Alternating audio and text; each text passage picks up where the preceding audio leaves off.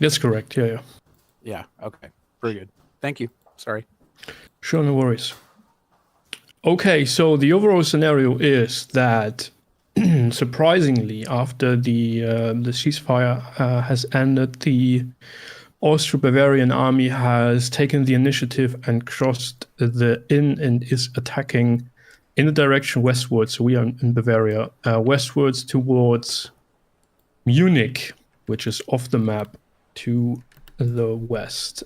Just to confirm, west in the map where you're looking at right now, that's down? West is to the left. That's to the left? Okay. Because all the words are... Yes. Yeah, north is top. North is top. Always? Correct. Okay, cool. Yes. Just to confirm. Thank you. So what historically happened here is that Moreau has pulled back elements of the army which have been engaged by the enemy towards Hohenlinden and concentrated here. And we assume that our discussion is happening on the evening of the December the 2nd, and on the morning when the game begins, morning December 3rd, battle will commence. The operational plan of the enemy, or the goal of the enemy, is of course destroying us, or rather taking Munich if they can't, and then sort of liberate southern Germany. And our mission is to prevent that. That is why we have decided to take a defensive stance and using the terrain as best as we can to our advantage, deploying in this central area here along the ridges in the open, guarding all those roads coming through the woods, because first of all, the terrain east of that position is rough going ground, lots of tiny roads, woods, hills. There isn't really space to deploy into battle formation, and thus there is no reason to actually attack the enemy. At least not in the center. So we let them come to us. We beat them as soon as they defile through the roads out of the woods and shoot them to pieces.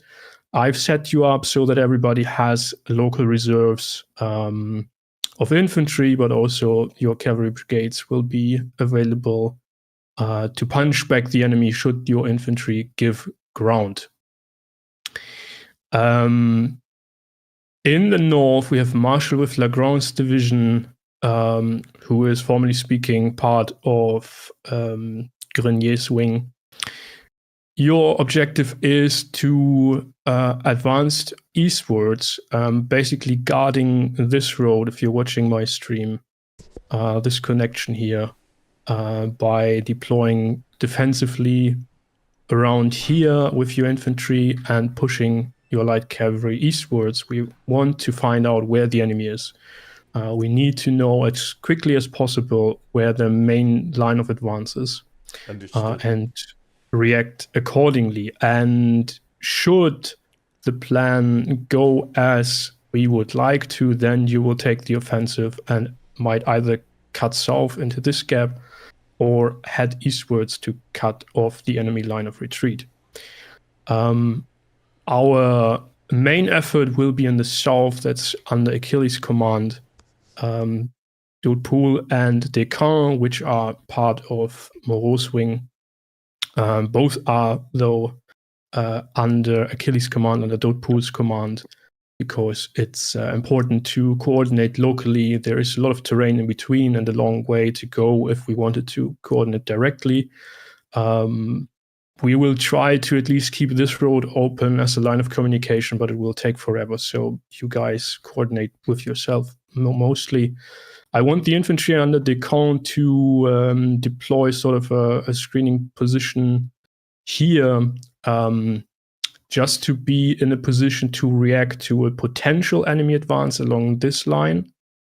Or if that is not happening, then to potentially attack the flank once the enemy has advanced along the main road and attacked Grouchy's position. Should that not happen, or the opportunity not arise, the main objective of the right wing is to advance eastwards, especially for Dodpool and the cavalry, and to also scout this line of advance and then if the enemy is not there, get into their flanks and potentially the rear.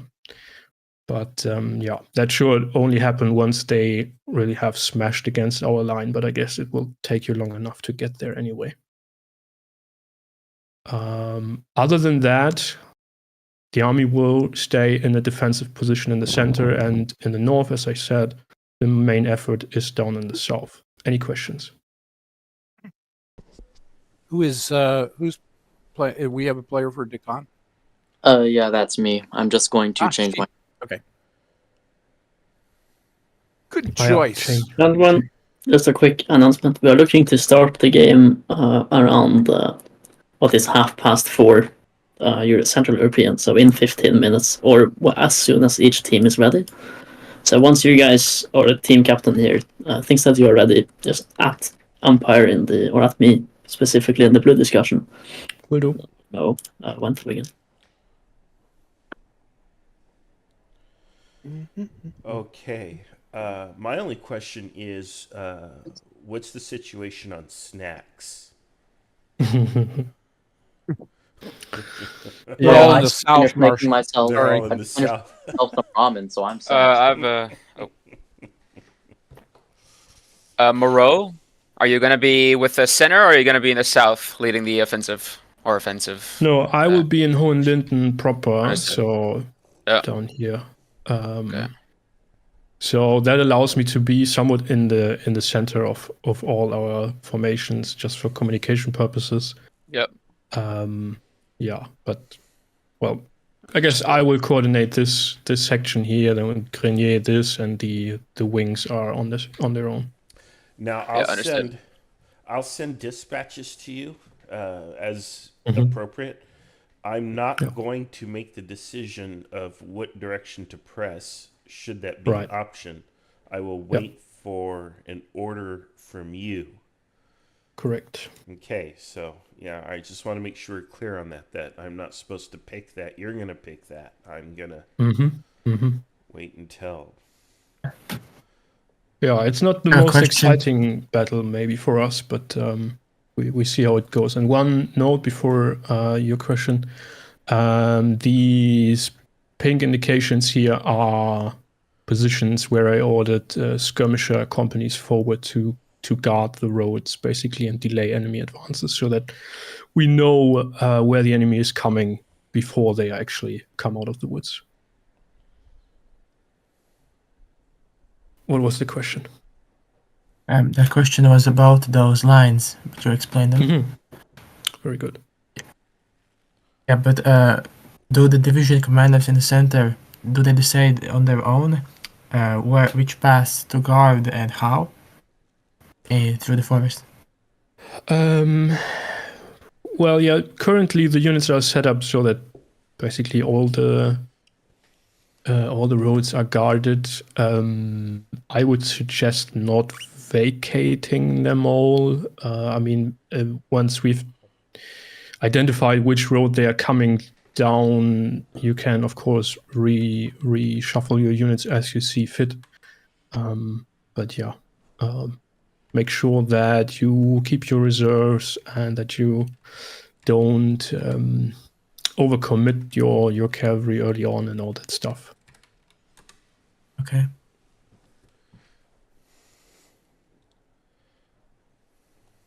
There's that word again, reserves. I keep hearing it, and I don't know what it has Yeah. to do with Yep. with army stuff, but whatever. I might at one point pull the cavalry from Richeponce here in the center, unless they are actually needed, to potentially reinforce Legrand in the north once we are able to make a decision about switching to the offensive there. What kind of cav are they? Let me have a look. That's light, I think. Okay. I have only 2 medium and That's the rest that's all light. medium here. That's light chasseurs. Yeah, I think all of mine Huzzahs. is light to medium. I have 12 light and 2 medium. Okay. Let me have a look. Marshal, you have chasseurs. Yeah, and then one. So basically 2 squadrons of dragoons, even though they're called cavalry. But yeah, Yeah. assume them to be something of dragoons, maybe cuirassiers. It's hard to tell. I didn't want to deep dive research here to find out which regiment actually had which sort of equipment at this point in time. Sure. No problem. Okay. All right, I guess then we are good to go. Are we Is sure the enemy's gonna try to fire through the center? I mean, that's what they did. They only got historically. 3 choices. So Yeah, well, I mean, they might not. Maybe they try to push everything down south, but if they do, they create a very big delay for them, because I mean there aren't that many roads anyways. What is the enemy line of communication? That's a good question. I would assume this road, basically leading back eastwards. Yeah, that's a big And then one. maybe along this line. Although, Is kept this in mind? It should be kept in mind that, and I just want to say this in case there are any like players here who are more familiar with World War II, etc. That just having some cavalry behind the enemy is not going to immediately cause supply problems for many days. So you can't play like Hoi 4 tactics. Is this tabletop with all the units already put in these positions somewhere available as well? Or do you need to set that up myself? Player briefing. It is in the operations planning course of action Hohenlinden document. Oh, why don't I see that? Can you repost that maybe or something? I don't see that in blue discussion at all. Not sure why. Are you scrolled all the way to the bottom of blue discussion? Now I see it. Yeah. That's weird. Okay. Very weird, yeah. Thank you. Appreciate it. Sure. And if you have time in between, I mean, feel free to read the document. I did that by purpose to sort of, I don't know, change player approaches who usually go, well, I have this few troops and the enemy's over there, so attack. That's all the planning they do. So maybe it helps you to understand and appreciate a little bit more how terrain works and how to analyze operations planning. I'm going to have to make a meme of that. Jan saying, feel free to read the briefing document. Go ahead. It's okay. You can read it. Go ahead. It's safe. It's there for you to learn. Red. Yeah. Okay. You're going to stay with Declan? Declan? Is that how you say it? I think it'd be something like Decon or something like that. Decon. Yeah. Okay, whatever. As long as we know who I'm talking about. Decon. Okay. Yeah, you're going to stay with him. You're essentially you're going to be his heavy cavalry, his striking force there. So stay in front of his guys and coordinate with him. So stay very close to him. And Understood. and I'm going to be taking the rest of the cavalry, and I'm going to be riding hell for leather. So I'm going to be gone. Soon as they let me go, I'm going to be going as fast as possible. I feel like Well, then go ahead. Just for clarification, I just wanted to quickly ask. So if I come under intense pressure and I feel like my line may collapse, do I have permission to call upon that heavy cavalry to come help me, sort of without going through you? Yes. Okay. Cool. Essentially, he is going to be he's placed under your control. All right. Awesome. So you use him as a reserve, and use him as a striking force if you've got a real great opportunity. Because he's got shock. He's got heavy shock cavalry. He's got the heavier shock cavalry. So, but remember, they're a one-shot instrument. So yeah, no, I plan on using them time it kind properly. of like the Union cap at Waterloo. If I get an opportunity, of course. I'm really hoping that they'll come down at me. It would be awesome if you get a flank on those guys, and if they go right in front of you, and your infantry can shoot them up, and then you can send that heavy in there and just kill them. That'd be awesome. And then Red gets a really great day. Yeah. He Here's gets to to hoping. run over some people. Moro, I have another question. Mhm. Should Mine send my chasseurs to occupy the connector between me and Legrand in that open space to my north? This year, no, I don't think that's feasible ground for cavalry. Keep them as a reserve. Okay. And as So that place will be left vacant. Yeah, well, there's no roads leading through the forest there, so the enemy would have to go on a there is hiking one. trip. There is one. Where? When you see between the forests, there is some kind of field separating them. Yeah, Oh, and there's one that's road what you going. mean.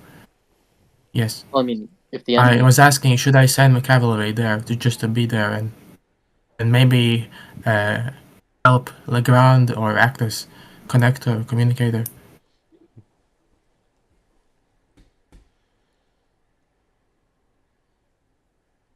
I mean, I don't know exactly what they would be achieving, but they could also probably withdraw if necessary. I don't know. Yeah, I wouldn't do it. Given the terrain, they would have a tough time here. Yeah, fair enough. Achilles, do you think I should commit the reserve now, or do you think we should wait until the game actually starts? Well, if you're going to keep any reserve, commit them immediately. Yeah, Mm. yeah. Form your see, longest reserves- line. That's right. Reserves are incredibly valuable because without them, how are you going to extend the line a million times? That's right. That's right. Exactly. The longest line There you wins. This is Mhm. Frederick the Great kind of tactics. We're doing linear stuff. Okay? Yeah. Overlap is in. Yeah, we are somewhere in between. I mean, that might be an interesting note to the infantry commanders. Even though our guys, some of them are formed up in assault columns, might not be the most effective thing to do to actually attack in assault columns. Even though, I mean, from the revolution on, especially skirmisher tactics and stuff was something the French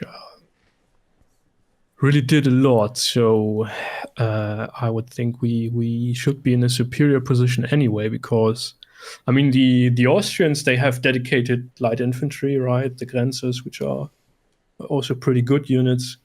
But their line infantry should not be able, at least, to deploy skirmishers at this point in time.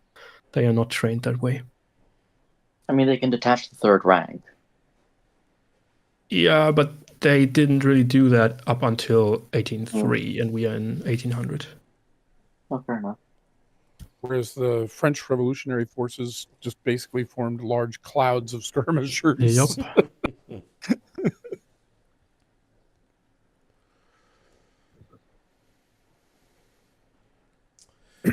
You know, Achilles, you know how in football when they have to bring out the chain to see if you scored a first down, you know? Okay, you don't watch a lot of football, do you?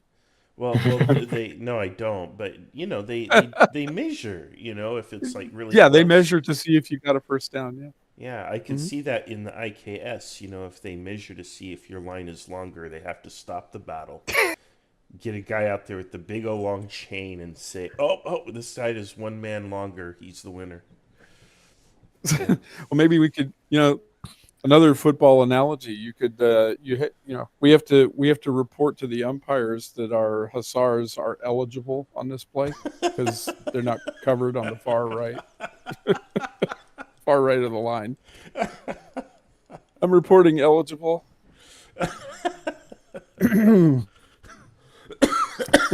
Oh my gosh. And for the formations on the flanks, you will have to take care of bringing up your brigade supplies as you need them, right? Yeah, the they're baggage currently train. being Do you maintained. want them held at the back? I mean, we have to kind of keep them close, don't we? Those aren't the... I know this from the previous auto games. Those pieces don't represent the strategic baggage that would be left way behind the lines, probably in Munich. Yeah, I've These ordered are them like to be ammunition left cards. on the other side of the Yeah, Isar. these Yes, are- those are. These are essential because you'll in his system you run out of ammo based on a die roll, right? Right. So the artillery should have their wagons with them, Yeah. but the cavalry and infantry wagons are currently left behind, just so that you have a little bit more flexibility in movement. But you should bring them up as you need them. Yeah.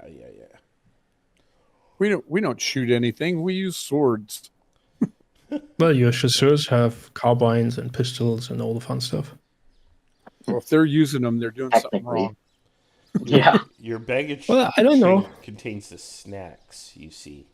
There are actually quite a number of cases in which French cavalry during the Napoleonic Wars would even receive enemy charges standing and then firing at close range while the enemy's charging in, and then sort of in the last moment starting the countercharge.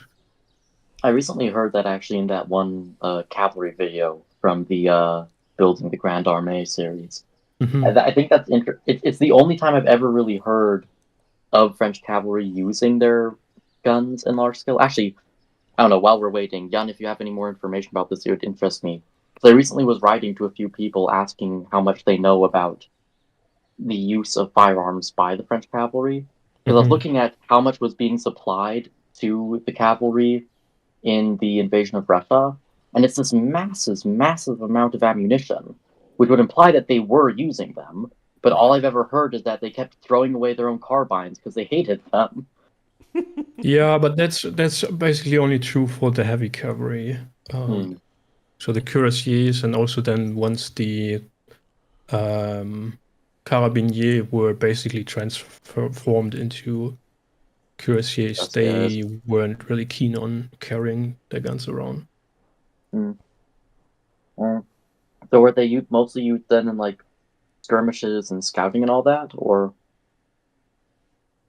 That's what I just assumed, yes, so but I the don't really have carbines anything were to back that up. Carbines were mostly used in sort of skirmish actions.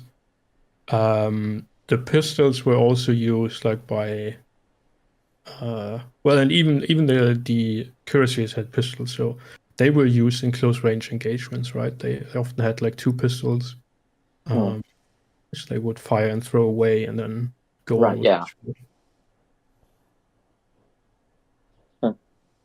What? Interesting. They Yeah, threw them away. Do you realize what kind of paperwork that would involve? I mean, seriously, somebody signed for those. Okay, after the battle, they have to go back and form a police line and go search for their pistols. Yeah, I'm wondering if they might have been usually sort of I don't know on a sort of string or something, so that they wouldn't really drop to the ground. So they wouldn't lose them. Yeah, Put I them don't on a know. lanyard. Yeah, they have them on a lanyard. We used to have our sidearms on a lanyard, even in the tank. Yeah, I know like a lot of the earlier pistol armed cavalry would do that back during like the age of like the Caracol and all that. Mhm. They would do that so that they didn't need to waste hundreds and hundreds and hundreds of pistols. Those things get expensive, man. Yeah. I mean, you have not lived until you spent hours in the forest at night trying to find somebody's lost night vision goggles. I mean, Achilles, it's bold of you to assume that the paperwork in this army would be good enough to even realize that something had went missing. You weren't tanks, Achilles? Tanks, yes. You ever got so fucking stuck, like really stuck in mud and shit? You ever had that or no? I haven't. I've seen some insane videos online. I personally have never been that badly stuck that I couldn't get myself out. But yes, many times had vehicles get stuck and had to call for recovery. So Jesus, I just saw like an insane picture. Did you ever see that picture of that Bradley who drove over barbed wire, and the barbed wire was like all wired in the tracks? Yeah, you see that? This is crazy. No. How do you ever even remove that? I'm gonna look it up. Yeah, that's when you could call battalion maintenance, but they're just gonna flip you off until you get get this stuff out of yourself. So, that's not a maintenance level. That's not on their maintenance level. Sorry, dude. You get to cut that shit out yourself. We'll give you the tool. Wait, I think I found it. Wait. Wait. I don't know how you managed to achieve this, but Gentlemen, we're gonna begin now.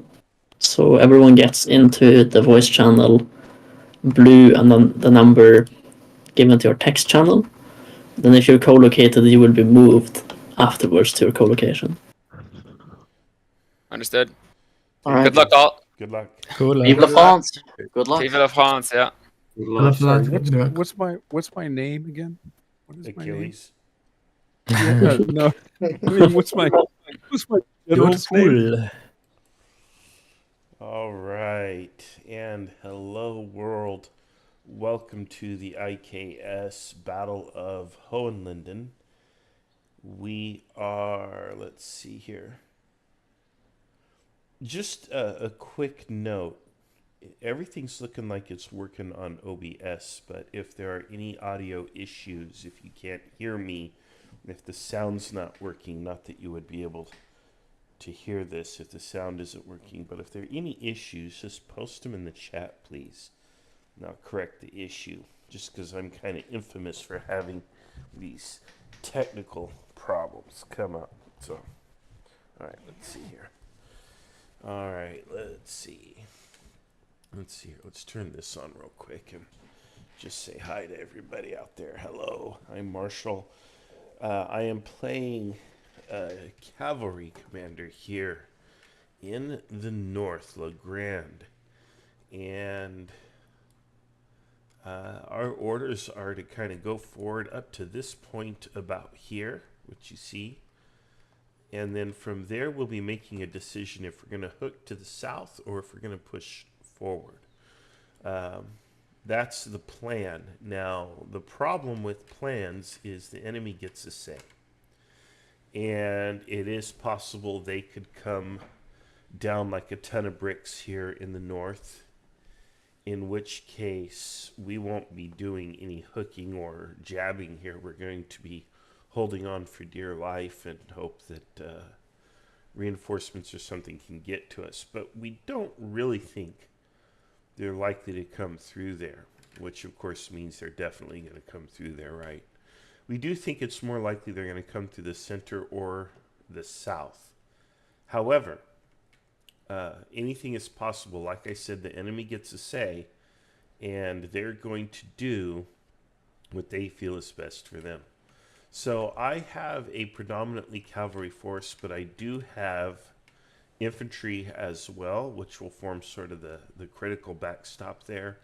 I will lead with some of the cavalry, and then I may actually send all the cavalry out, kind of fan it out just a little bit to try to make contact with the enemy, whereas the infantry and my baggage train will be a little closer together. I will have the infantry screening all of that and making sure the enemy doesn't break through. I've only got 3 brigades here, and yeah, so I'm not too worried about it. Should be plenty. Yeah, I just wish I had maybe a 4th one, right? Because then you can get really fancy. I don't see any artillery. I'm supposed to have horse artillery. Ah, here it is right here. I believe this is horse artillery. Yeah, I'm pretty sure that's horse artillery right there. So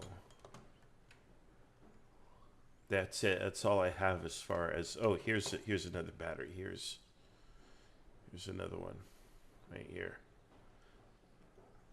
I'm assuming this is horse artillery, the CHV. 7th Artillery Cheval or whatever. So I've got 2 batteries of horse artillery. at my disposal, which is fine. Okay, so I don't see us doing a whole lot of attacking and pushing, but we'll see what we can do. I don't have heavy cavalry. Normally what you do is you use the infantry to kind of hold the enemy in place. You set up the artillery on one flank or the other, and then you send your offensive force to the side with the artillery, because the batteries will be weakening the enemy troops. You send in the shot cavalry to hit that flank with the infantry, or vice versa, but you make the big attack there where the artillery has softened up the enemy on one flank or the other. And then, of course, the medium to light cavalry is sent in to kind of ride everything down. And that will usually break a line and destroy the enemy. Even if he's stronger than you, if you can work a flank and weaken it and then put in a good attack, you can start rolling up a line that way. You don't have to have the most forces on the field if you have good tactics. Now, talking about tactics, in the pregame, you probably heard me make a lot of jokes about the longest line. Morning, General. Good morning. It is freezing, and snowing. Mm-hmm. And well, you see your troops preparing and getting ready slowly but surely in the great cold and great snowy day. Just so you know, it will be a 30 minutes turn. Okay. I assume you're here ready for orders, correct?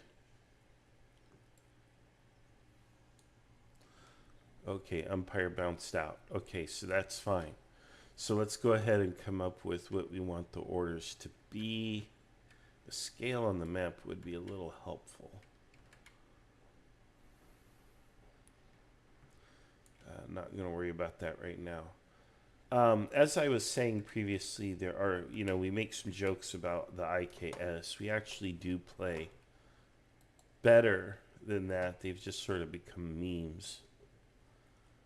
And so it's a little bit of humor for us.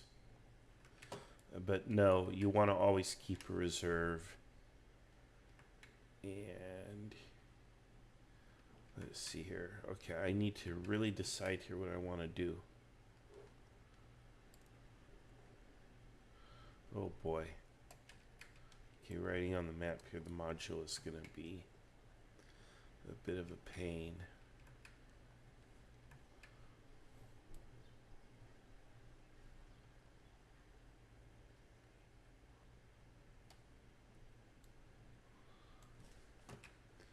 Want him to there.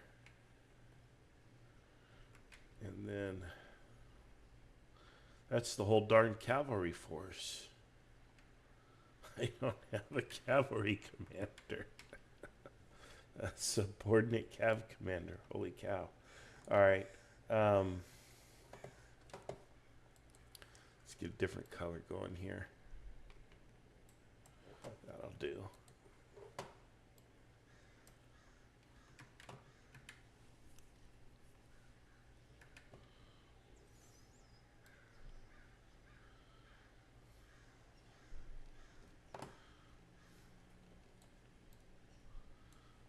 General, what's your order? Or orders? Okay, first of all, let's have the cavalry, Bontemps, ride forward to... Oh, Lord, I can't even... Newfing? I can't... Or is that supposed to be an S? Oh, goodness. I can't read it quite well. Hang on, let me finish drawing this out, and then I'll send you a picture. No, I'm cheating because I know what you're doing. Yeah, Heilingenberry. Oh, yeah. Okay. Where you zoom on the stream? Yeah, so you're looking at the live stream on YouTube? Yes. Okay, yeah, so the blue is the cavalry. I want the cavalry to go forward. and I want the infantry to follow behind and go to those 2 locations. The 1st Brigade to the northmost location, the 2nd and 3rd Brigade of Infantry, or whatever they are. Actually, how many infantry commanders? I only have 2 infantry commanders. So the big brigade here, which is in the south, and then the small brigade further to the north. So the small... You can only have 2 orders. I can only make 2 orders? Yeah. Okay, well, then send everybody along that southern line here. Okay. Along this line here, because... Yeah, thank you. Okay. Alright, yeah. Because we're not going to get all that far anyway, even though it's a 30-minute turn. I did it with the baggage to follow. Okay, well, there we go. All right, so we're kind of off to the races here. 2 orders, huh? That's a good way to kind of manage things. Different.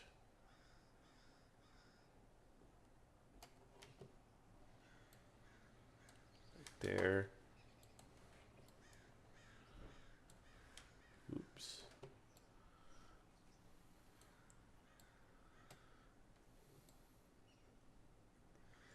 All right, actually, let's... I just erased some stuff here, so let's reload the module.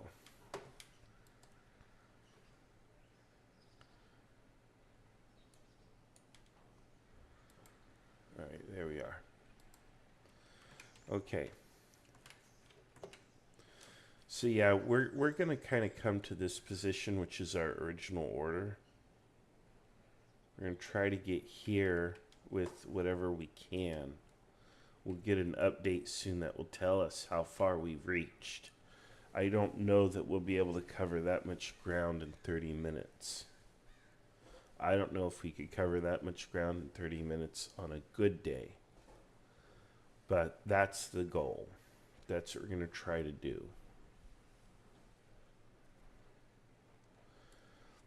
So, this cavalry force with the infantry I have, my goal is, my job, according to this deployment, would be flank protection. However, my commander, who is Jan, wants to kind of push. He wants to see if we can't threaten the enemy rear. And whether we hook to the right, which would be this option here, or push forward, the idea being to cut the enemy line of communication, is going to be his decision, and it will be based on the circumstances. Now, I suspect we're not even going to get there. Like, prior to even getting here, we're probably going to have some contact with the enemy or something. Okay, I don't like the way I keep erasing critical information lines. But the good news is I can always reload the module, not lose anything. There we go. These lines, of course, as with all plans, they become obsolete after first contact with the enemy, right? Isn't that Clausewitz? No plan of battle survives first contact with the enemy. So we're going to probably have to trash the entire plan once we run into the bad guys. But for now, we're going to follow the plan.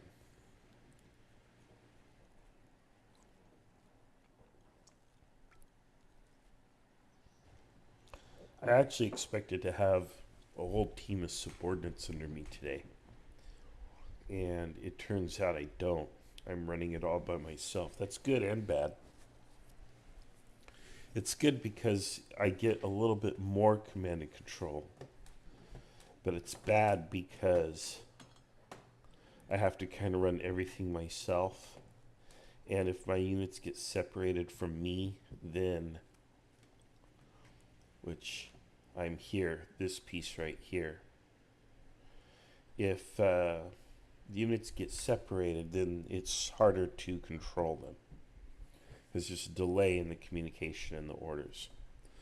I might not even see where they're at or what they're doing, fog of war being a thing. And if I'm only allowed to give 2 orders, but I have 3 different elements, it's going to be hard. So, yeah, so we're going to see what happens here. This could be a bigger challenge than I was expecting.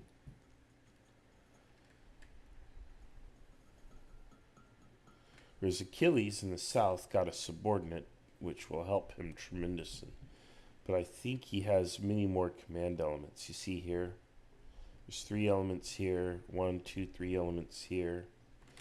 And that's because we're expecting action in the south, not really in the north. I sort of have what may be the slightest command, but it could end up being one of the most important. Again, it's not how many troops or units you have, it's how you utilize them that matters. At least that's what I keep saying to myself. So, deploying these units at the right place at the right time allows you to punch above your weight class, if you will.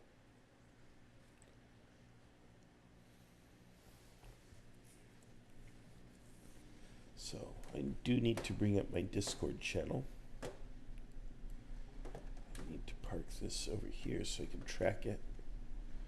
Pull up the Discord channel so I can watch to see if and when I get a report.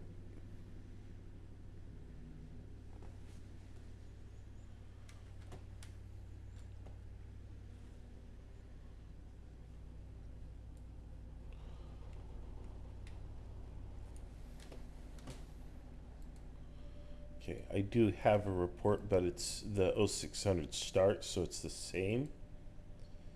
It's everything right here.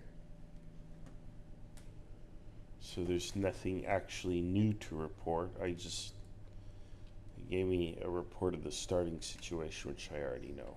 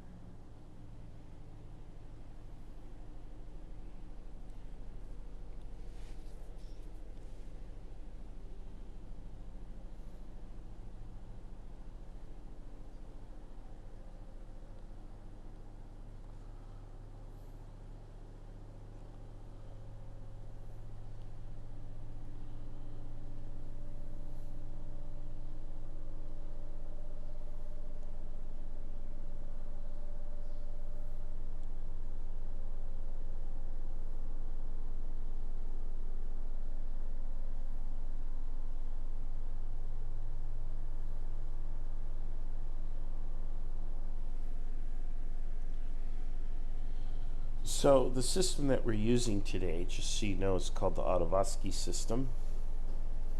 You can get it for free on our Kriegspiel site on kriegspiel.org. Go to our rules section. I don't know if there's been any changes or edits to it. It's been a while since I've been exposed to the umpire side of it. But I think it should be current or updated or whatever. Of course, on our Discord, if there's any changes, you can access those on our Discord. Just ask. I've worked on my own system, which I hope will be even faster to resolve. But right now, Autovaski system seems to be one of the fastest and most efficient systems that we have. I'm working up what I call SoCal Advanced, which we'll be using on January 25th for our Grand game. We're playing Grand Jena Austerlitz. Your Jena Austerlitz, not Austerlitz, Jena Austadt. Hey, I can't pronounce these terms. I call it actually Grand JA to escape having to type out or mess with the names. But in any case, January 25th, 2025, we're going to fight what we hope will be the largest civilian Kriegspiel in history. Be done real time online on that day. And that will be coming up. Right now, we're in mid-October, early mid-October, so we've got over 100 days to prepare, and we have been preparing over the past month or so for the event. We're still working up assets and other things, but the assets are almost done. Then the map will be the next thing, and we're already in discussions on the maps and such. It'll be a big game. Over 100 players is the goal. And we'll be using the SoCal Advanced system, which is designed for big games, fast, efficient play. But it is a new system based on an old system. But it is an upgrade to the old system, which is the SoCal system, which you can get those rules also on the Kriegspiel.org site. That system is for sale. It's cheap, I think, but it is a real basic introductory system, whereas SoCal Advanced is a little less basic, but it's designed to be just about as fast. Since time is the one thing you have the least of when running a Kriegspiel. So, all right. Early morning here in California. It is almost 8 a.m. Very overcast. It's our marine layer, which means we have long, cool summers, actually.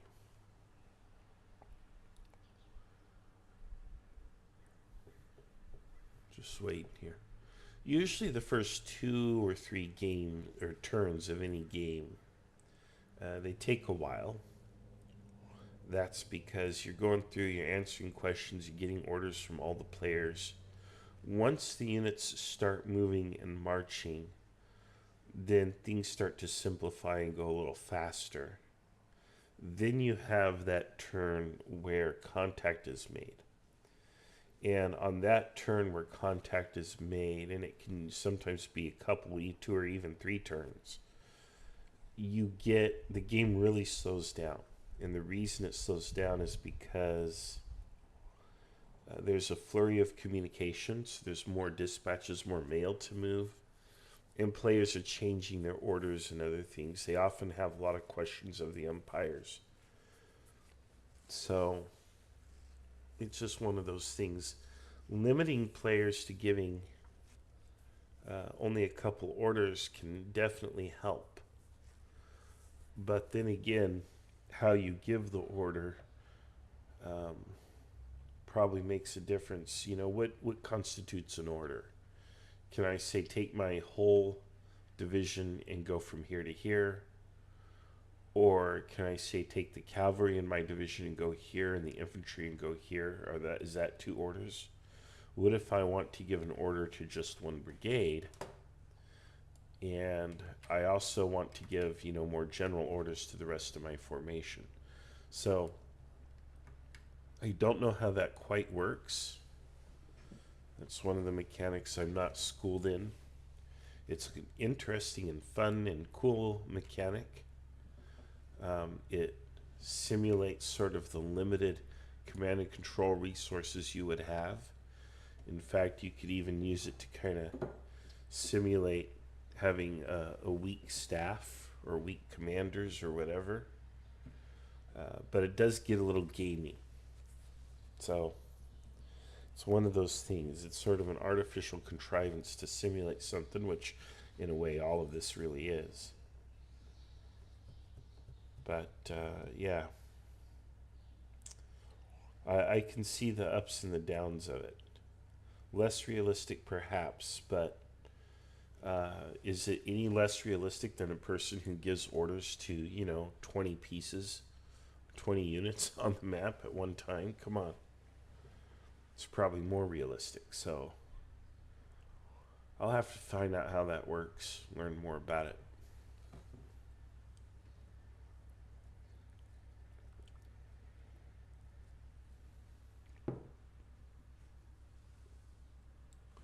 One of the things we do in Kriegspiel is, and one of the cool things about it is your subordinate units think and operate on their own. You don't micromanage them really. You tell them, you give them a task and a purpose.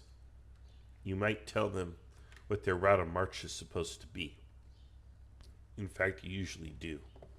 But aside from that, the units operate autonomously as they would in real life.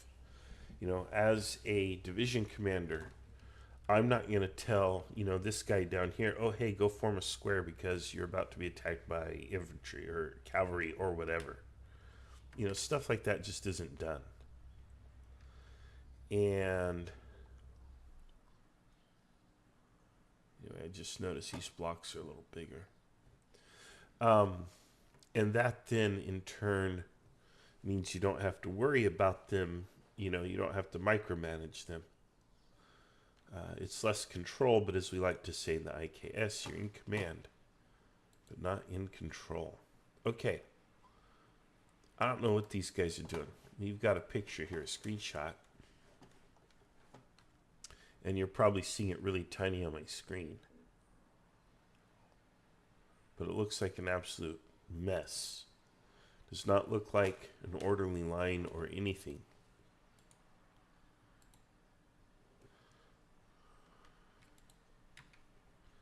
What the heck is going on here? Actually, let's open that with something else.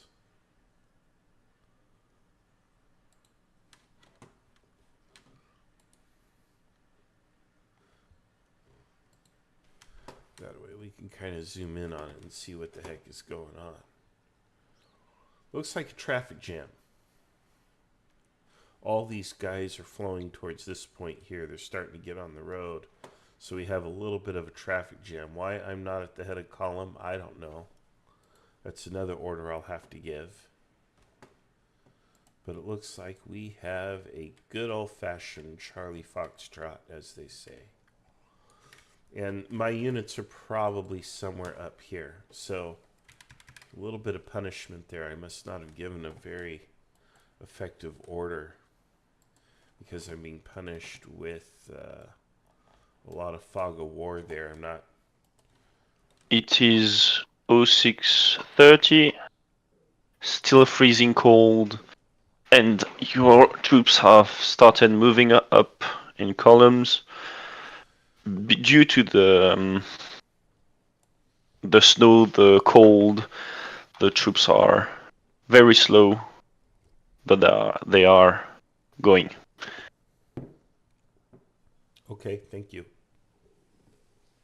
All right, so that was my report. The umpire has already bounced out. He'll be back to get the orders. I can only give 2 orders, I imagine. So my first order will be to get to the head of my column so I can lead and direct the darn thing.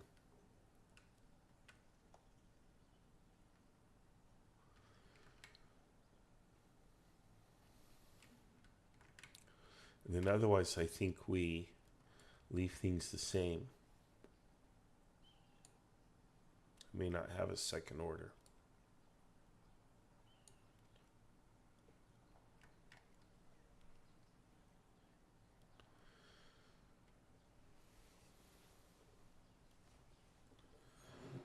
May not have a second order.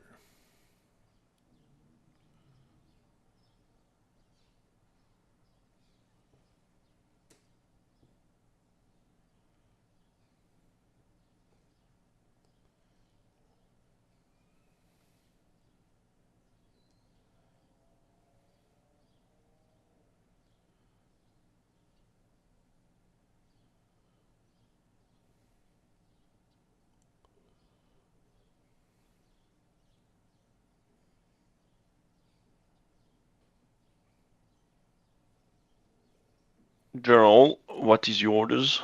I want to go to the front of my column, not necessarily as the first lead element, but I need to get to the head of my column. All right. And otherwise, continue the movement, please. Thank you. Okay. Thank you.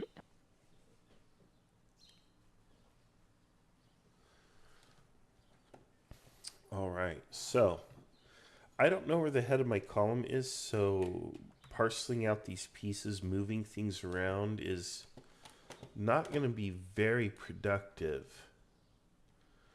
Let me pull this back up again just so you can see, and then I'll sort of blow it up on the screen there. You can kind of see what we're working with. And you can't really read the names or anything, but you don't really have to. I can tell from the X pattern on the blocks that these are my infantry units. So the infantry is, you can kind of make out the name here, is, lined up there. You have this very long artillery train here. I don't like the artillery being in the very tail end either. I like the artillery to be much closer to the front of my column when I'm expecting contact with the enemy, because then you would have to essentially call back and have your guns come up when you need them. And that could take, a half hour or so. This block here, which we're seeing the tail of, I believe that's probably also artillery, though. But we're going to ride to the front and see. This looks like artillery. This looks like artillery. I could be wrong what this is. I don't know what that is. But again, because I am this little piece right here, near the center of my screenshot, for whatever reason, I guess I didn't tell them to move to the head. I sort of assumed they would do that. And that's my bad. But anyway, I'm back here. Now, I should get up to the front in this turn or get close to it. I don't want to be at the absolute front because what if we get attacked? But I do want to be close enough that I know where the head of the column is and I can see what's going on. This is a very vulnerable time for any formation. To be getting into column on a road and to start moving and to have a traffic jam. If we were to be attacked at this moment, we would not really have much of a defense. We would be routed. So that's not good.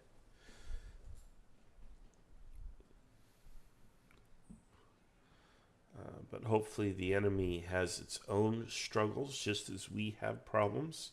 I guarantee the enemy also has problems, perhaps quite similar or identical to ours.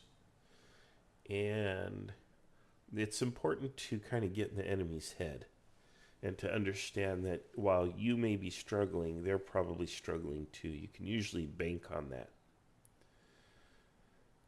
Now, that doesn't mean you should assume that they are not at all in position to fight or attack or whatever. You don't want to underestimate the enemy.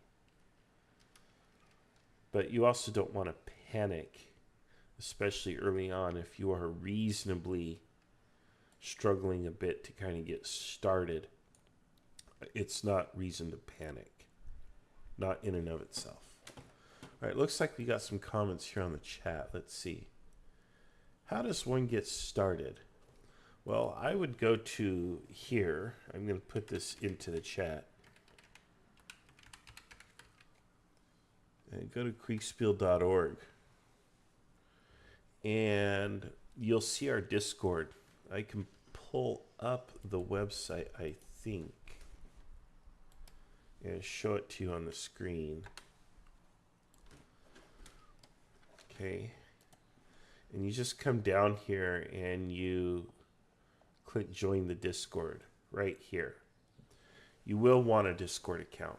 You need Discord. Discord's free. And if you have a microphone and a headset or whatever, you can hear us and speak to us and so on. And that's generally what you want. Tabletop Simulator is kind of optional. It's definitely recommended because that's where we run pretty much all our games. But you click join the Discord and then you connect with us on Discord. And the Discord channel, as you may have seen, is quite massive. I'll just show you here what the Discord looks like. You can see all these people. And because I'm sort of the 800-pound gorilla in the room, I see all the channels. You won't see this many people or channels at all because you are not the server owner. But they are there. And believe it or not, you saw those channels on the left. That Discord, the Discord I just showed you, is what we call IKS main. That's our main Discord. But we actually have dozens and dozens of subordinate Discords where individual games and events and other things are being run. In fact, the organization has become so large, even I am unaware of some of the stuff that it's doing. It's just that big, you know. And it continues to grow. In fact, the past 2 or 3 months, past 2 months, I think, we've had really explosive growth. We've probably grown by about 30%, give or take, in the past month. So we get these spurts. Usually a YouTube video or something gets posted and boom, we get a little pop of membership. Rickroll says, hi. Well, Rickroll, all I have to say is I'm never going to give you up or let you down. So there you have it. Emmanuel is there. Hello, Emmanuel. You should be playing. But good to see you. So there we are.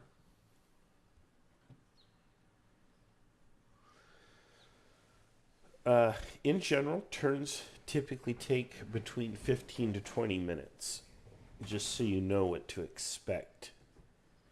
Autovoski system plays a little faster, so I would expect something maybe closer to 10 to 15, maybe 15 is pretty much right there. SoCal Advance, we can resolve a turn in under 10 minutes. But that's rare. Typically, I think 10 to 12 minutes is pretty standard. But again, it's a prototype system, and we're still training umpires and stuff on that system. Once we have everything dialed in, then I think I think we could easily see 10-minute turns out of the system. But that won't be presented to the world really until January 25th, I believe. Manuel says, can't play, have to resolve a turn of my own game soon. So he's talking about, just so all the rest of you know, is we also have play-by-post games. Not everybody can hop on and devote 5 or 6 or so hours to a live game. And that's fine. You know, not everybody has Saturdays off and so on. Although we run live games almost daily now, at odd hours, different hours, because we got people around the world who run them. But if you can't, or you really don't want to do a live game, we have play-by-post games. We have a lot of them. In fact, most of our games are perhaps play-by-post. What that means is you go into a Discord server, usually one that's dedicated to the event, because we don't really run any play-by-posts on IKS main. We do run live games here. But the play-by-post games are usually on IKS affiliated servers. In other words, there are servers run by our people, our master umpires. But they're on a different Discord. And that whole Discord then is just its own world. And there's all kinds of cool stuff that happens. And you'll be slotted into a command, and instead of playing in real time like we're doing here, you just play, you know, a turn every few days or so. Every few days to a week. And the games can actually be quite large. So it's an alternative way to play, and it's good for those people who have limited time because every 2 or 3 days or so, you sit down, you take between 5 to 15 minutes to you kind of plan and figure out your turn, then you submit your order. You just type it in or draw a picture or whatever, however the umpire allows you to submit your orders, and then you wait for the turn to be resolved, and then you do it over again. It's a fun way to play, and it gives you time to carefully consider what you want to do. Whereas in live games, there's much less time. There's a time pressure. The umpire comes through, you better be ready.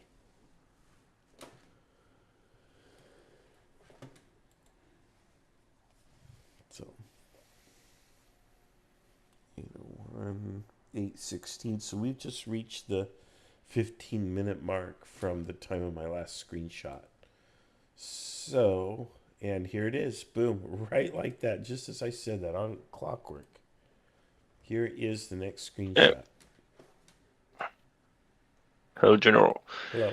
So you've moved up despite the heavy storm. The sun is starting to rise, but the snow still blocks quite a lot of your views. And as you moved up, you see that your troops are really, really slow to get up into formation due to the bad weather. Okay. Thank you. All right.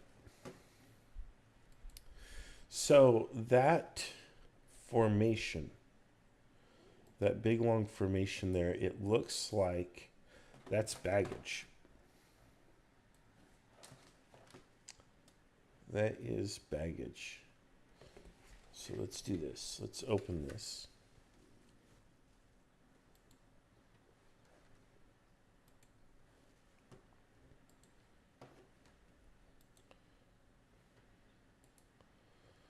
Open with photos. There we go. Now we can zoom in. So you see, here I am. I'm at this crossroad. This long block here is baggage. It's supply. Here is the battery. So this is probably the supply train for the battery. And then cavalry up here. So we need to continue pushing our way forward and try to get up to where we can see something. So we have not made much progress at all. Instead of being here, we're essentially like here.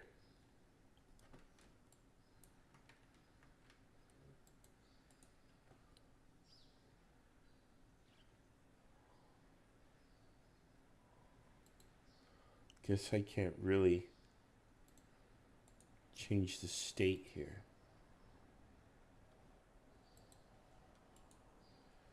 Really like to change the state, but there is no state thing there. Yeah, so I can't depict them the same way they have them, but I don't need to. What I would imagine, though, is that this formation is somewhere out here. General? Yes. What are your orders? Continue to push to the front so that I can see what the heck is going on.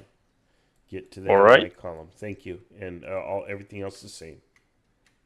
All right. Okay. So more or less things are like this.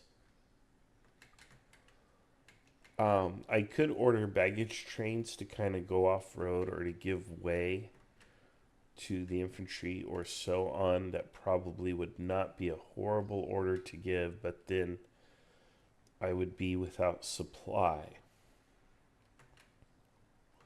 So let's say I take this baggage train, which is here, and it's this really long block, mind you, and I tell it to go off-road, give way to the infantry, which would probably be reasonable, if not standard, procedure when battle is expected. You don't need the baggage up front online with the men, and you certainly don't want it to block reinforcements and other units coming on behind.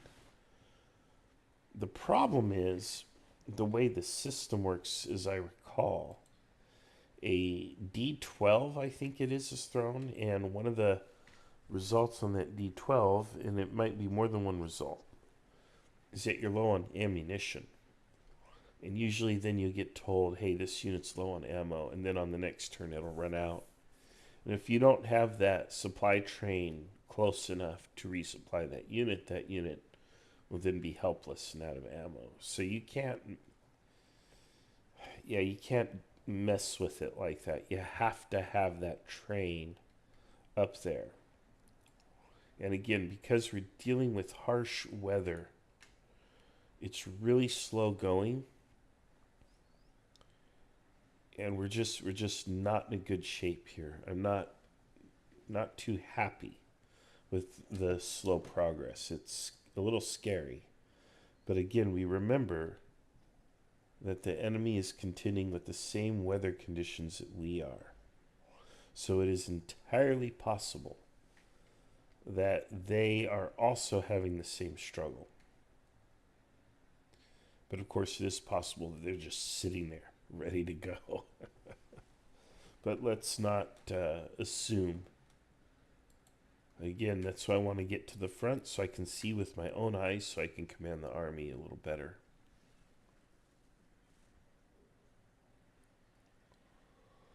Raphael says, this looks like a lot of fun. Just joined the Discord server. It is. It is different from any other kind of game you've played, because it's double blind and it's simultaneous movement. So, really kind of cool.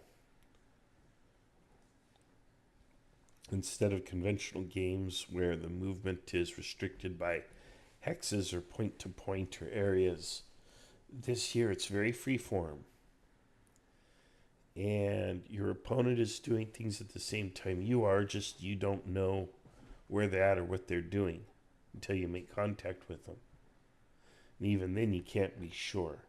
The rules and the mechanics of each individual game and system generally kept secret from the players because you don't want players to exploit the rules. You know, normally when you buy a game, you run out, you buy the latest GMT game, and you start pushing your blocks or your counters across the map.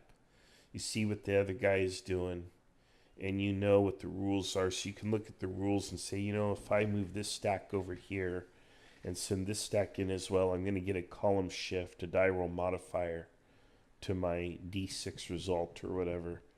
And so you end up doing things to get the die roll modifier in your favor, whereas in reality, no commander is sitting there thinking, if I send this in over here, I'm going to get a +1 to my die roll. No military commander actually thinks that way.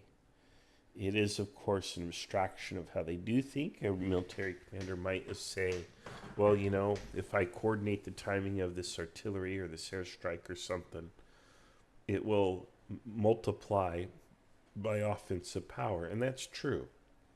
And we can say that's the same as a column shift or a die roll modifier or something. But we don't want people gaming that system. So there's randomness, there's variability, not necessarily chance to like a game of cards.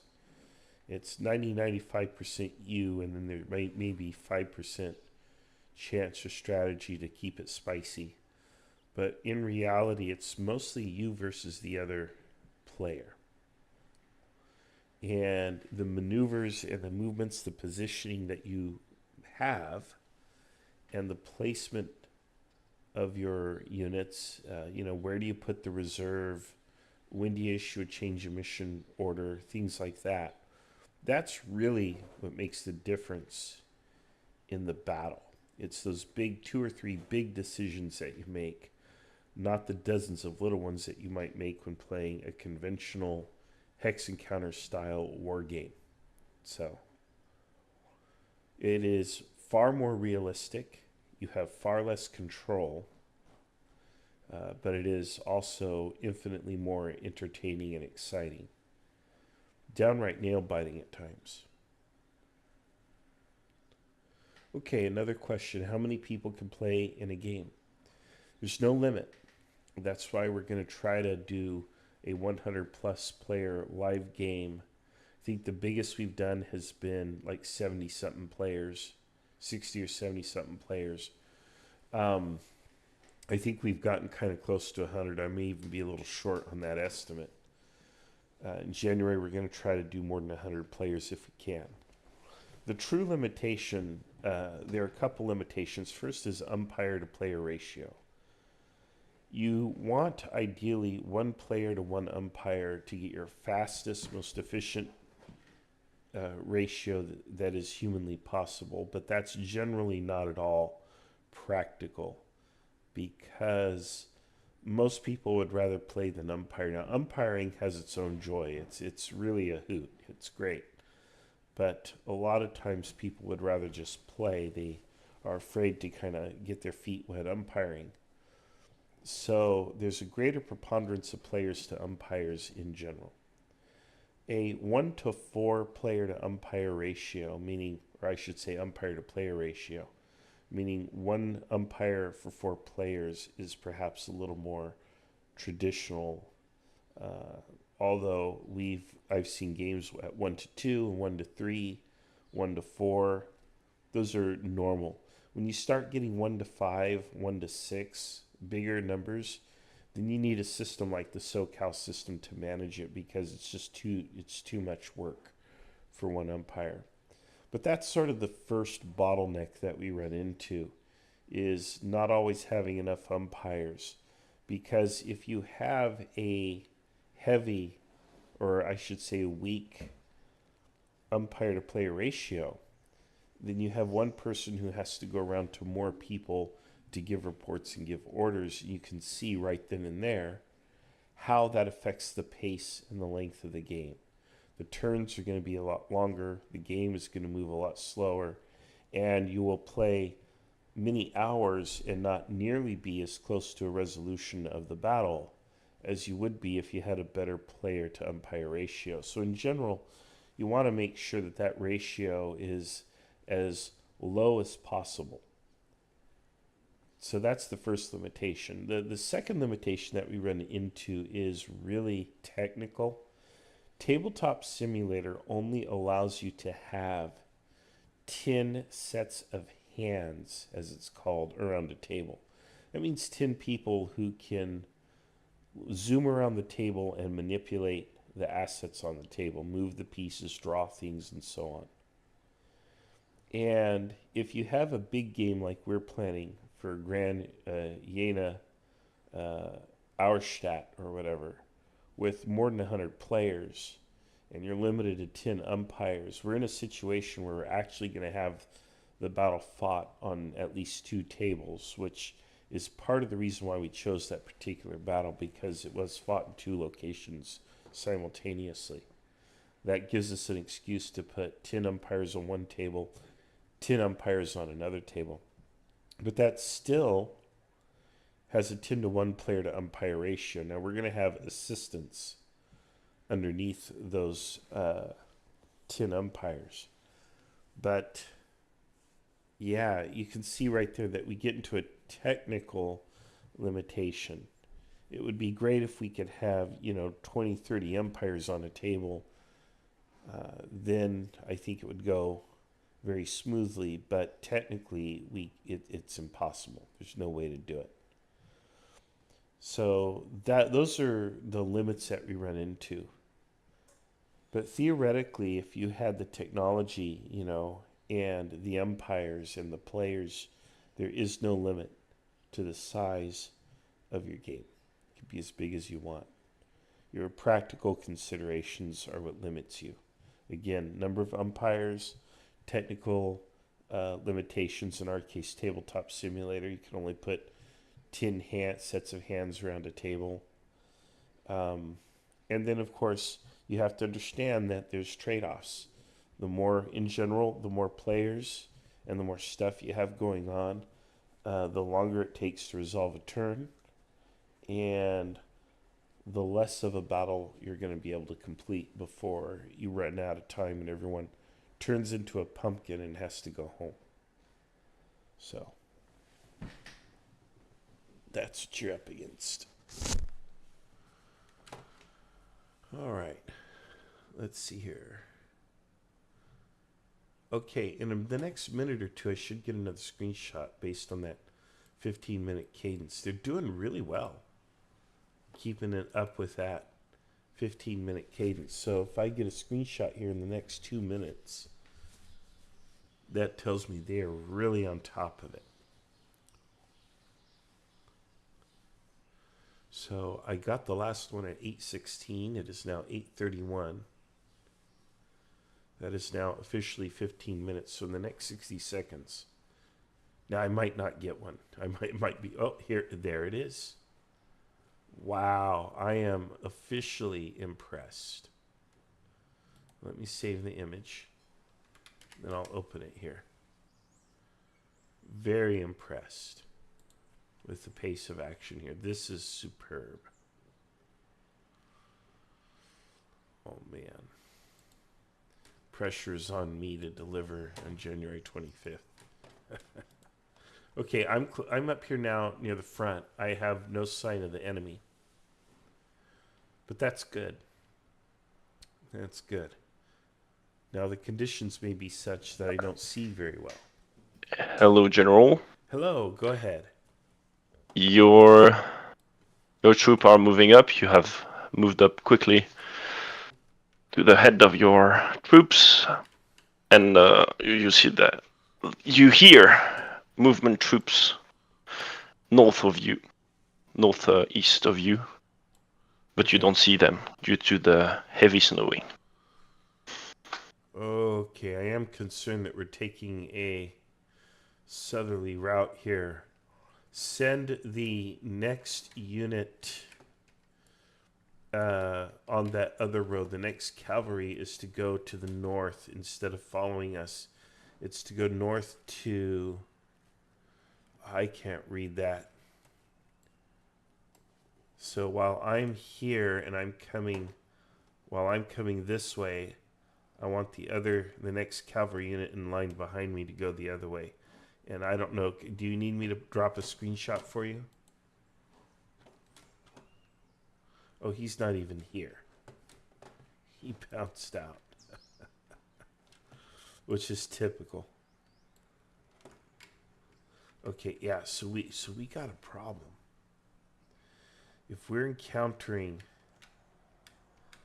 enemy forces at this point, then we actually do need to deploy now. In some level. We can't get caught out in column.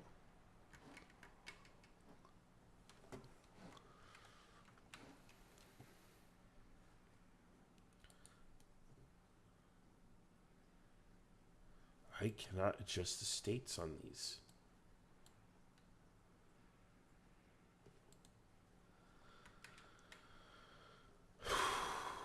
General, what is your orders?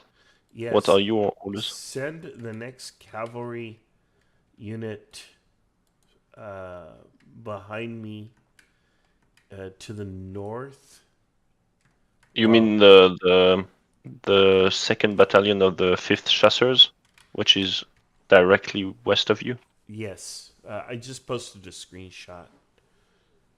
Yeah, send them up there like so. But otherwise we continue our march. I can't change the state on these pieces. In your game, it's 1, 2, 3, 4, 5, just above the words, the letters. Okay, I see it. Okay, oh, that's interesting. Okay, I didn't know that. Okay, that works. Thank you. Thank you. All right.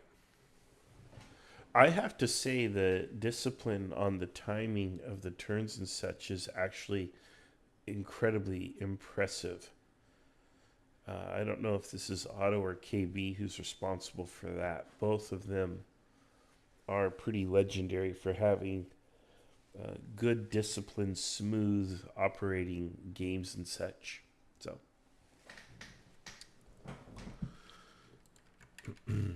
they are really the masters of that aspect of Kriegspiel.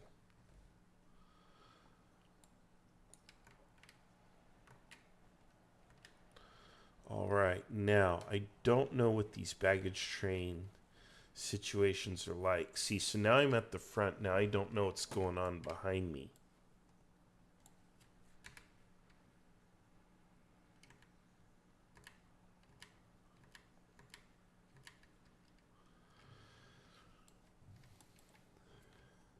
So I'm just going to kind of drop the blocks like so.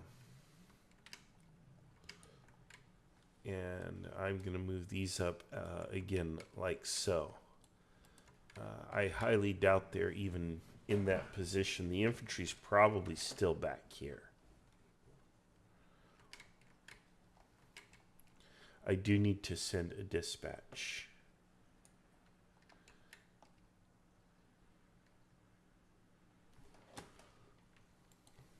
So let's do that.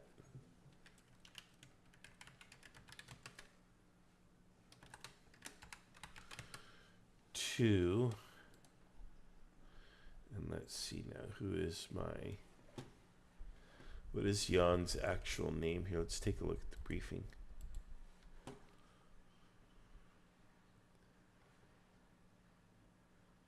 Moreau.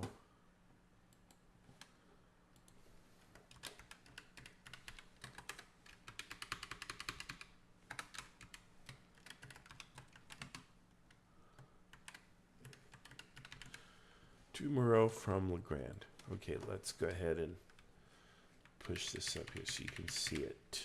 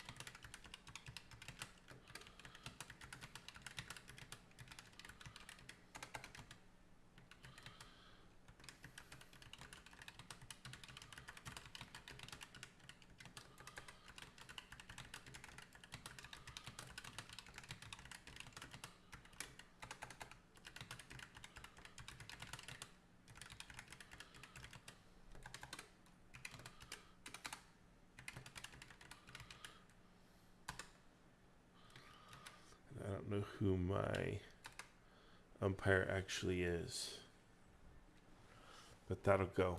It's probably going to go on the next turn. I actually have to put a time and a position on it, so I guess we have to edit it now.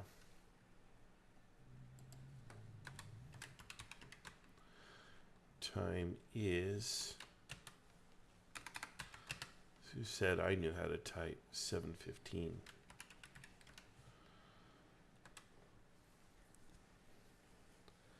All right, evidence of enemy in the vicinity of Heiligenberg. We have heard them but not seen them yet. I am near the head of column, approaching our initial deployment positions as ordered by you. I am concerned about being caught in column, but for now we continue as before with cavalry in the lead. I will report when I know more or our deployment is completed. All right, so I could say, well, we heard the enemy. We're going to go into a panic, and we're going to start, sort of repositioning and deploying here.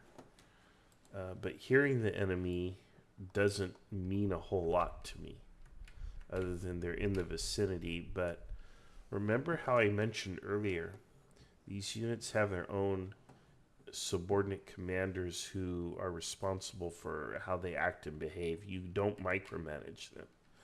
So I'm trusting that if they do encounter the enemy, they're going to respond appropriately. And we really are just going to this position. We're about 30 minutes away from being in our initial deployment position. Now, the rest of the army might need another hour or so to come up. But I should say rest of the division, not army. But we're pretty close to where we want to be. And I would expect that we'll have contact with the enemy in the next 30 minutes, and then we can kind of go from there. With the weather being poor, it will be hard to suss out his positions. So I'll rely on reports from the cavalry. Because my screenshots aren't going to be very generous.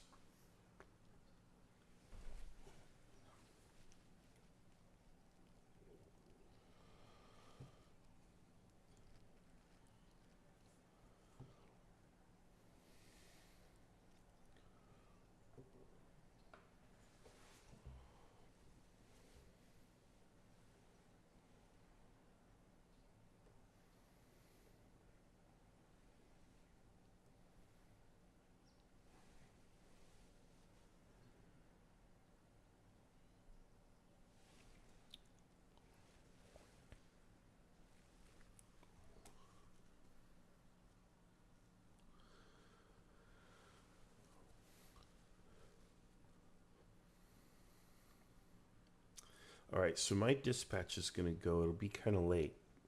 It's going to be, unfortunately, delayed. So I don't know how much value it will contain, but I've got to send something. You definitely want to send a dispatch when you have contact with the enemy. I would say that if we're hearing something, maybe that counts.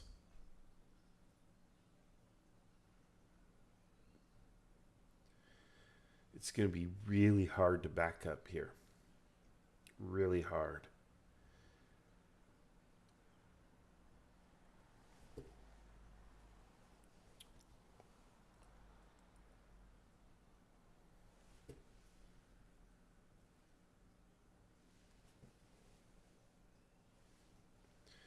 I know there are people who are like, well, just move cross country. Well, no. Battles are typically fought around road junctions for a reason, because armies move most quickly and efficiently on a road, just as when you walk or travel somewhere, you get there on a road. Cross country is not something that is typically done. It can be done, especially on battlefields or in short stretches. But typically an army is going to follow and stay on the road for a variety of reasons. So I'm not saying the off-road cross-country movement didn't happen. Of course it did, again, especially on battlefields. In fact, most of your movement on a battlefield is going to be off-road cross-country, because you got to throw out the line. You know, you got to go out in line. Got to bring up the guns, put the guns online, and stuff like that, of course. But when you're moving from point to point, you're pretty much always going to move in column along the road. So we have to get in the enemy's head here a little bit and think about this. If we heard them, they probably heard us. So here is another screenshot. And actually, let's save the image and open it. So let's open image and show it to you here. Hello, Hello. General.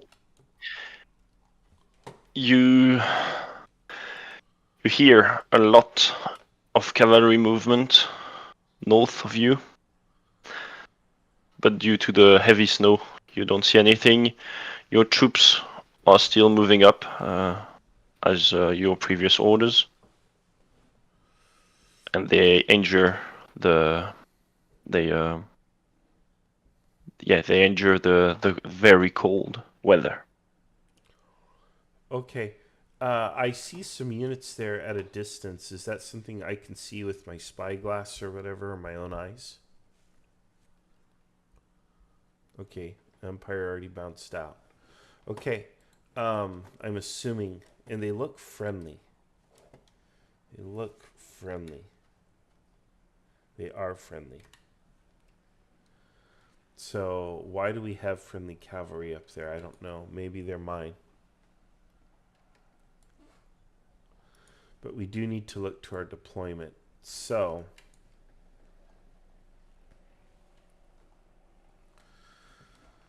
now I need to actually think and come up with an intelligent order. Good luck.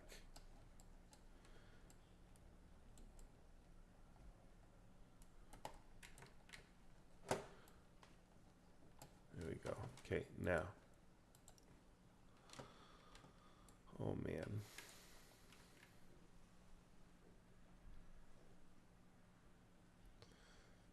So we've got friendly cavalry out here, it looks like.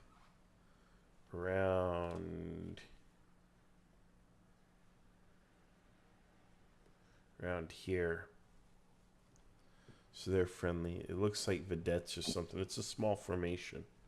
Maybe it is. General, yeah. what are your orders? There's a hill here. I want to occupy it. Beginning with put my 2 cavalry units out here on this hill, and then continue. This hill being the rest of the forces. I'm going to paste it in my channel. Also, please note I sent a dispatch. How do I make sure I send a dispatch? Do I need to ping you? No, I will do it. Just so you know, you have to do it. How to say that? Short messages. Otherwise, it will take you every action you can do this turn. Okay. Like longer messages will count as you taking the time to write, and you won't be able to do anything else. Okay. So I want to deploy my 2 cavalry units up here. I'll send a shorter dispatch on the next turn. Okay. Thank you. Yeah.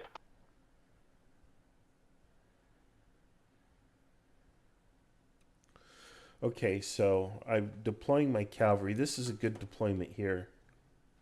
This deployment here, not so good. It is facing trees. But all right. They do have muskets. So they're more like dragoons, as I understand. But until we have the infantry up here to really take a position, we don't have a lot of options. This is not good terrain for cavalry to be operating in. It is not flat or even or open. However, cavalry can get up here. It can see things. So that's important. I don't know if we're actually going to make that position on this turn, but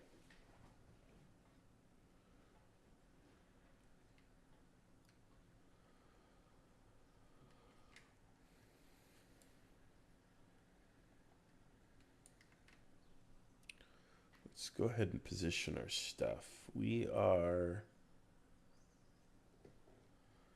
well, this is about right.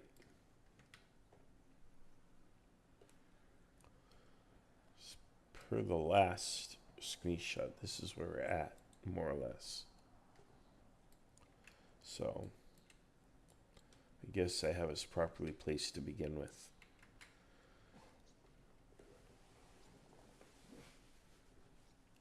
Yeah, it'll take us at least another half hour, I think, to get to that position.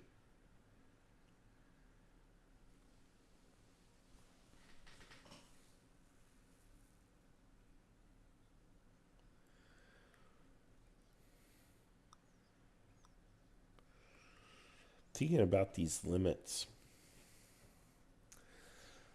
The limits that are being imposed on the players are good for keeping the game moving, and that's pretty darn important. But at the same time, you don't want to incapacitate the players too much. On the other hand, assuming the enemy is dealing with the same complications that you are, it's totally fair. So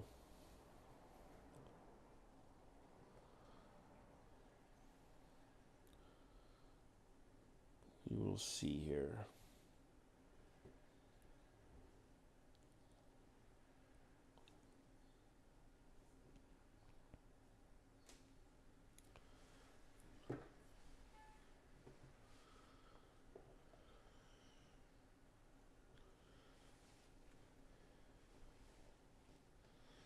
Supposedly we hear the enemy, but we have not seen them.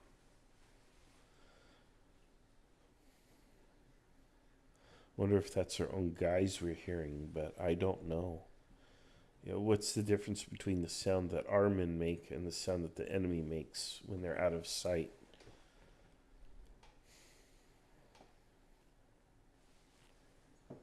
Yeah, I don't know.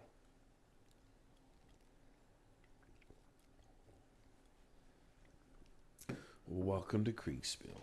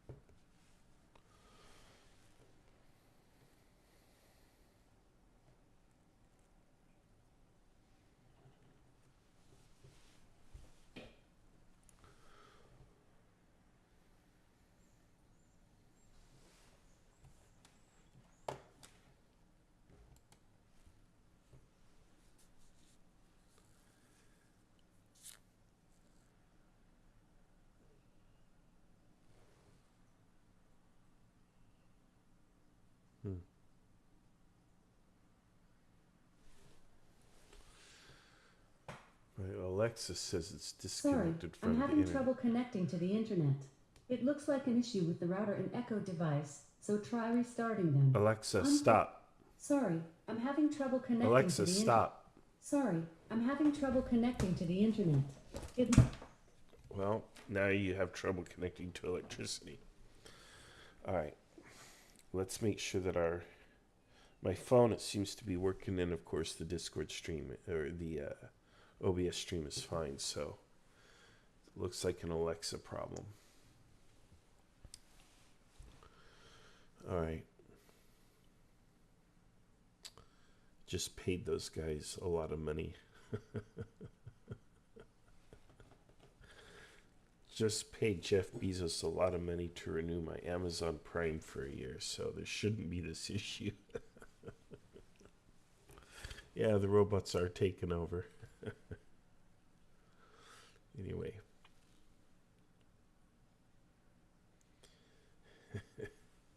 Yeah, I've got the little Echo screen or whatever, so I can, whatever it is. So, and it's connected to my front door and everything. So right here, as I'm working at my desk, I can just look at what's going on in front of the house or whatever, or talk to it, or pull up information, what have you. But sometimes it gets annoying. starts talking or playing music. And I'm like, where did that come from?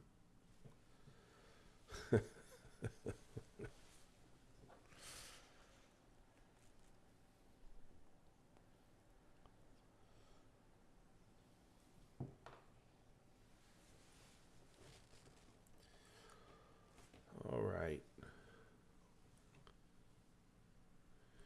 About 4 more minutes to the next screenshot as per the cadence.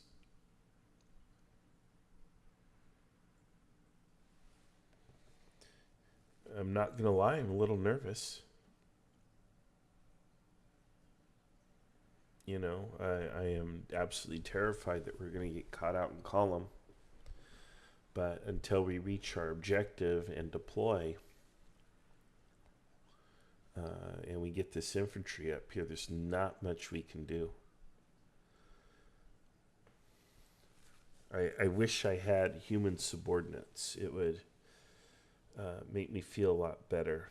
But again, these units they're what we call botted. They will behave logically. However, they might not necessarily coordinate intelligently, because the umpire is only going to have a very short amount of time to make a decision on what they would do, and they're going to only consider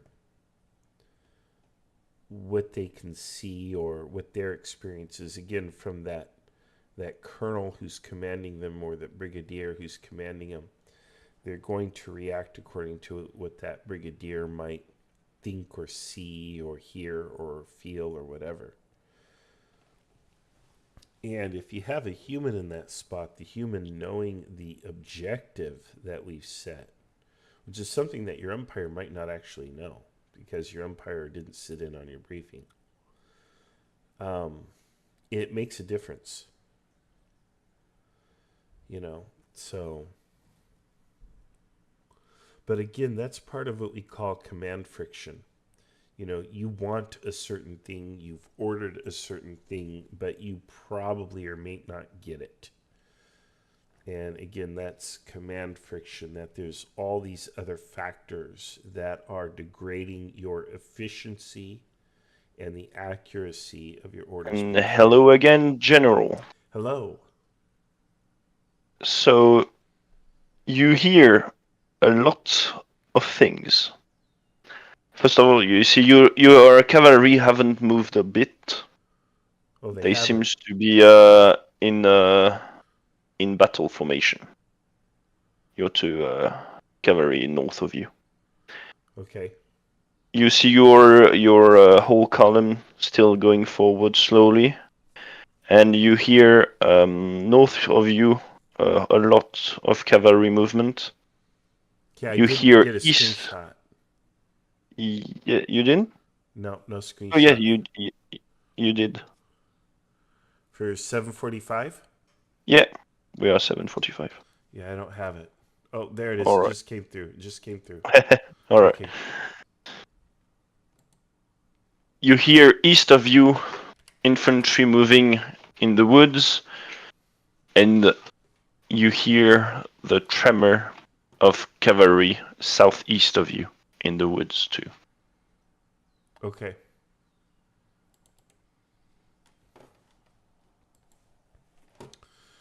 All right. There's a lot of action here.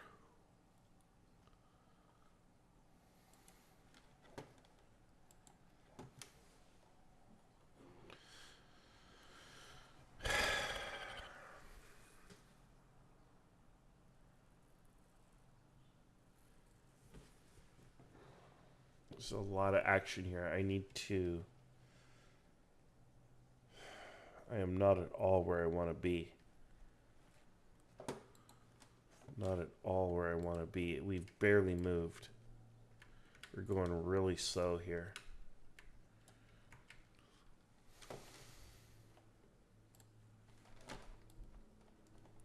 I'm going to have to identify a defensive position here and assume it. Concentrate quickly here. Alright, so what's a good defensible position? Again, I don't know where the enemy is per se. The best I can do is... I think right here. Yeah, we're going to occupy this position here.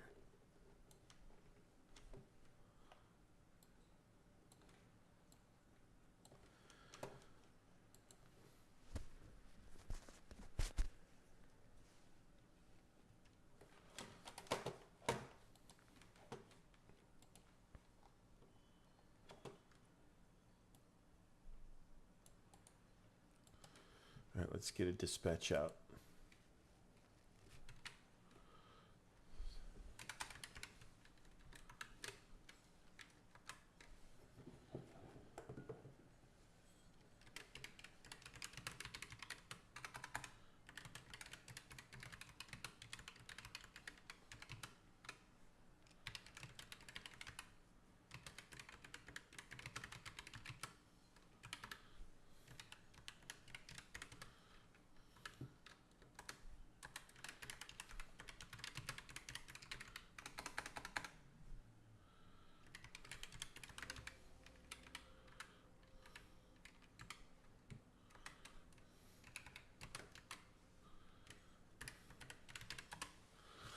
Okay, very short dispatch now. Dispatch to Moreau from Legrand 745.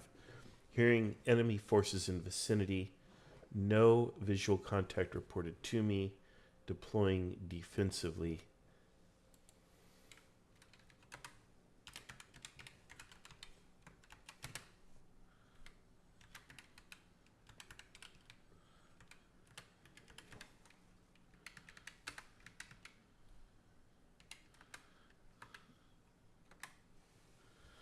Okay. Had to add the location. I thought I had copied the location. I guess not. All right. So this looks like this is it here. We're pretty close to where we wanted to be, but we're not. But that's okay. We're close enough. We're like one hill, like a couple 100 yards or meters away from where we wanted to be, but that's okay. That's not too significant. What's more important now is that we get the forces up. If the enemy is coming at us, I would assume their axis of advance, just based on what seems logical, is probably this road here. And they could be coming this way. They could be trying to flank us.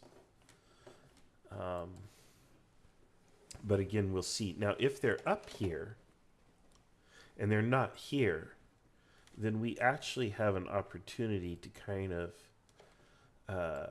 catch them in the flank, and especially with my cavalry up front. So the average person might be looking at this and panicking over this arrow here in the north, thinking, man, if they're moving there, I'm toast.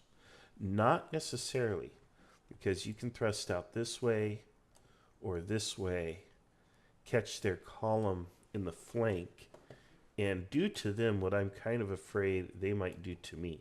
Remember, the difficulties and challenges that I'm dealing with, the enemy is also dealing with. Umpires here. Go ahead. Did I do the? Yeah, you're good. Yeah. No. I asked myself if I did. I did tell you the situation, but I did. Yes. So what are your orders? 1, send a dispatch, which I've written, and 2, deploy defensively in this position, and I will send you the screenshot. Okay. Okay, and here's the screen. Thank you. Yeah. Thanks.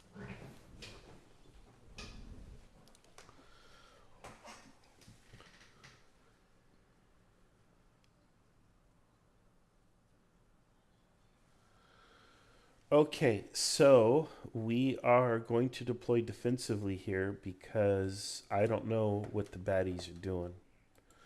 But until we have eyes on them, we don't know.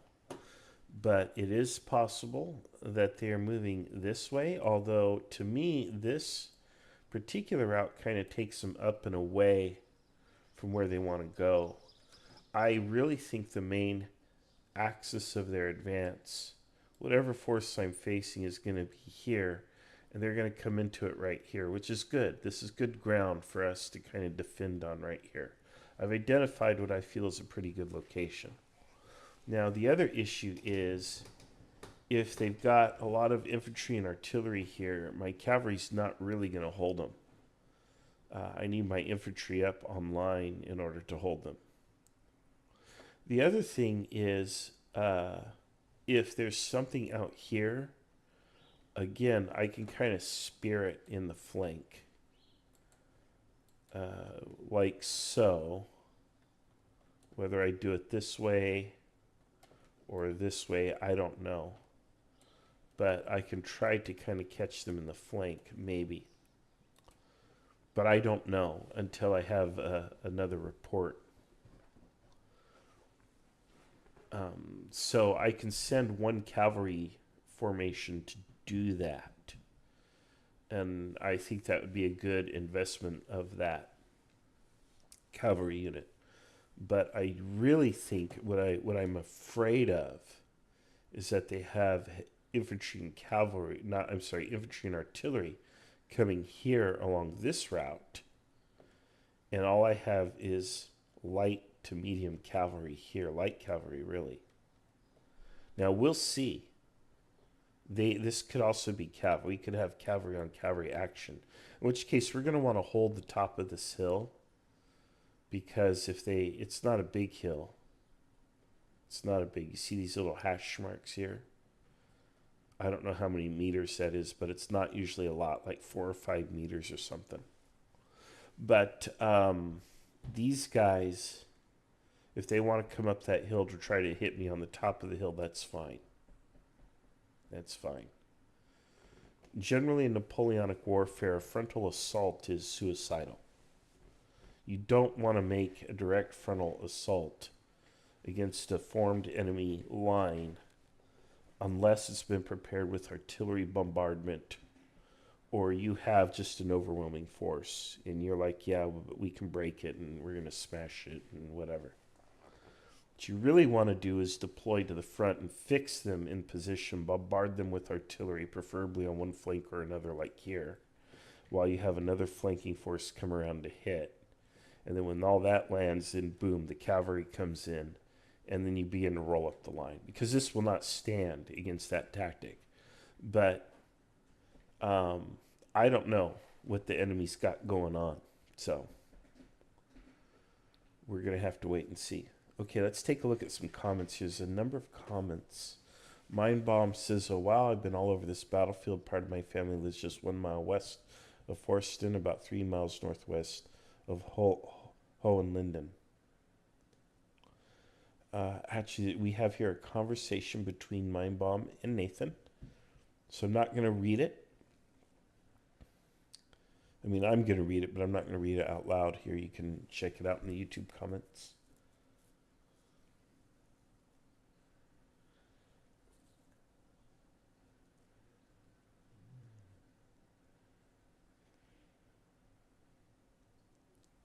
Mindbomb says there are some clear heights.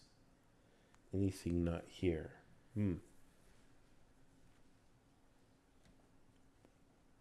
So, all right.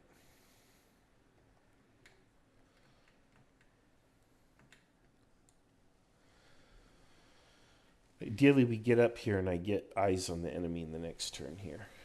And then we can make a decision.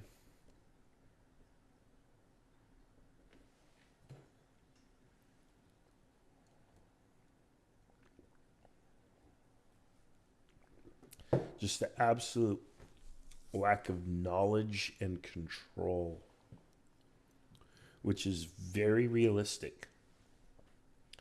That's what gets you in Kriegspiel.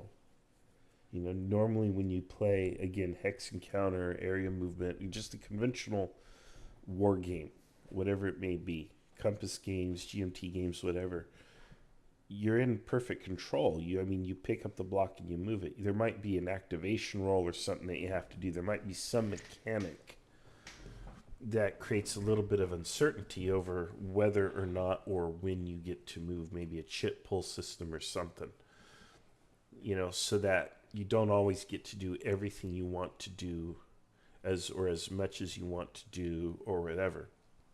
But generally speaking, you have some level of control, and you certainly have knowledge, because you can look at the map and see that there's a stack there, even if you can't examine the stack, or there's a block there, even if you don't know the rotation, the strength value of the block. You know it's there.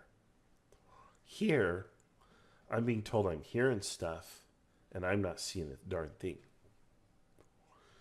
I could just as easily be hearing friendly units. I really don't think so, though. I think we're encountering the enemy here. It makes sense.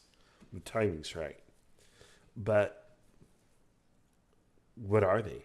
I'm being told cavalry, infantry. How much? How good are they? How strong are they? How effective are they? Are they formed for battle? Or are they still in column? Are they prepared?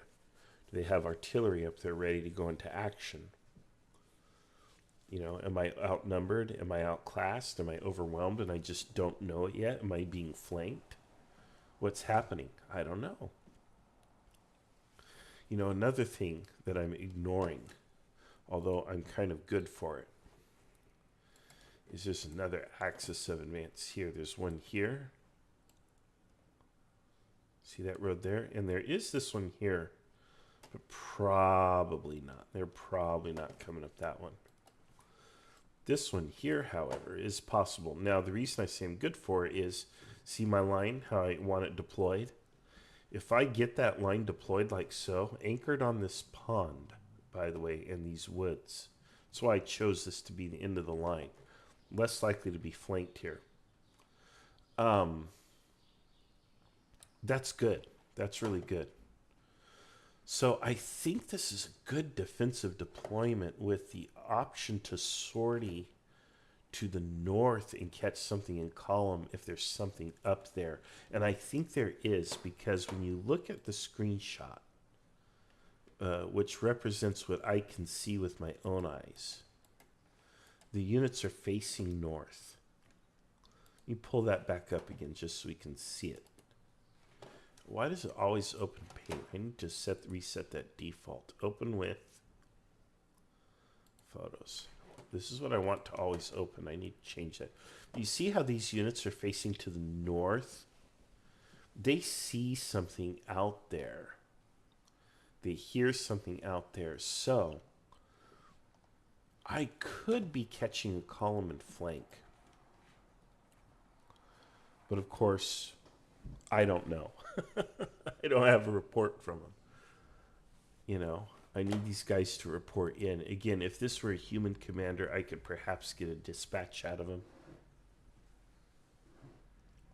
So this right here and this right here might not be happening at all. In either case, establishing a base right here, a base of power, and then projecting north is still good for us. And if that column's getting through, that's okay too, because then we catch their baggage train. I got a screenshot. Let's save it and open it for you.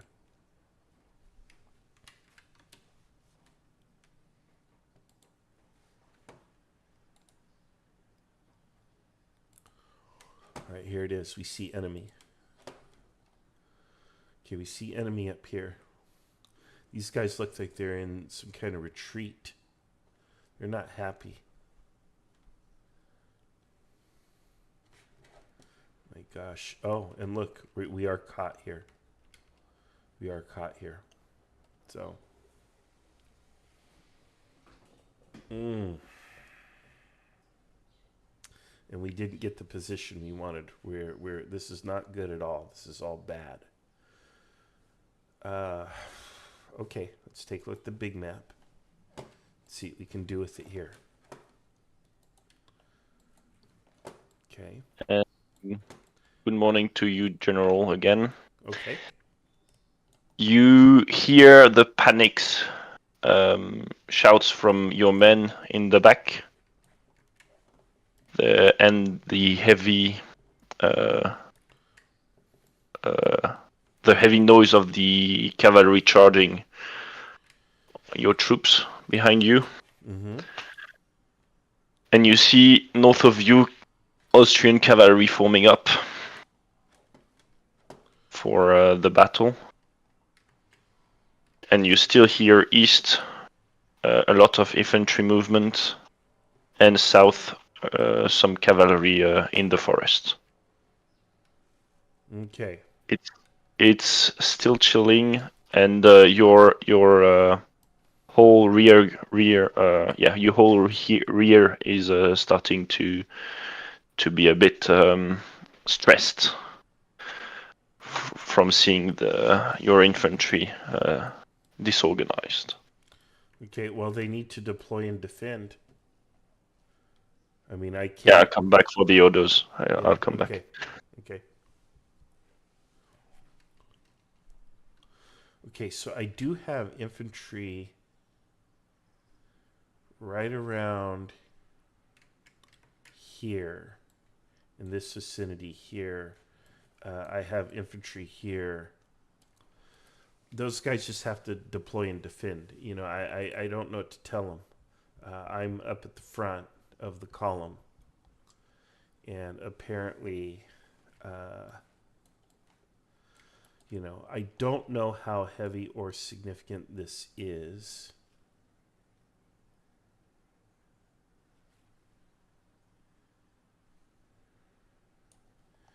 I don't know what word that is. Jager, Jaeger. So let's get a dispatch off right away. Let's get a dispatch off.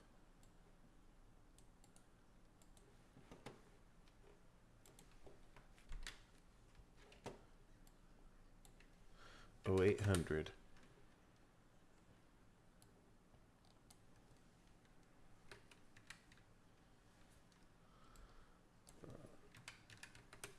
Okay.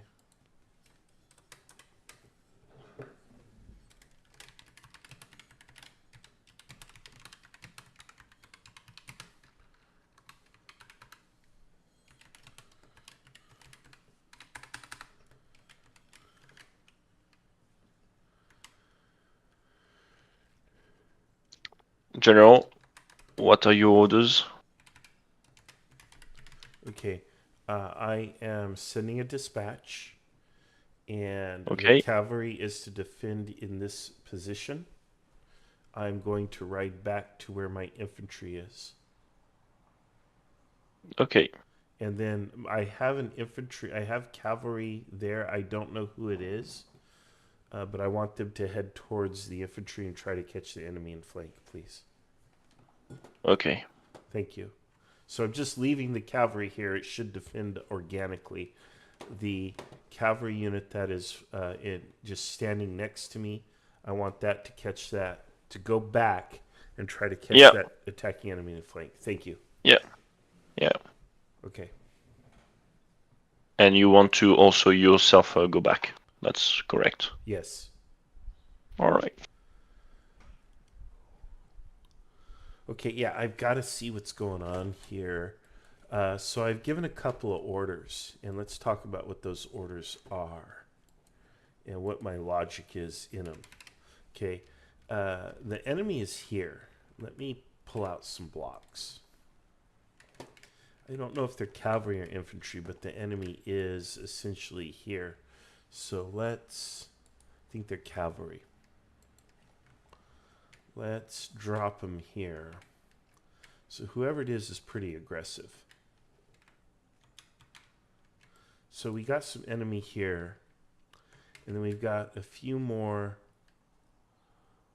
over here, about where I wanted to be. And then we've got these guys who are basically withdrawing around here. I don't know where this guy even is. Oh, there he is. Okay. And now I am going to go back here is where I want to go. So what I want because I also have. I think all this cavalry's up here, which is good. That's a good thing. What I want is this cavalry that's here to come this way and catch him in the flank. So I'm going to assume that my infantry is intelligent enough to defend here. And then these guys are going to come back and catch him in the flank. And that should disrupt whatever the Austrians are trying to do there. Little hiccup, sorry. Excuse me. But that's the plan.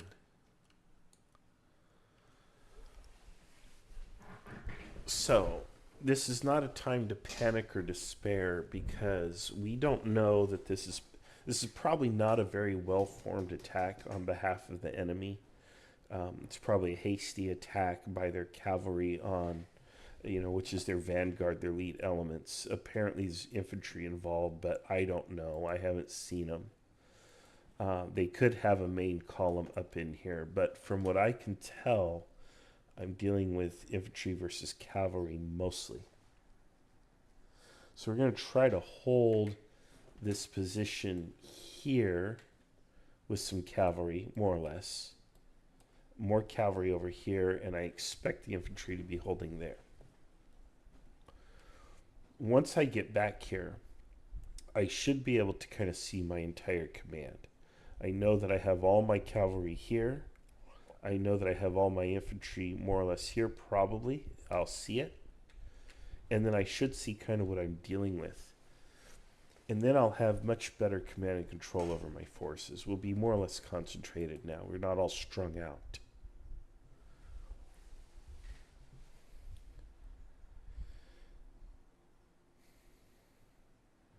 Whereas the enemy, again, operating under similar limitations to me, I would assume, should be doing just about the best they can do to hit me where they are and when they are. They're being very aggressive. So that's a little surprising to me, but that's okay.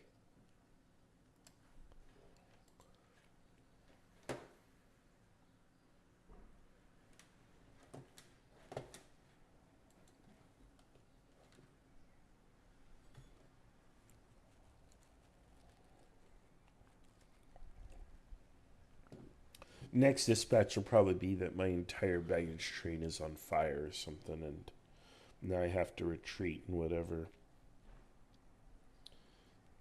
If we get hit with something like that, look, I'm pretty tolerant of umpires and game masters, if you will, lead umpires, doing things the way they will, but at the same time, come on.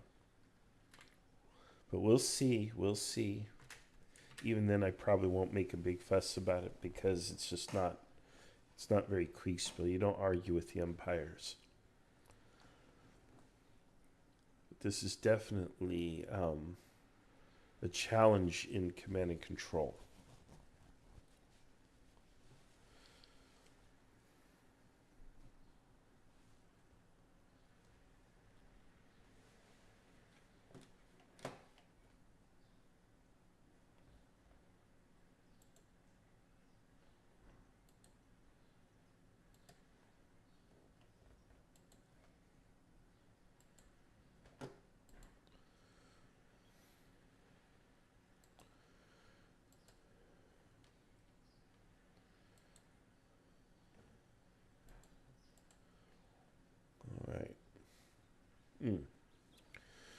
I am only marginally concerned. I should probably be far more concerned than I am.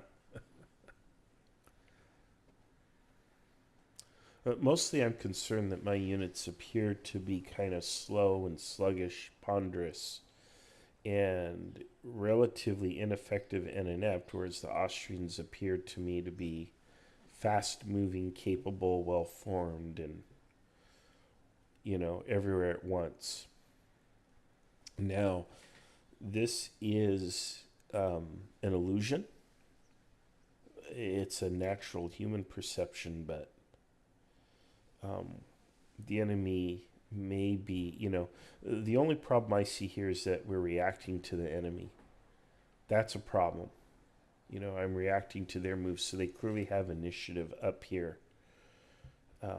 But just because they sort of fired the first shot or threw the first punch does not mean necessarily that I'm in a bad situation. This could be all they've got.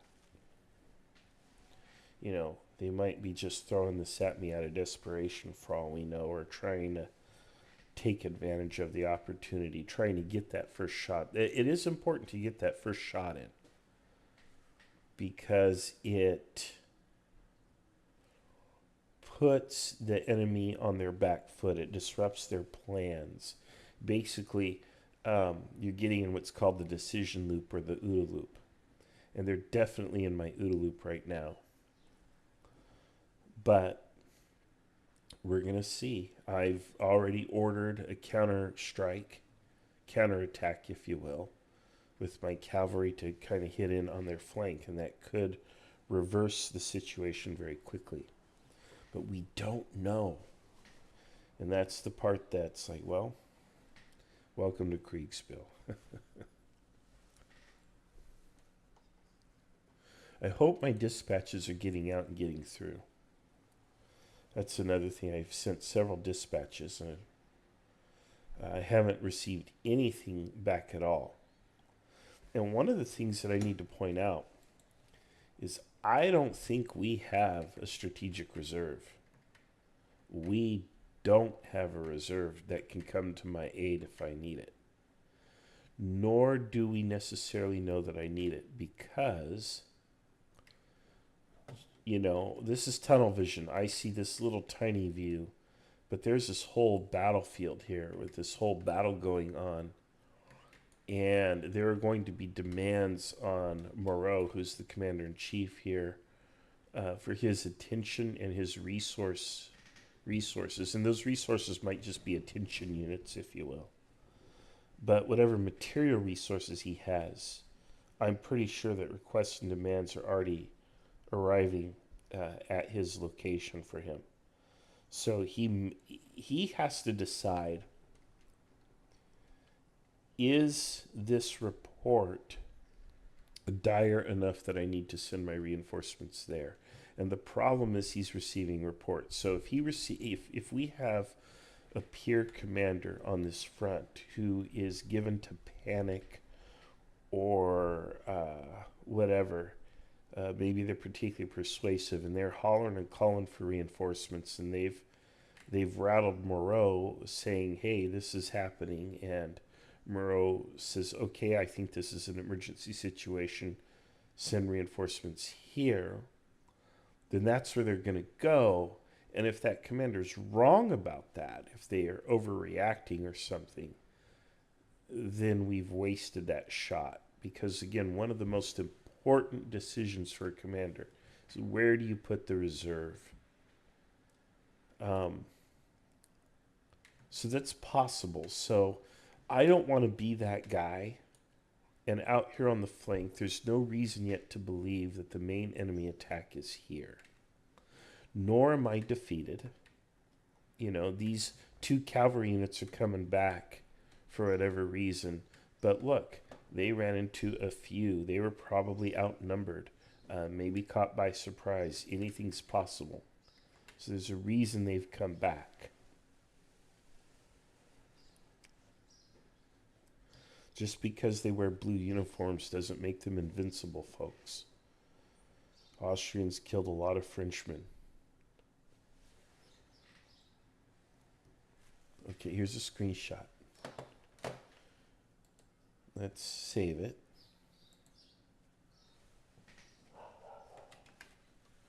Then we'll open it.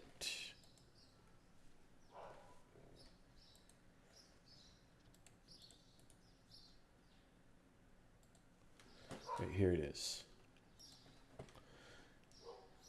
I don't know what the little markers on the pieces mean. They're generally never good. But it looks like, yes, here is some infantry. We've got something going on here, but it also looks like we have something of a line. You know, we're not completely toast. And they're coming in this way on this road. You see that column? So, let me open this and start sort of setting up my situation here. So, let's see here. Let's clean up the map.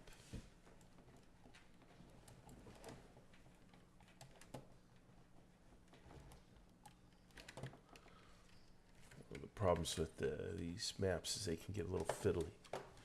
All right. And let's pick a nice yellow color for the baddies. Okay. And we know that they're coming in this way. Now remember earlier, I didn't think they'd be coming this way. Because what the heck? How the heck did they even get on that road? But the screenshot tells me, here they are. Okay. My stuff is around here. He's correctly placed. I have a battery.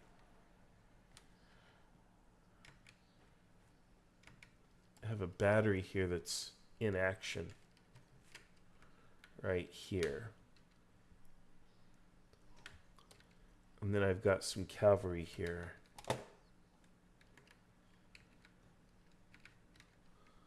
That is also a little battered. I don't know if they're under artillery fire or not. But I do know what order I'm probably going to want to give them. I should have another squadron of whatever here. Huh. Oh man, this is kind of a mess. I don't know what I've got going on here. I don't know who's who, but apparently we got stuff out here just kind of scattered. And there's like 4 of them out there. Okay, one of them is this medium here. Whatever, more or less, they're just out there. Exact position does not matter. And I've got a couple more that must be somewhere, but I don't see them. I've got supply. I've got a baggage train there. That's good. I think this is another battery here. Around here. All right, that's not bad. He's got an infantry unit here, a big one. Let's pull one of them in.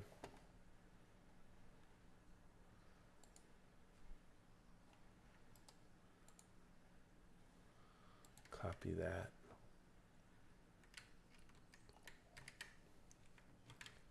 Okay, so we'll put that there.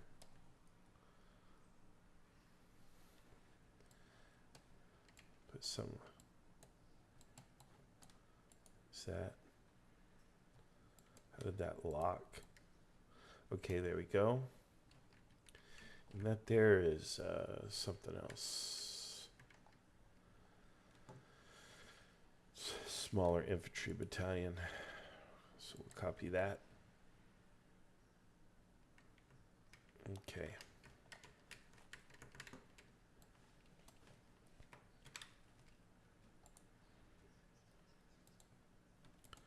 Okay, so he's got something like that going on. And then he's got what appears to be cavalry coming. And they are in column. So we kind of have an opportunity here. Assuming, though, that we're able to take advantage of it.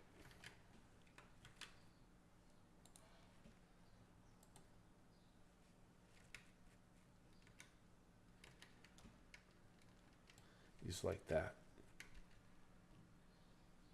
Set you a little further back. Okay, so that's the situation on my right. I didn't want to erase that, but whatever. Okay. But now here on my left, I don't have sight of it. It would be nice if I got a report. So apparently I didn't move very far. So what we want to do is we want to, again, we don't have infantry here, so we're going to have a hard time holding here.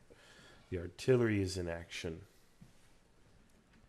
but I think we're going to have to pull back to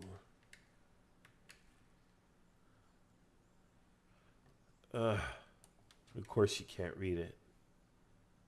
Amesdorf, Namesdorf, something Dorf. Okay. This here's probably not a bad position, but I don't know that the infantry has it. I just don't know. Again, I'm not getting reports from my subordinate units, which is concerning. An attack here could neutralize that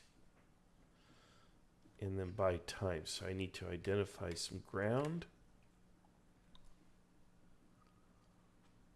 Hello, General. Hello. Your cavalry of the 16th Chasseurs and the 12th Cavalry have made them moved, and they have pushed back the enemy cavalry. Okay. Without any contact. As you can see, there are troops coming out of the forest east of your position, and some cavalry also coming out of the forest southeast of your position. Your artillery is opening fire, but isn't doing much. Okay. For the moment. Okay.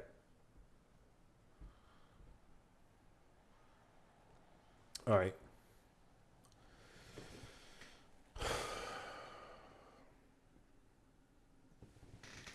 So what do we need to hold? This is bad because what we want to hold is right around here. This line here is probably pretty good. And I'm clear up over here. Bridge too far, my friends. Bridge too far. I want to make an attack here, but if I do, I'll probably lose that because this is going to push in. So maybe I have to cancel that attack. But man, if I make that attack there, what that could do to the enemy, it could really ruin their day. Might be worth it. Might be worth it. I think we make that attack anyway. Because it's the infantry that's going to make the difference here. So, let's hurry up and draw this for him.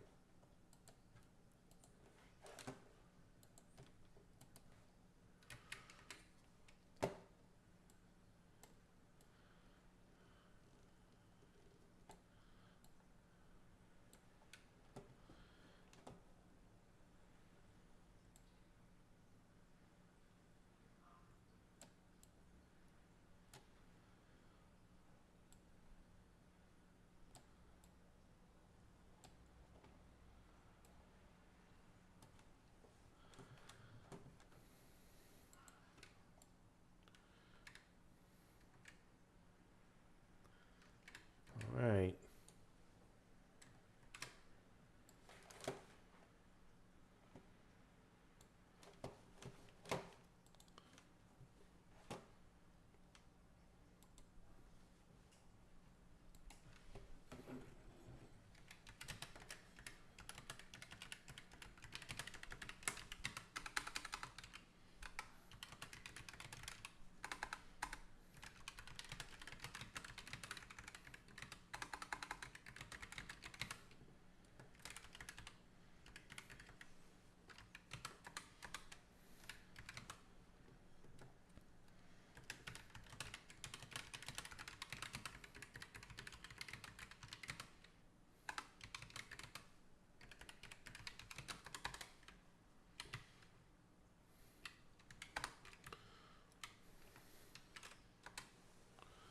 Here's my orders.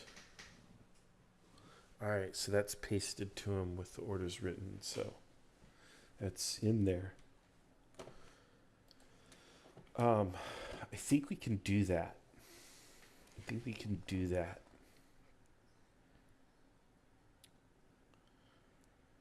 if we can do that, then we cut off their sort of their advance, because their main advance now, as I've sussed it out according to all this, is here with another column or something here. Now, what's coming out of here could just be one cavalry squadron. It could just be a scouting force. I don't know how it got around here. This is bizarre to me. This doesn't make sense, but there it is. But again, if we hit the head of that, 2 squadrons on one should kind of cut him up. And if this is the head of a bigger column, hitting the head of that column could put the rest of that column into disarray or something. Probably won't. I've probably written off these 2 squadrons here, but we got to give it a try. I'm going to lose a baggage train here because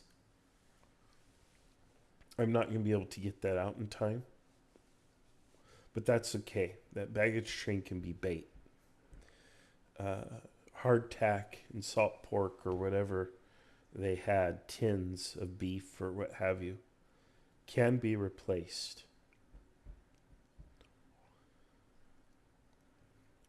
Ammunition stocks and supplies can be replaced. All that can be replaced. The men, it's harder to replace the men. Let's get the men out.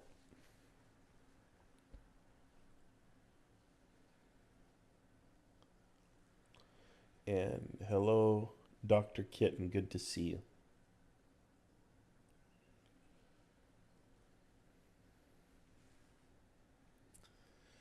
All right. It's taking some time for him to collect orders, it looks like.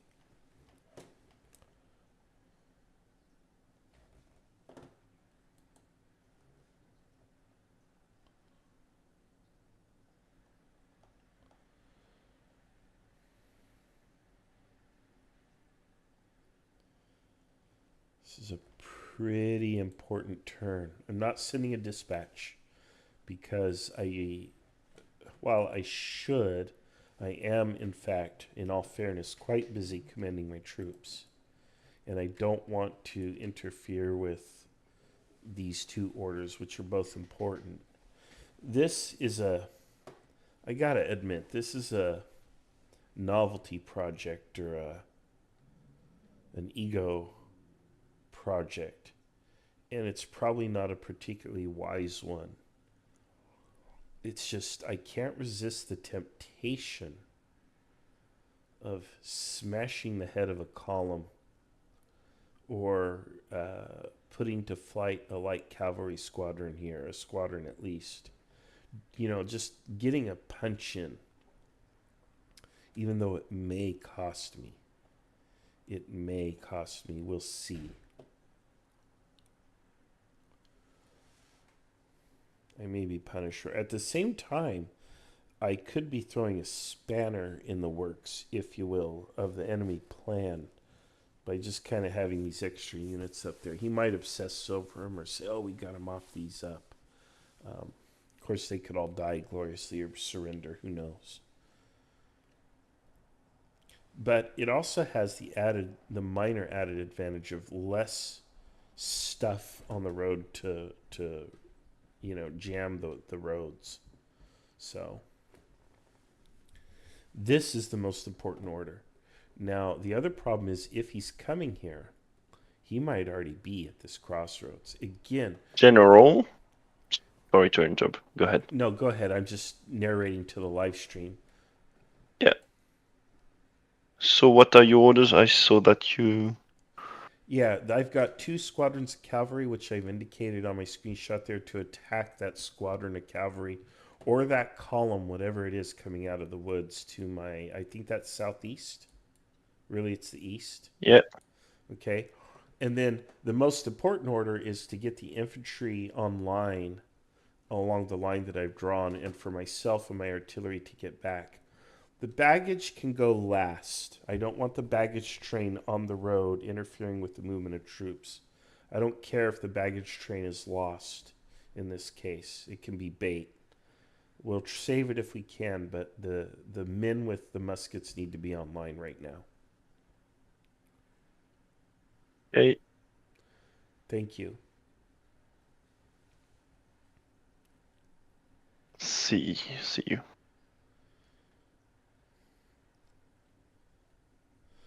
Okay, so now we'll see how this plays out.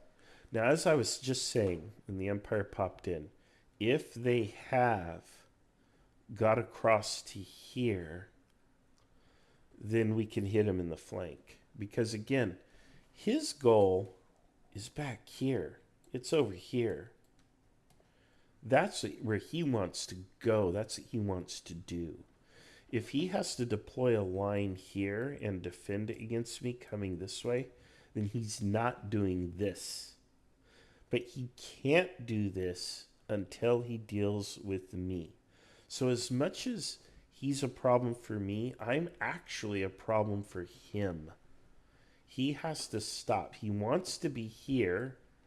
He can't be here because he's got to deal with me here.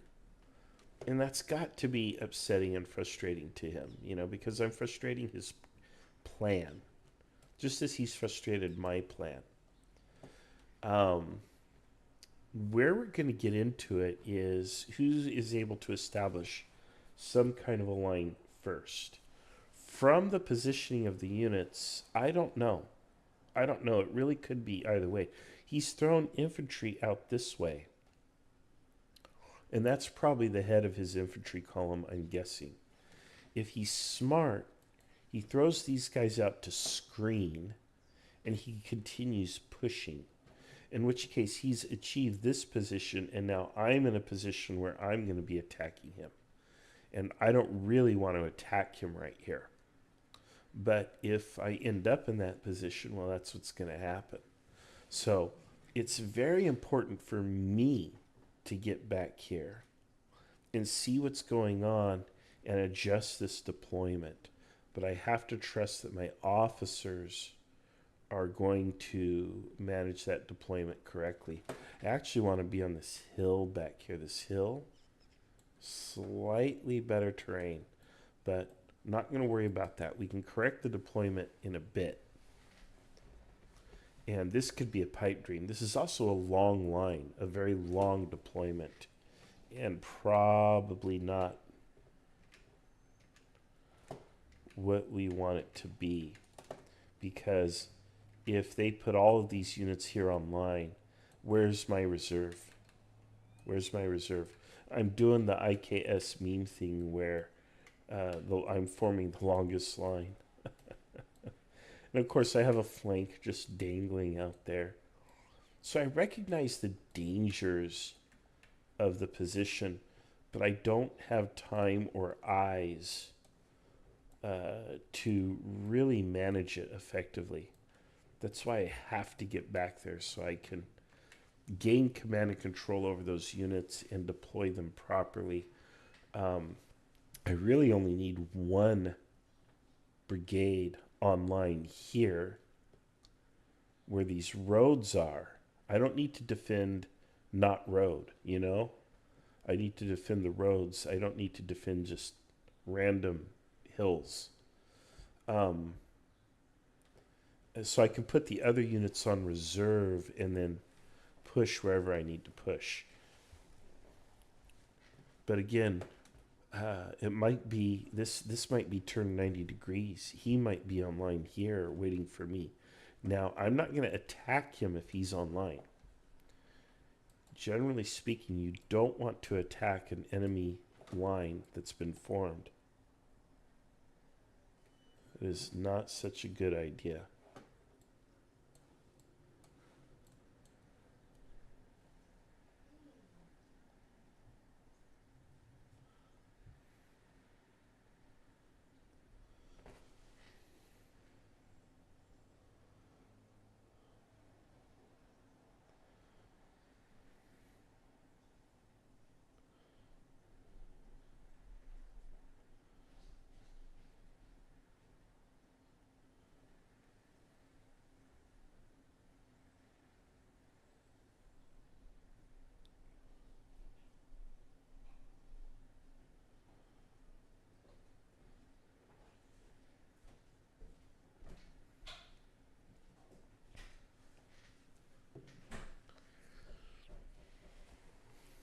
All right, I'm going to ask the hive mind on YouTube, those of you who are watching, what are your thoughts?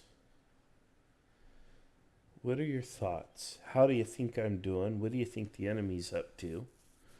It's not going to change what I do. I've already told you what I'm doing. But your critique, your feedback, your insights, your ideas, your thoughts, part of the fun. Part of the fun. We can go ahead and erase some of this stuff here because those orders are given. So now we wait and see what actually happens.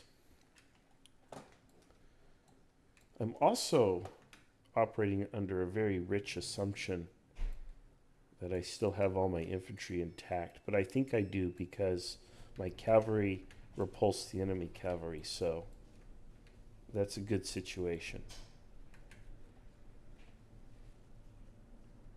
So yeah, if these guys are thrown back, then I've got room to maneuver here. So I have reason to be optimistic, but we'll see. Okay, here is the next screenshot. Let's save it. Okay, and then let's open it.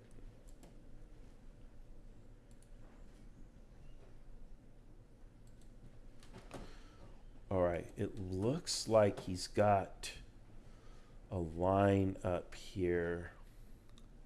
And that line might be where I want. It looks like he's also infesting everything here.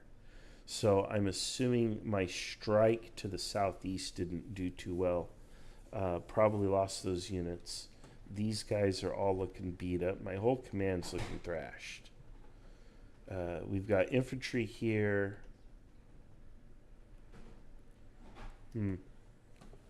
Invincible Austrians, I guess. But let's take a look. We beat him, and then he gets one.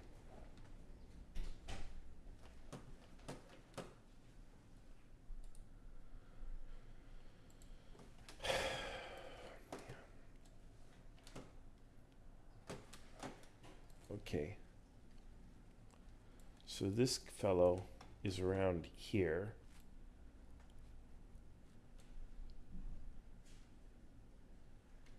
Okay, here's my two heavier cavalry here. Okay. He's got stuff as far as here. Okay. All right. He's got stuff there. He also has quite a lot of material here. Hello, General. Yes, hello.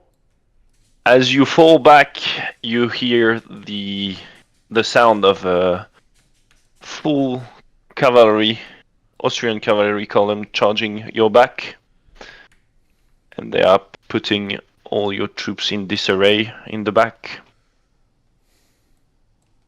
Yeah. Okay. And it's still snowing, and it's still cold. Thank you. All right. Well, there you go. So these guys are just, I don't know what to make of them. It looks like all of this stuff is just gonna be 86. This is gone. Gonna be gone. Yeah, these things are gonna be gone. Whatever.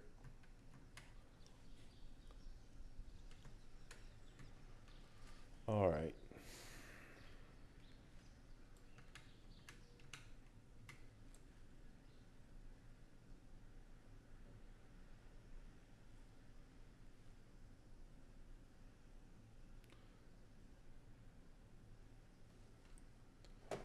All right. I don't know where this guy is at all. I don't know where he is at all. He's invisible. Okay. There's these guys here. Somewhat, sort of. It's actually only 3 of them. These guys, I imagine, are gone. I don't know about my artillery. Artillery might be gone. Actually, those might be artillery trains, so one of these artillery might be gone. I don't know. Yeah, I'm pretty beat up here. Yeah, I think that's what it is. So I'm only going to be saving 1 battery out of the collection, I think.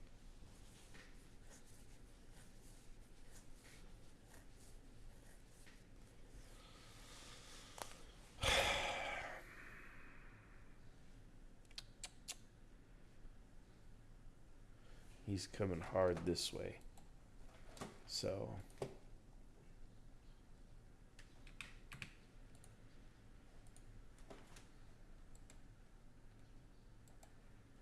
General, yes. what are your orders? Continue with moving and attempting to form the defensive line that I ordered. So continue to retreat from where Bontemps is and get down to that defensive line. Okay. Thank you.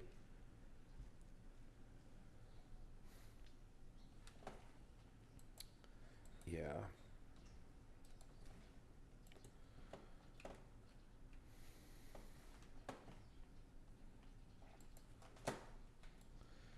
Yeah, this is not going to go good for me in the debrief, I'm afraid.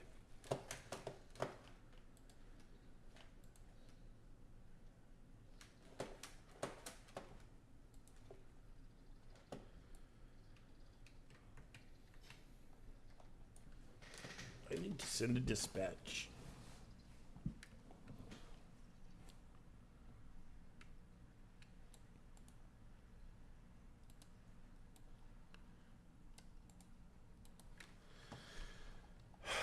What's astonishing to me is that the enemy's been able to move, whereas I haven't.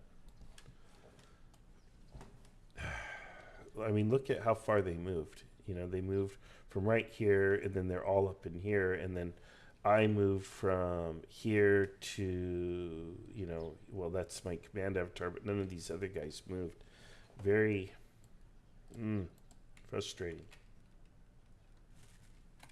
Okay, let's compose the dispatch.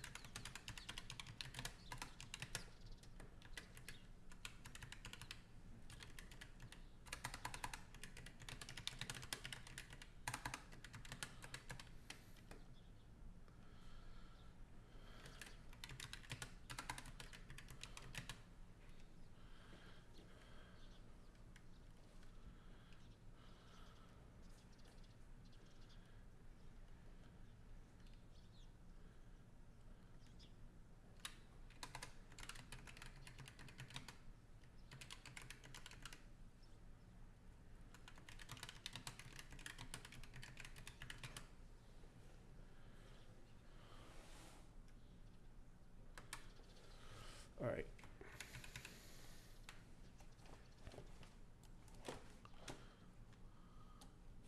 And I don't know what else to say.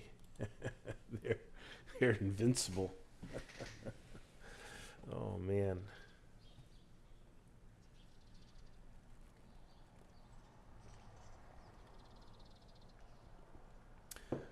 I'm still kind of hoping we get that line established, because that would put a cork in that bottle. But yeah, we may have tried to go a little too far here.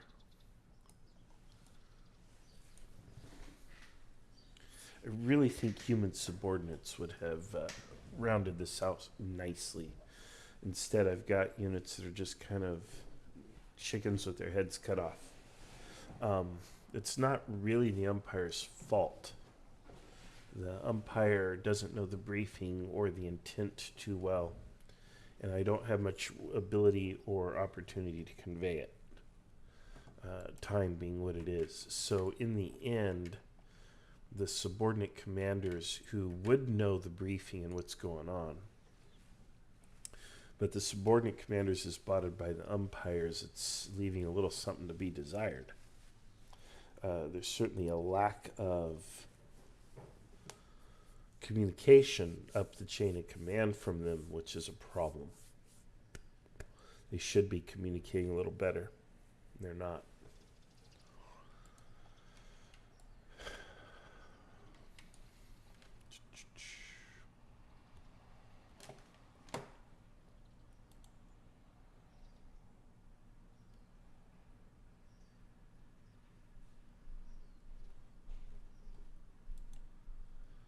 All right. What do we do here?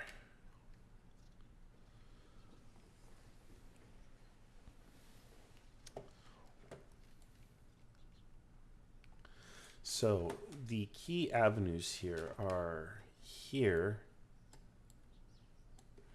and here. This is the enemy attack in the north, at least.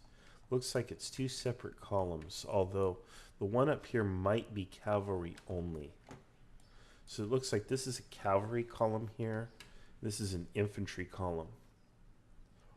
And they could be co-equal in size with mine, but they seem to have some sort of an advantage, whether in command and control. Maybe it's two human commanders. I don't know what's going on. It could be two human commanders with two larger commands. I don't know. But they definitely have some sort of superiority here. And the fact that they're able to just move kind of cross country and faster than we can move, and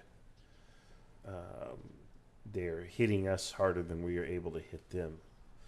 Of course, we're trying to be mobile here. We're trying to move, and in the snow, the weather conditions, it's hard. But why is it harder on us than on them? That's what it feels like.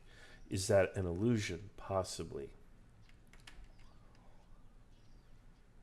I do have kind of a big, unwieldy command that got strung out with two distinct elements, a cavalry element and an infantry element, and that's hard.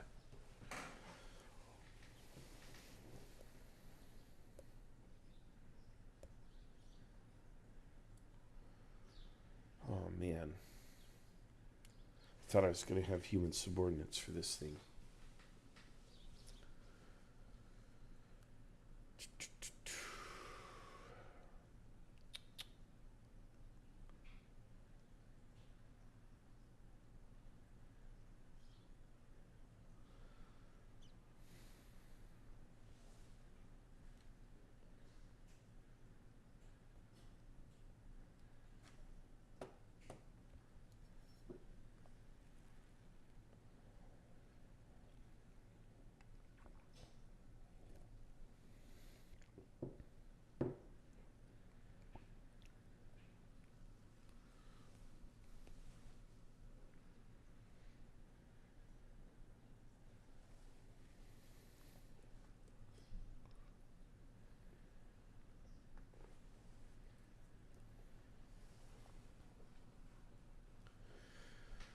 All right.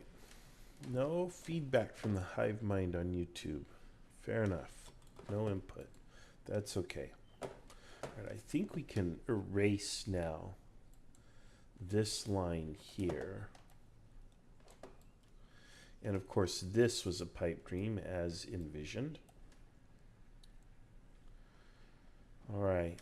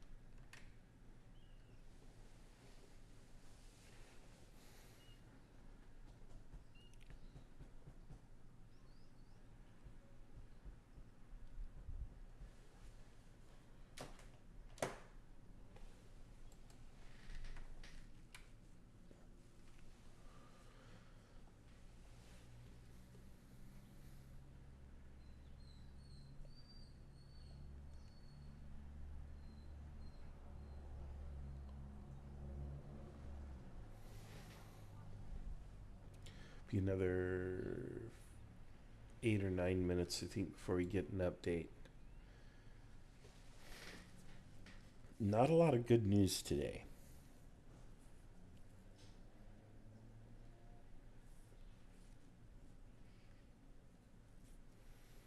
Well, we're not playing a Euro game where there's a catch-up mechanism. Once you end up on the run or something like that, it can be bad. One of the things in SoCal Advanced, though, is the enemy troops are not going to be Supermen because they will tire even if they're winning.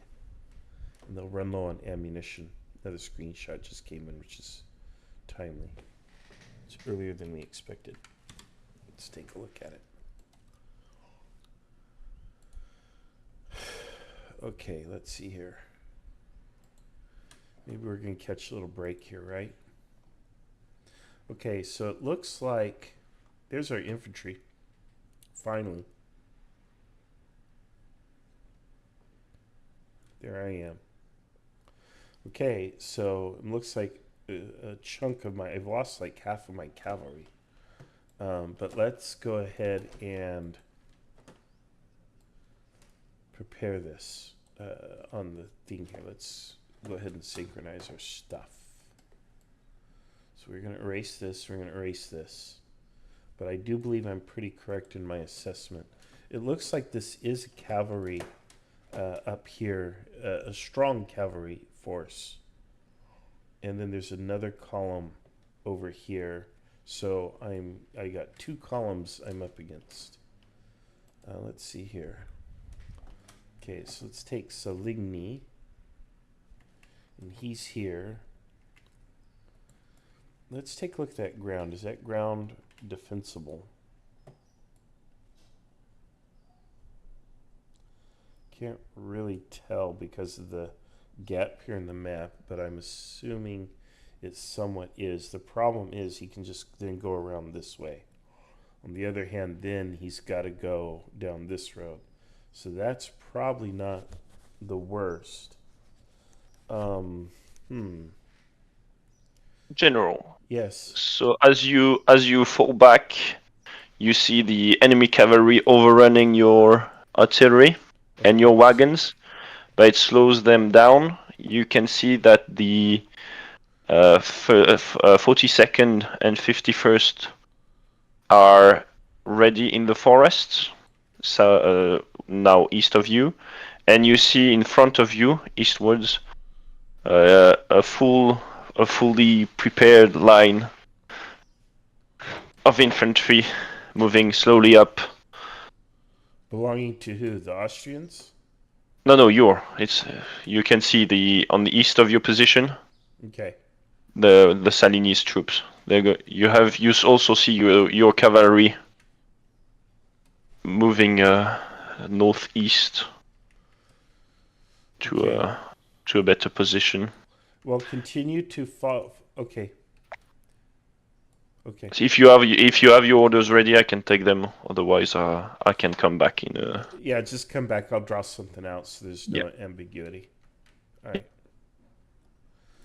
Okay.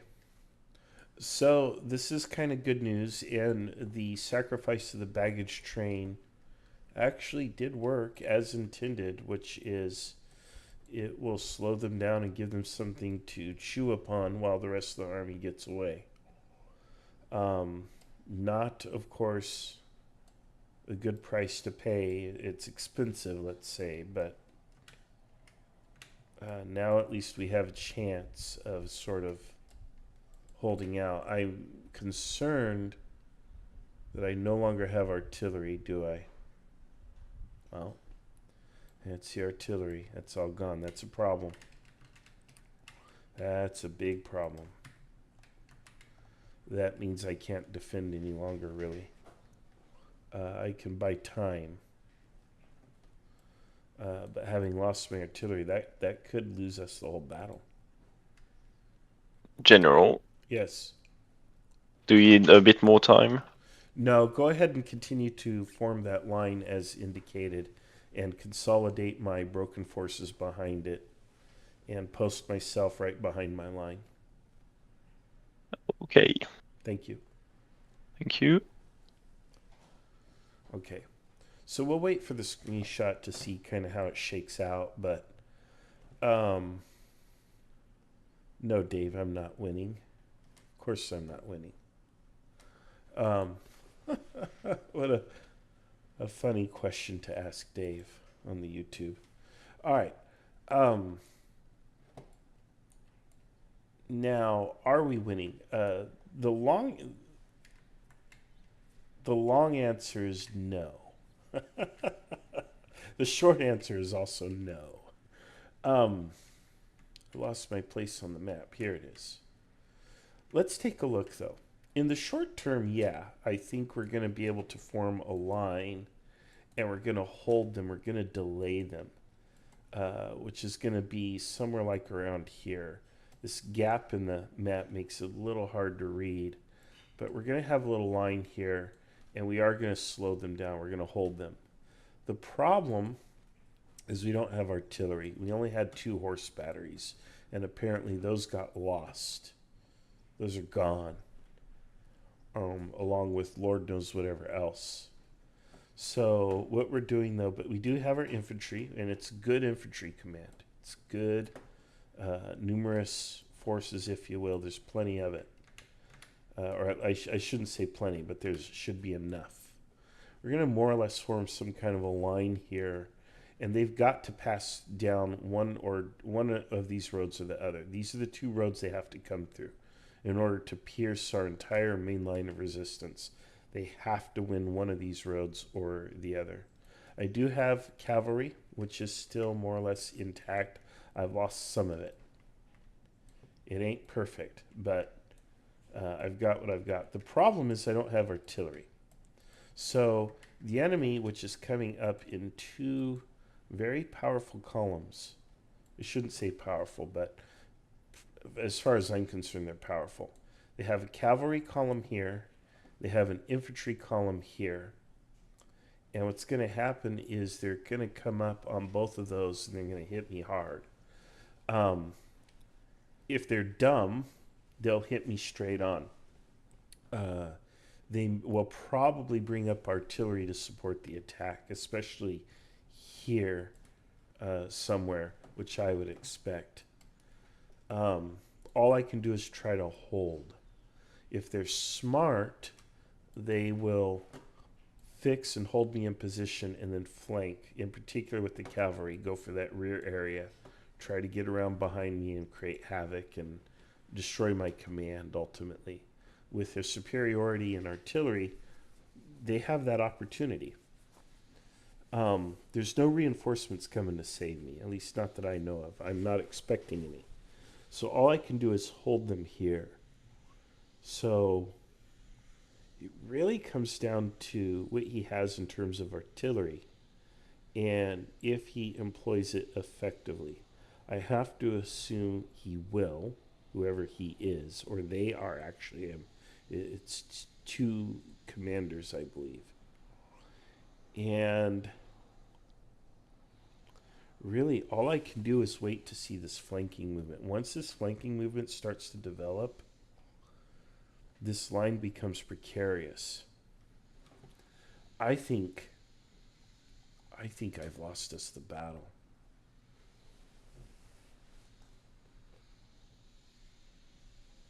But who knows? Maybe we're tearing into them everywhere else.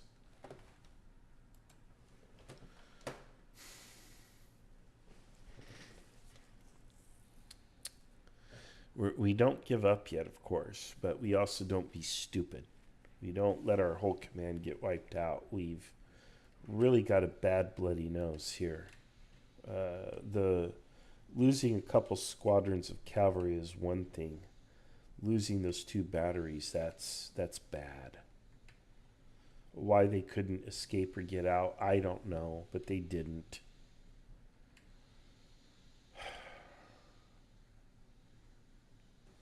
I think my error was overreaching at the beginning. I tried to reach that position that forward position up here, and it was just a little too far.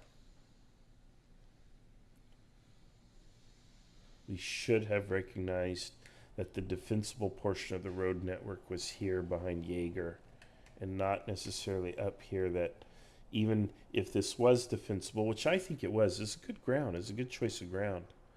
I think the problem is just too far. And so I think that was the problem with the sort of the plan. And then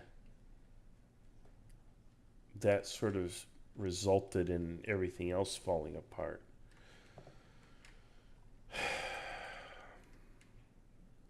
So you have one small error. And this is a good illustration of how you can have a small error or over or underestimation somewhere, and then the timing of how that plays out can have disastrous consequences across the board. And the lesson behind that is you can't judge your commanders too harshly, because there are a lot of things that are out of their control. For example, the enemy gets a say in everything, and we don't control what the enemy's doing. We underestimated the enemy's position or movement, not by a lot, but by enough. And it doesn't take a lot. I don't think we made a serious underestimation. It was a small underestimation, but whatever. And then you have, just a little bit of misfortune there. Again, losing those batteries. The enemy seeming to have just like a 10% edge in terms of movement and fighting effectiveness over the rest of my forces. You combine all those things. You have two columns, probably commanded by humans, attacking one big unwieldy force. And so you get these little things and they snowball. And the end result is you end up in this situation. Now, we don't know what's going on across the rest of the line. Again, I've received 0 dispatches, but that's okay. It's not, my superior does not report to me.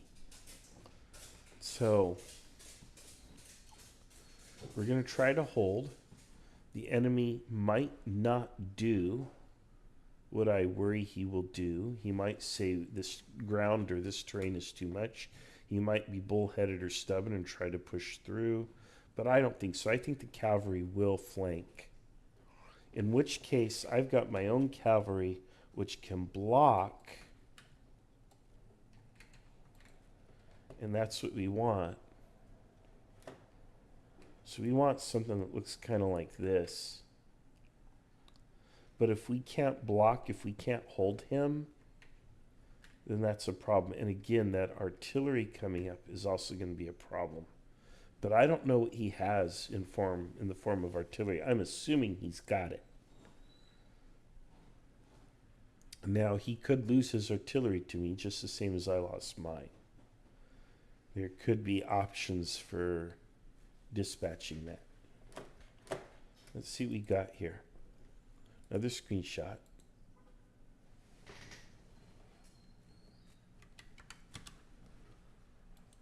This is like the 10th turn. Usually get about 12 turns or so in a game.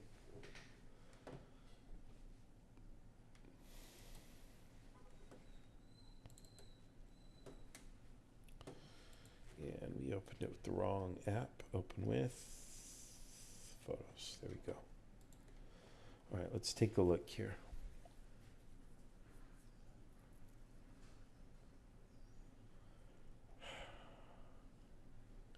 What is this back here?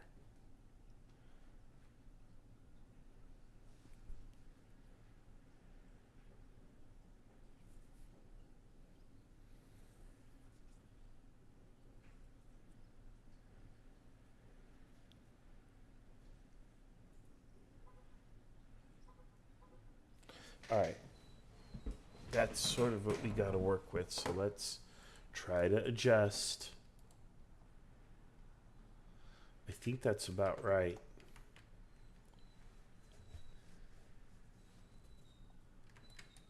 So So let's erase the red stuff.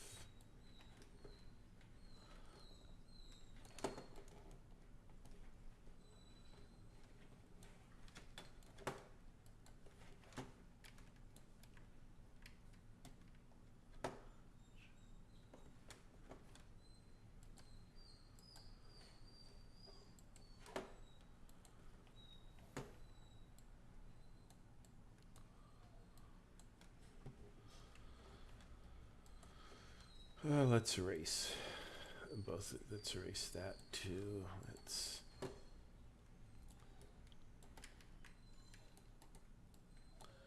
of correct this. Sort of.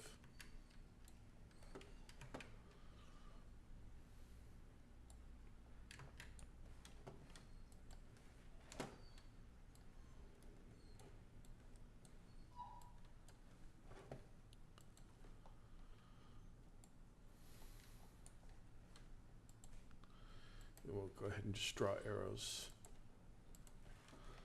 for what they're doing, which is here and here. And then what I need to do is send a dispatch.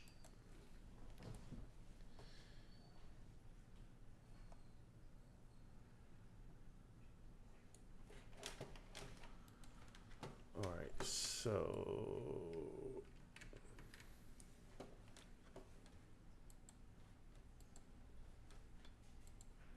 I don't need to draw any more than that. So let's do this. Capture the screenshot. And boom, there it is.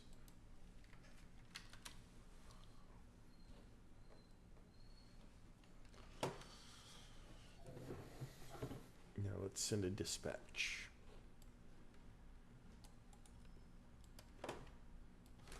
Let's pull this up here. And General, yes. the water is clearing up, and you see, as per the screenshot, a lot of cavalry facing your troops. And you receive a message from Fauconnet that he has the 23rd Chasseur, the 2nd Dragoons that are coming up. So it's each has 4 units of each cavalry, and they are under your orders for now. Okay, where are they? Or they're on their way? You can see the head southwest of you. You can see Fauconnet on your screenshot. He's at the head of his unit. Okay. So I've posted a screenshot for my orders. I want my cavalry on the left and my infantry to form a line on this ridge here facing Jaeger. So those are the orders. Cavalry on the left. Yes, all right. Okay, does he have artillery, do you know? Yeah, he's a full cavalry commander. Excellent, thank you. All right, just like that, we've got our reinforcements and we have some artillery, so we're kind of back in the game. Ooh, oh my gosh, what a pendulum swing. Enemy attack 2 columns at Jaeger.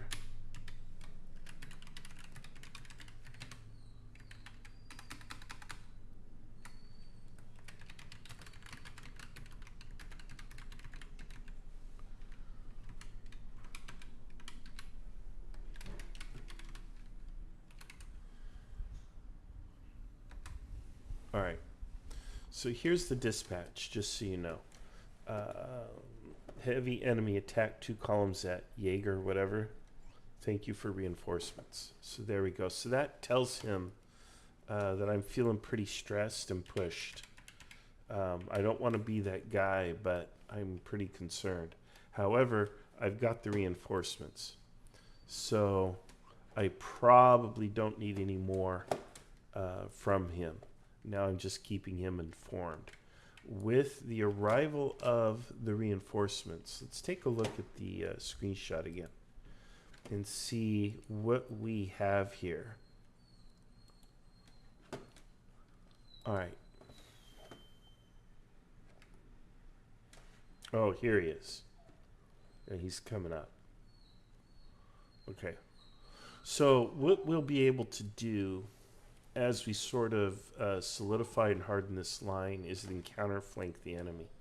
So Falconet will be sent on an adventure of his own, and I will send him around this way. That's not very well drawn. And I don't know how far up he's going to get, but I want him to kind of basically go around like this and counterflank the enemy. That's what cavalry should be doing anyway. And having him outflank the enemy could entirely neutralize their advance. So he needs to come up, though. He's not up. I have to wait for him to come up. You know, we've got all this mess back here. But once he comes up, here's his command. He does not have artillery. At least not that I can tell. But if this is all him, then we can have a field day with him if we have time. So let's erase this arrow and let's wait for him to come up. But then once he's up, we're going to throw him into action and we're going to put him on a kind of a wide flank to come in and attack the enemy rear. Now, what does that literally look like? I don't know. Maybe something like on one of these roads or something, but ultimately should just use a different color for him. That's what we want. We want to come in and hit the enemy in the rear. So that attack will happen. I don't think we're going to need him online. We should be able to hold the line long enough, even if he brings up artillery. So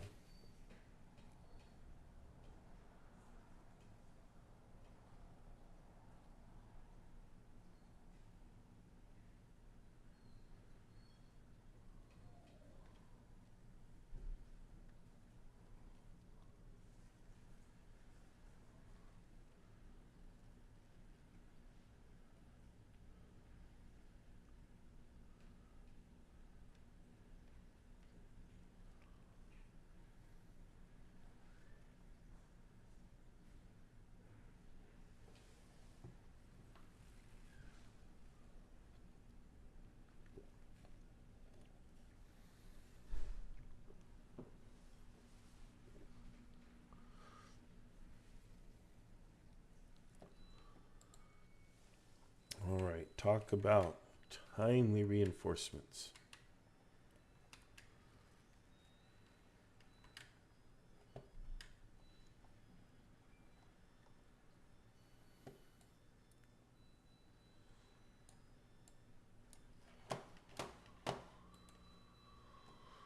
Whew, it is exciting. It's definitely a Kriegspiel moment. I am very worried.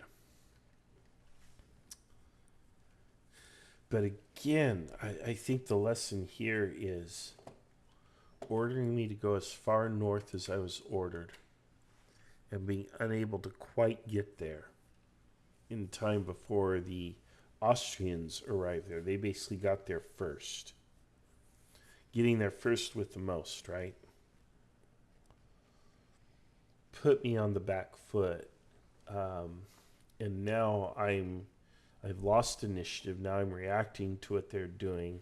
I've extracted myself from the jaws of defeat, but I did so at a very high cost. Specifically, probably 2 wagon trains, couple squadrons of cavalry, and of course, most painfully, 2 batteries. That's bad. However, the timely arrival of reinforcements and my somewhat ability to establish a defensive line and, to reestablish a line of resistance, basically. Well, I shouldn't say reestablish, to establish a line of resistance, because I didn't have one before. Gives us a chance. We have a chance now that we didn't have before. I should have some kind of an infantry reserve, but I've got units all over back there, and I'm not sure which of them would be the reserve or what condition they're in. I can probably get a report on those shortly. But the important thing now, the most important thing now, is getting Falconet into the action and then getting him around.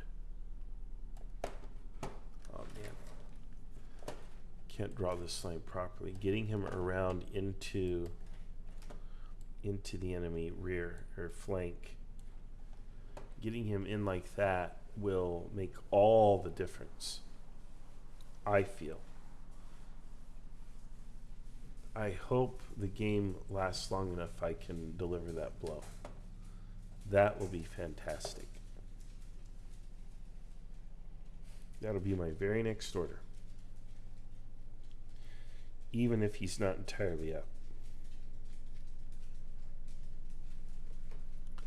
So right now we're going to try to stabilize the situation, and then once it's stabilized, we're going to throw a counterpunch. And then I think that'll be just about the end of the game.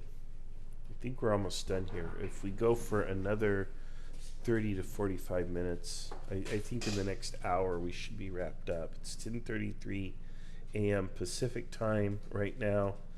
It's as much as 12 hours later for some people. But let's see here.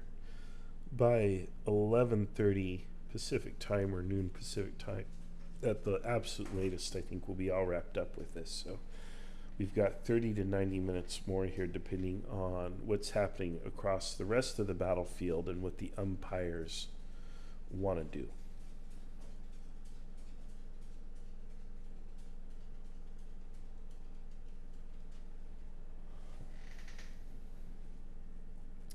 So let's talk about my superior's plan, at least in my sector. I think it was a good plan. It was a bridge too far. But this, the other thing we have to remember is my opponent, or my superior, had no way of knowing where the opponent was going to be, or even in what force. This isn't the modern day. And given the weather conditions and other circumstances, you could sit there and say, well, we should have scouts out. We should have scouts in contact. We should see where they're at. Not necessarily. Not necessarily. And if the two armies are kind of maneuvering into contact and such, then yeah, no. There's a lot of good reasons why we're not in contact. Better weather conditions, different circumstances, absolutely we should start in some kind of scouting contact, but we didn't. And given that, we gotta kind of make our best guesses and do the best we can, and I think we certainly attempted that. And that little 5-10% error in judgment made a lot of difference. And the lesson there is, don't be too harsh on historic commanders, because they're making their best guesses. All right, let's look here. We're in good shape. You see that? Falconet's in position. The enemy here's two commanders. The enemy's in position there, and he's getting ready to make a push. I do not see artillery, which is also nice. Let's order the attack. Let's see what happens. So, in fact, I could draw the order. So it is 09:15. The enemy cavalry has not moved. Your line have moved up. They seem confident. And Fauconet's troops are forming up slowly on the left. You can hear and you can see cavalry movement far away north of you. Mm-hmm. You see some cavalry, far away north of you. And yeah, that's it. See. Okay, I'll put my order in a screenshot.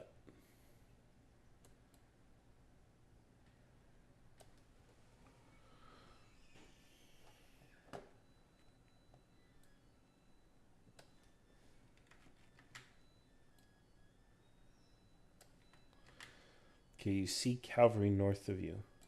I don't even know what that means, because I don't see cavalry north of me on the screenshot. Of course, I truncated the screenshot a little.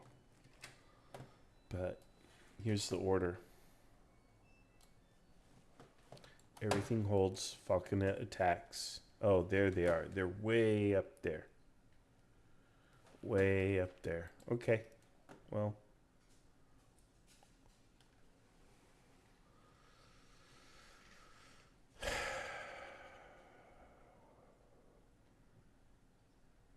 Let's go back to that screenshot.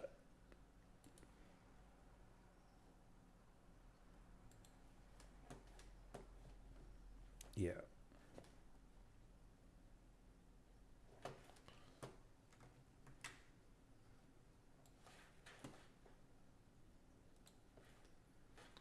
All right.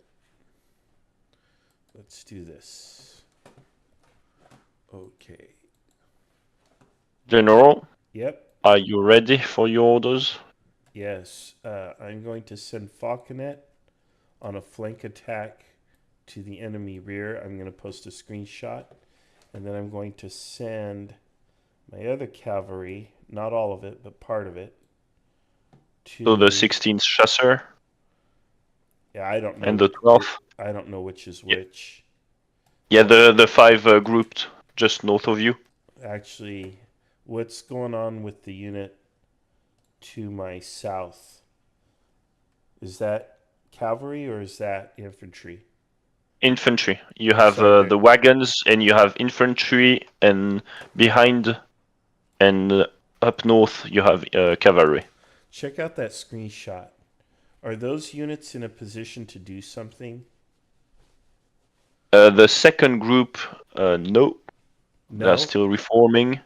Okay. The one, the west one. But Fauconet, yes, he can.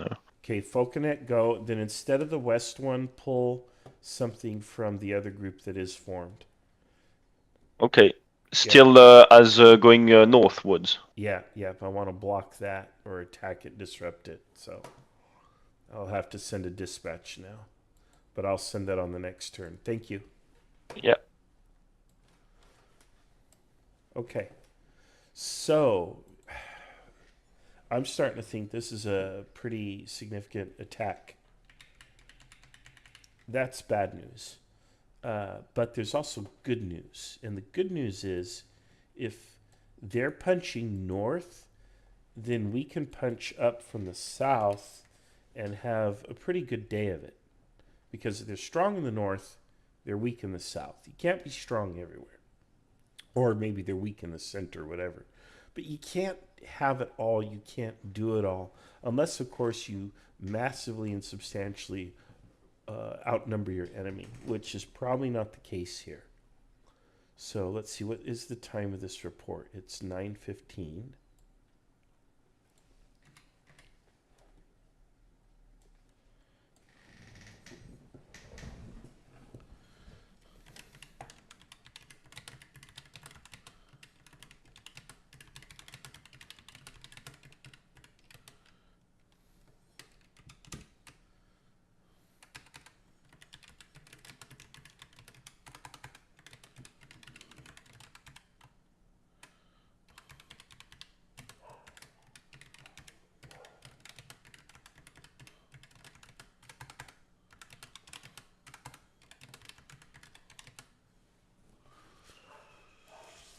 to my north.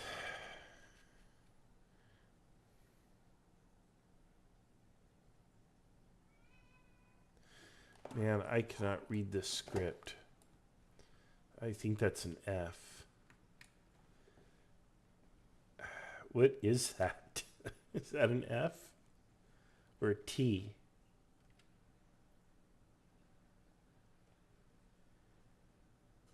F-N-D-O-R-A. F-N.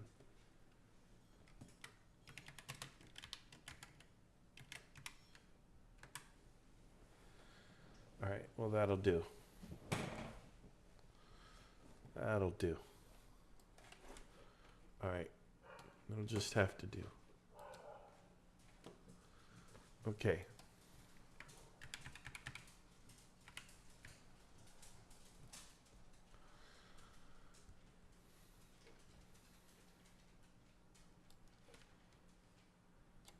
All right.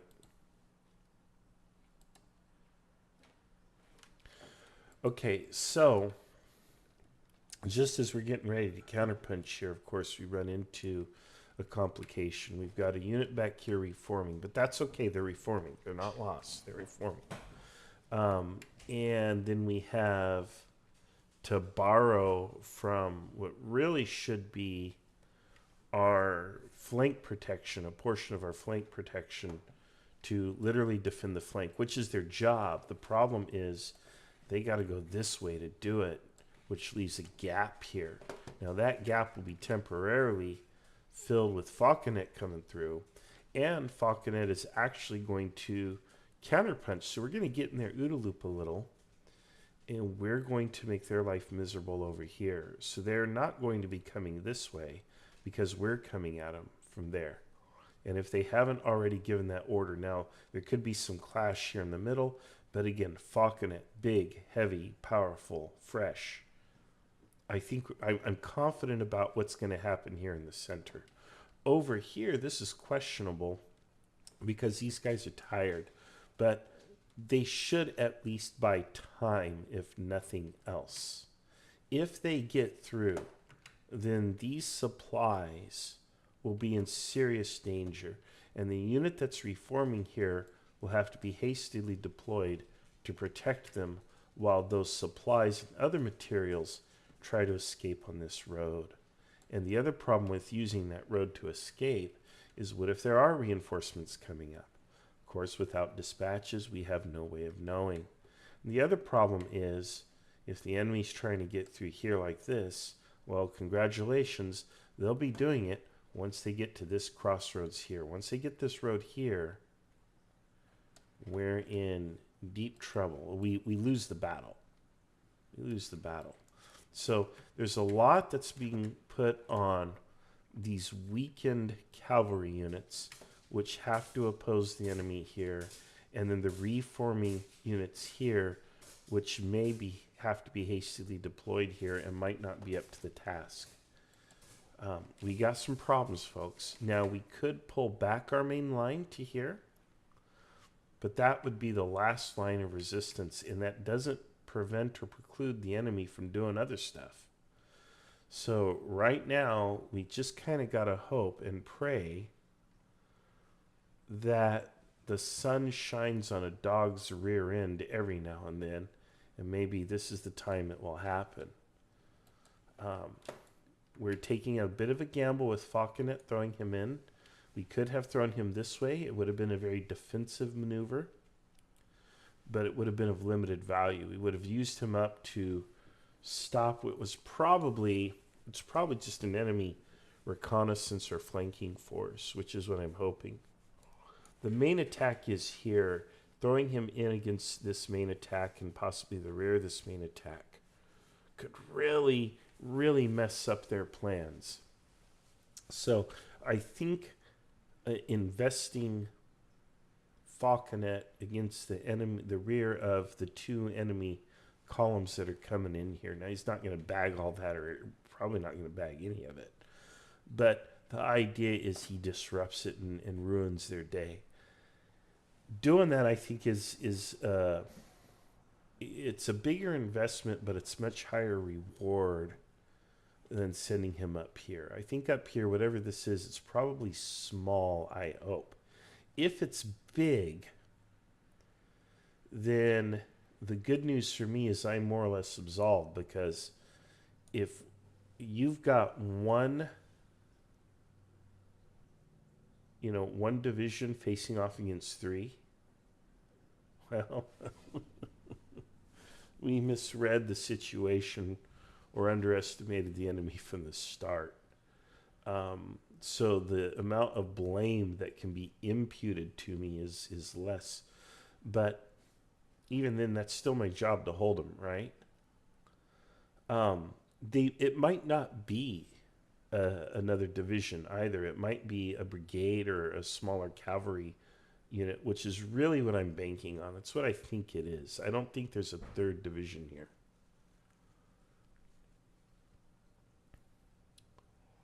So we'll see. Well, technically it would be a division, right? It's multiple brigades, but I don't know. I don't think it's as big and powerful. Because why would the enemy take a big, huge, heavy, powerful column and deploy them so far out of the battle just to come in on the flank when they're probably needed elsewhere? So, yeah, it just doesn't make sense. Now, I could be completely wrong.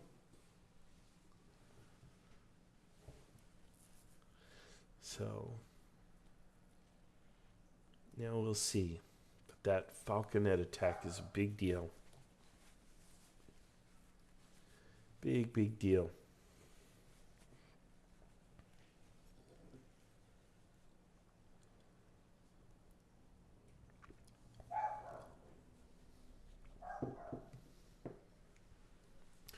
I will say I think the Empires are being pretty liberal with cross-country movement, especially with cavalry. But in general,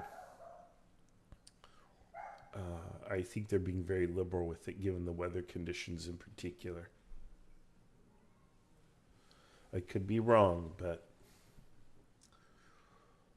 the good news is that liberty appears to be going both ways. So, okay.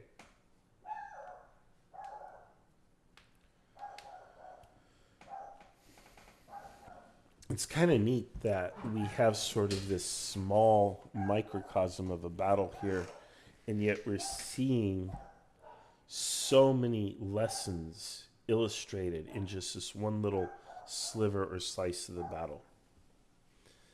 I've got a dog that's barking. You can hear her. It's Demeter.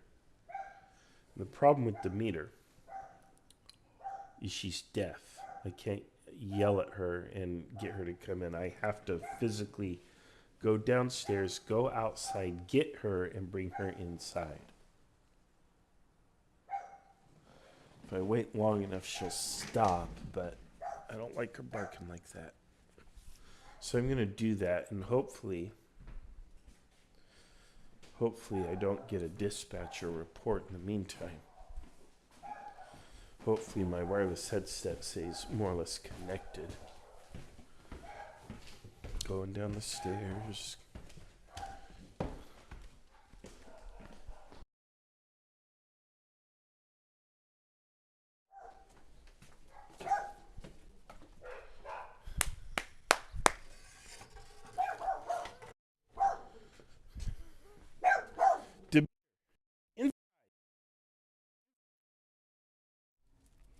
Come on. I know. You think the neighbor dog's there.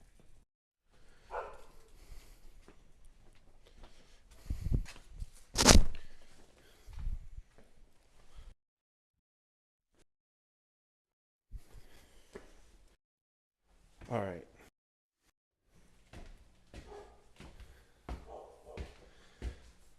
Well, hey, at least I got to go outside and get some sun for the day. Back to the Kriegspiel machine. No updates missed, so that's good. Hey, Demeter, come here, girl. Come here. Demeter. You'll come here in a minute. I know you will. Curl up at my feet.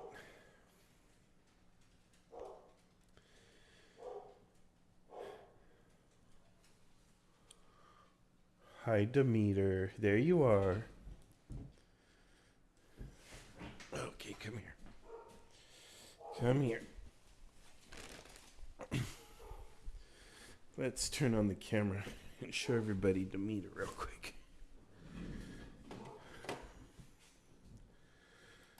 There we go. Here's Demeter. Yeah. You want to play Kriegspiel? Want to play Kriegspiel again? What do you think? Yeah, she plays Kriegspiel. She's not very good, though. I beat her 2 games out of 3. All right. We got another screenshot. It's turn 12. So we're reaching the limit here.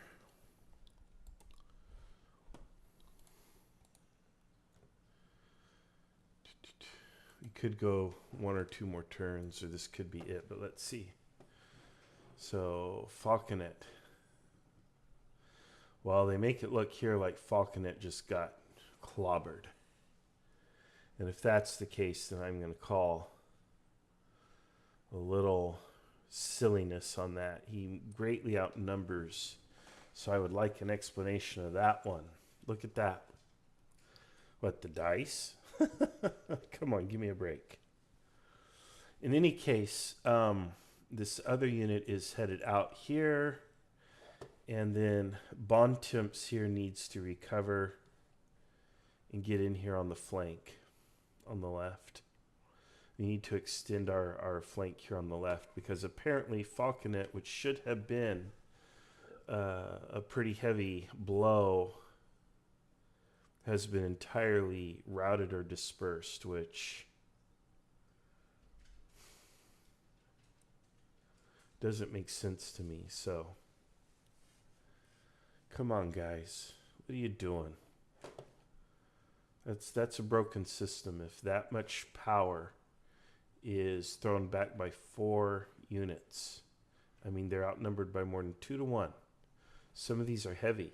Well, they're not heavy, they're at least medium. Man, extraordinarily discouraging. There's something wrong with the system. I'd like to see. I don't think the umpire table is being recorded, unfortunately, or and live streamed.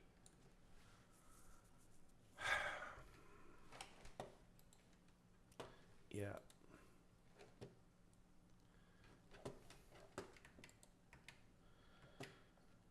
You're going to tell me all this stuff got repulsed by 4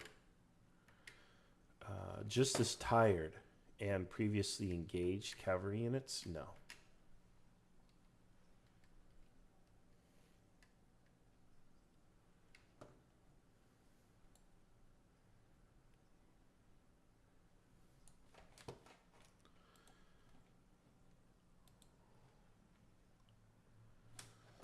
Okay.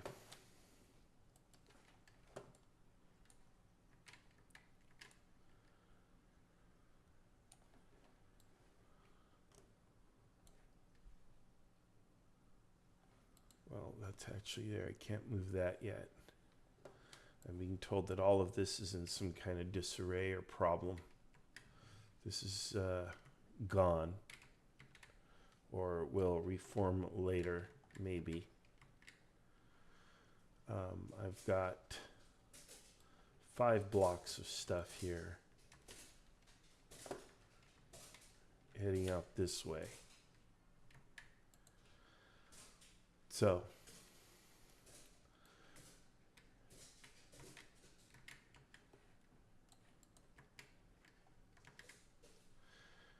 yeah, I am not a happy camper, I'll tell you that. It does not make much sense to me.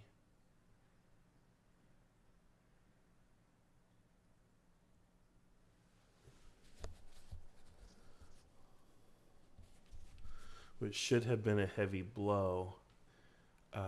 Yeah, this is a problem when you don't have human subordinates. You get mindless implementation of your orders. Yeah, so let's see what happens.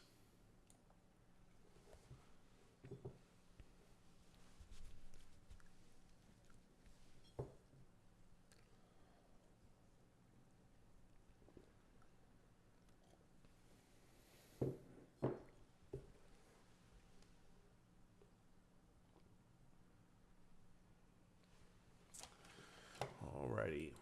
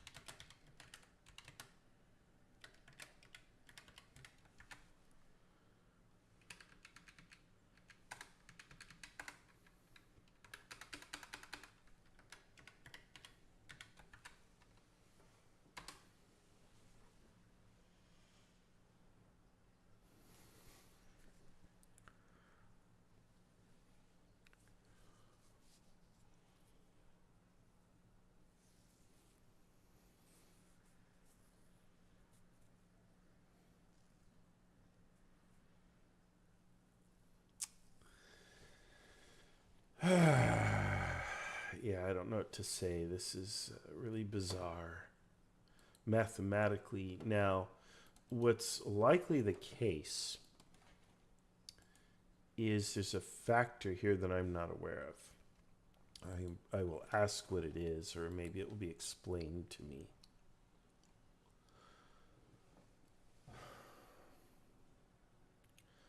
One of the things in Kriegspiel is if you don't want to be a slave to the dice either. Now, there could be, heavy artillery or something. There could be a bunch of artillery on this ridge here just out of sight. There could be any number of legitimate reasons why Falconet's attack failed so miserably. And I'll patiently await that explanation. That being said, if you have a system where you clearly have a 2-to-1, not to mention a what do you call it, classic cavalry advantage on one side or the other, and you end up in a situation where the vastly superior force is repulsed, and it's just because of the dice. There's not a justifying circumstance otherwise. It's like, well, the die roll. General, Yes, go ahead. you saw unpleasant spectacle or display. You saw your cavalry charge into the flanks of infantry in square and heavy cavalry that countercharge. They are now in routing mode Why would and he are fleeing. charge squares? The fog of war, I have no idea. Okay. All right. I'm not a battle marshal. I'm not a battle empire. I just I know. That's okay. All right. yeah. Okay. The rest of your line is still holding up firmly, and you see a lot of cavalry in your northwest, where you ordered your other cavalry group to form up. Okay. Well, That's it. send Bontemps to fill in the gap on the left of my line. Yeah. Order Falconet to the rear to reorganize and regroup. Otherwise, everything stays the same. What's the second part you said? You want to go Bontemps is to fill in on the Yeah. left. Falconet is to come to the rear and recover and regroup. Yeah. Okay. Thank you. Thank you.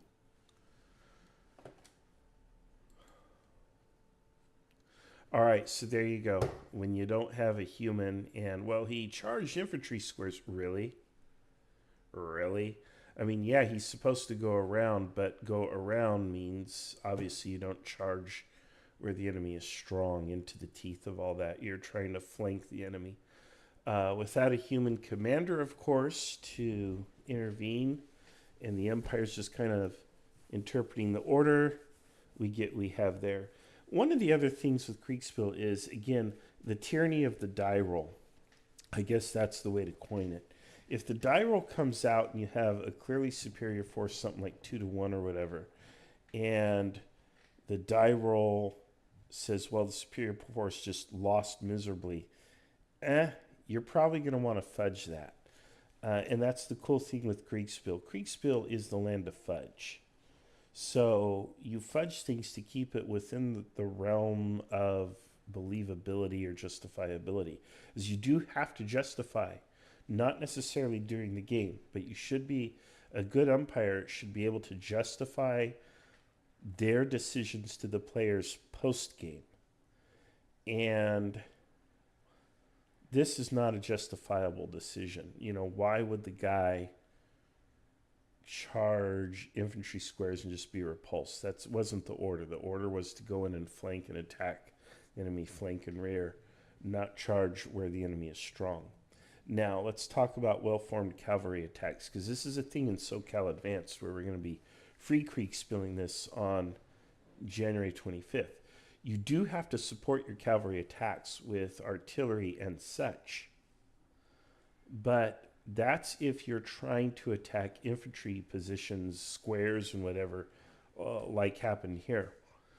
It would be my expectation that a confident cavalry commander would not just charge squares unsupported. So unless that order comes in, the order would not execute. The cavalry commander would go further around or would hang back or whatever. So this seems a little punitive and inappropriately so. So not happy, but whatever. In any case, I think this is the last or next to last turn here, probably, at least as far as I'm concerned. Offensive power is now squandered on an attack, which I don't know. It's not an attack I would have willingly made. Yeah, I ordered an attack, but not against. Yeah, I don't know, man. There's got to be a little bit more thought into this.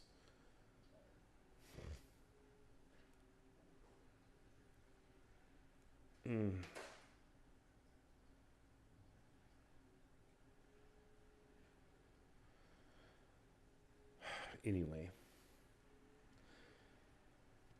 there is a limit of permutations that you as a corps commander or what have you can come up with, and you don't want to micromanage, and you don't micromanage your divisions and your brigades.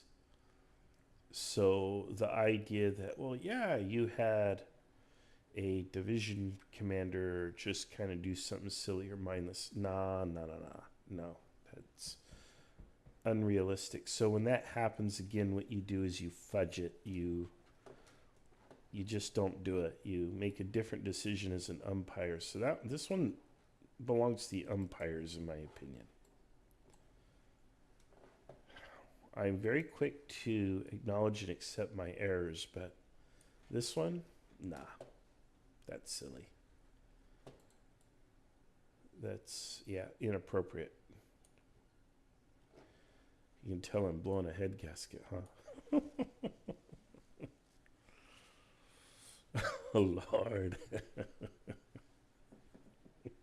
Still having fun, but man. I just think it's wantonly cruel to the player. I could be mean too, but yeah. You got to be mean in the right way at the right time, not. This feels arbitrary. Could be that they're moving real fast. Remember how I mentioned that pace of the game is really good. And it maybe the game's going too fast and there's not enough time for proper consideration given to player orders. So this could be a learning opportunity for them if they're open to it. It certainly is for me. So yeah, this is something that I think we need to kind of discuss post game and investigate. I don't mind losing, but I do mind losing when silliness is involved.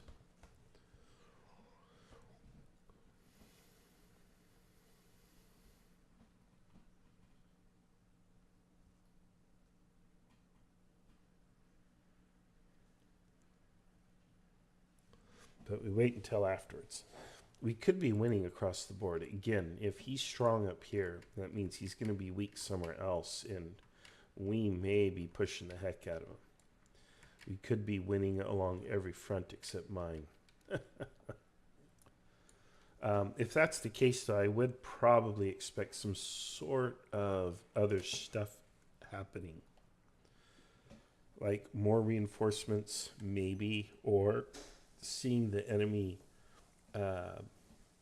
begin to face south with his deployments, because we're pushing up from his south. I'm not seeing evidence of either of those, but then again, I'm looking at a very narrow part of the battlefield here.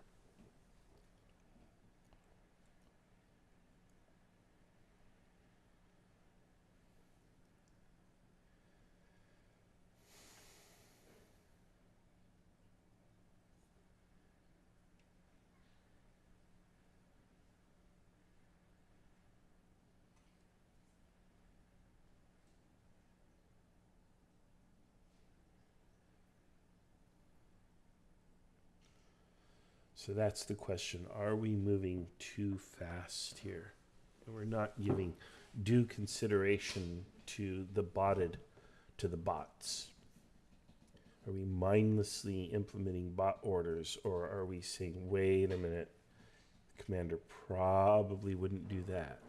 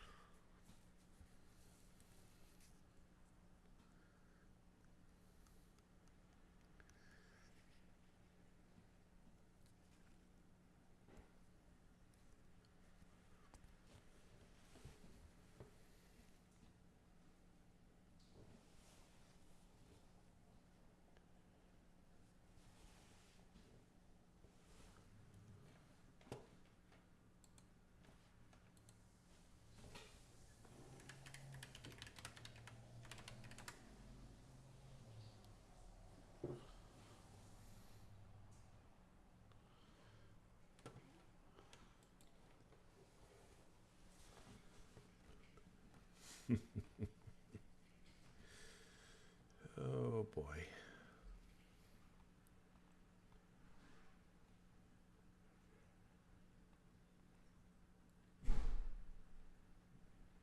So yeah, I'm pondering that situation. Not because of this game so much as I need to make sure that my players are protected from things like that. Now, in the grand game that we're planning for January, there will be human commanders there, so that's pretty straightforward.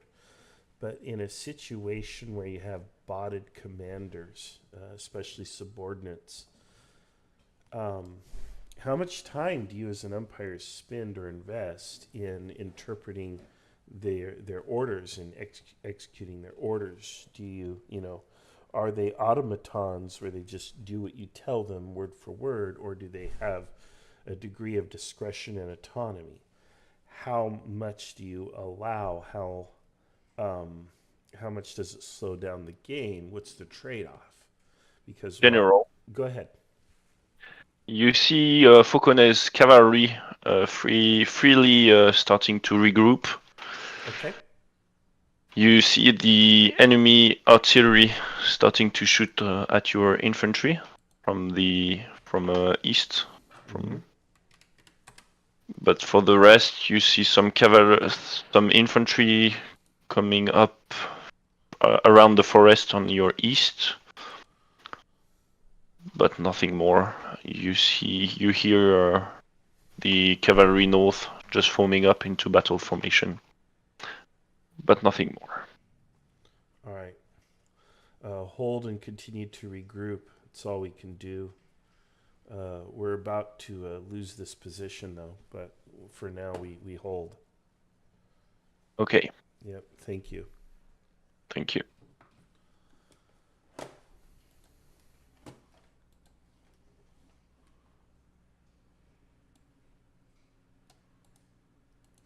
All right. It's time to send the dispatch I didn't want to send, but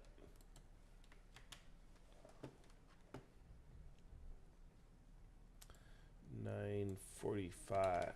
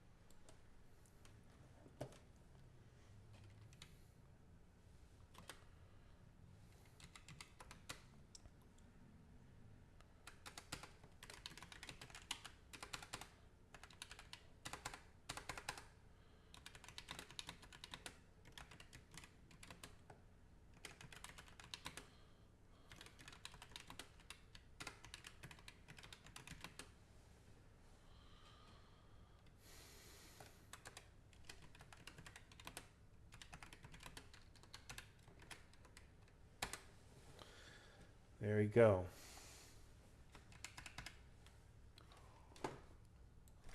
So, hope it's going well elsewhere.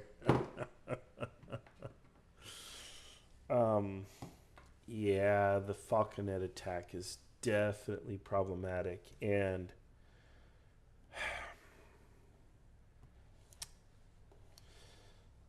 what else could I have said? You know, when you don't micromanage units and you don't want to micromanage units, what else can you say? And, you know, how detailed of an order should you be giving to your umpires for your subordinates then? Versus how much thinking should the umpires be doing on your behalf for your subordinates?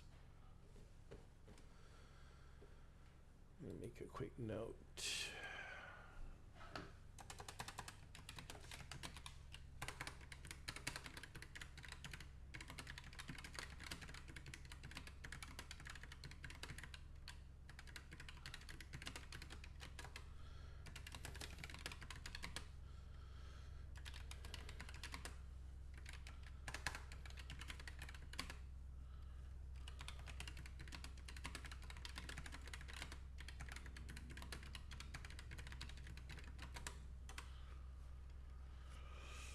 Yeah, I mean, I really think that's the two questions there. Number one, how detailed should your orders to botted subordinates be? And second, how much thinking should your umpires be doing for your botted subordinates? You know, because again, with both of these, there are trade-offs in terms of time.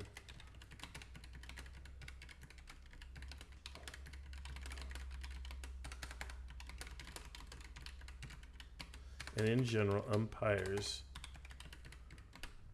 do not want to get between players and their results. Yeah, because you don't want to be responsible for the outcome of a battle or a skirmish or anything. That's why I do what I call turn scenarios 90 degrees, which means you don't have the historic order of battle in the historic deployments or coming in on the historic roads. You turn the map 90 degrees and you have everybody coming in on different roads if you have a historic order of battle. Or if you do have the map oriented correctly, meaning really you have everybody coming in where they historically did, and you change the order of battle or something, but you change something so that the players are not repeating history and they can't blame you as an umpire for the outcomes of things. And that's a really important consideration, because you don't want your players to put anything on you as the umpires. You want the players to own their decisions, and you want the players to, they're the ones who should get the glory for making the right call, so you don't want to cheat them of that either. So ultimately, you want everything to be, all the outcomes to be based on the player decisions. When it comes to something like a die roll, you think about it carefully and you modify the die roll if it's a really outlier result that you just don't think is justifiable. There were outliers in history, right? Pavlov's house and the grain silo in Stalingrad would be outlier results, right? Things that you would never expect to happen, but they did. But again, those things are known to us here 80 years after the fact because they were such incredible, rare outliers. In general, when you run a game, you might not want to allow any outliers in a whole game. You might allow one or two, maybe somewhere. But in general, no. You would adjust the results so you don't get that. So you don't want to be subject to the tyranny of the die roll either. If the die roll gives you this wacko result, the system needs to be adjusted, or the die roll at least needs to be modified, so that you don't get that stuff. But this doesn't look like it was a die roll situation. This looks like it's an umpire situation where the umpire, where we have an issue here, because again, we're trying to move quickly through the game to process as many turns as we can. In order to do that, you want players to give brief and succinct orders, not detailed or conditional orders. And then at the same time, you don't want the umpires to sit there and have to think a lot for the botted subordinates. The problem with that is, yes, you're saving time, but now you're getting idiotic implementation. Unrealistic implementation would be the correct term. I apologize for using the word idiotic, because the umpires are certainly not idiots, and I don't want to, I definitely take that back. But you do get an unrealistic implementation of the orders. And when I say it idiotic, I mean the bot is being the idiot, right? Like your commander's being an idiot. But anyway, I apologize for that. I don't mean to misspeak. But it's really an inappropriate, or what was it, the word? Unrealistic, interpretation of the orders or execution of the orders. And then you combine that with the die roll.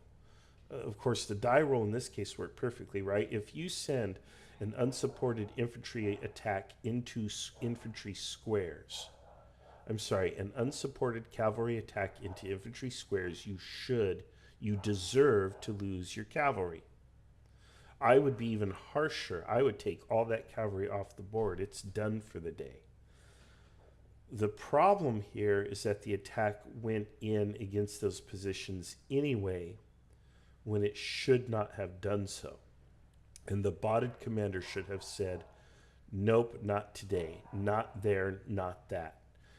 Which means the attack should have been at least suspended, or the cavalry commander could have reasonably said, we'll continue further on to the rear to look for a juicier target. But the one thing that the cavalry commander should have never done is execute the attack. Now, it could be said you didn't give a detailed enough order. But again, as a corps commander, how detailed of an order should I give? In general, you don't want your commanders to give branching logic orders or conditional orders to their subordinates, because there's no end to how long those orders can be. So we've run into a situation where we have a very efficient, fast-moving, smooth-running game, but it's almost a little too slick. And at some point, there has to be some sort of interruption, or somebody says, wait a minute, brakes here. Not do that. So whoever called the shot on this one, I don't know. Breakdown in communication or whatever, I don't know. But I think the umpires own this one. This is not a player decision here. All the other decisions, yes, players. You know, we were ordered to go a bridge too far. That's on the commander, but the commander's liability there is very limited, because what did the commander really know? You know, he did his best. He identified good ground, looked at the road network, identified defensible terrain, and said, go grab it and hold it, and then we'll go from there. I tried to do so. The timing was bad. You know, we just didn't make it. Okay, I don't really think that's anyone's fault. And then, of course, the enemy's inside my OODA loop. I try to retreat. I'm losing artillery, which is valuable. That's on me. But at the same time, my control over the situation is minimal. And that's a problem. I own that, right? Because if I don't have my paycheck is directly linked to my ability to control the situation, not my ability to blame my superior or the terrain or the enemy movement rate or the weather or anything else. In spite of all those things, I earn my paycheck by controlling my units under my command when everything else is literally uncontrollable. And I didn't do that. I didn't earn my paycheck. I can sit here and I can say, well, yeah, but I didn't do this. And you know what? I could be right. But again, I'm not paid for that. I'm paid for the control that I have over my subordinate units. I'm still responsible for the loss of those batteries, those squadrons of cavalry, and those wagon trains. I'm responsible regardless. That's it. The only thing here that I'm not going to take responsibility for is Falconet's unrealistic attack into a strong infantry position, well-formed infantry, which should have never been made, especially without artillery support. What he should have done was go further. But again, I did not issue a conditional order in the interest of time, and the umpires did not interpret the order wisely. And when I say wisely, I don't mean that the umpires are unwise. I meant they didn't interpret the order the way that a commander should interpret it, which again would be wisely, and say, you know what, this is a bad deal. We're not going to make this attack. And instead, they carried out the attack. And I understand, and I understand why the umpires would do that, but we're going to have to correct that. That can't be happening. Does it matter in the big scheme of things? Maybe, maybe not. You know, if the post-game debrief comes down on me really hard and the Falconet failure is the whole reason why we lost the battle and so on, then yeah, I'm probably going to be a little warm under the collar and have something to say about that, as frankly I already have. But again, it may be a very small potato in what is otherwise a very large feast of complexities and events. So,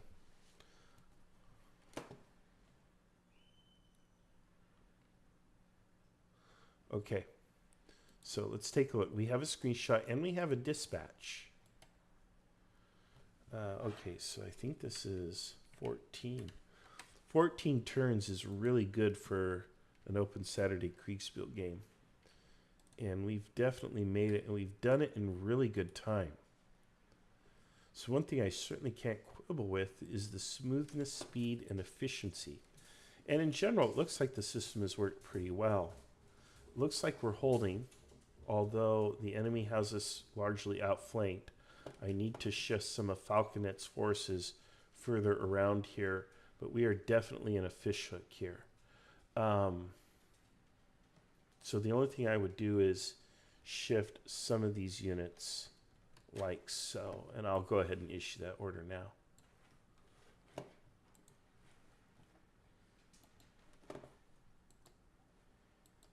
Let's So we want to.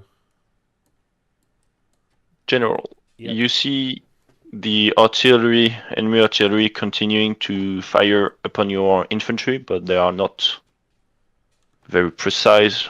You see Fauconet's cavalry reforming, and the 16th Chasseur, the 5U that were north, are fully rested and ready to do whatever. You see the enemy infantry east of you starting to form up into lines. And on this very cold day, that is it. You just also received the message from the south. Yep. Okay. All right. Here are my orders. Yes.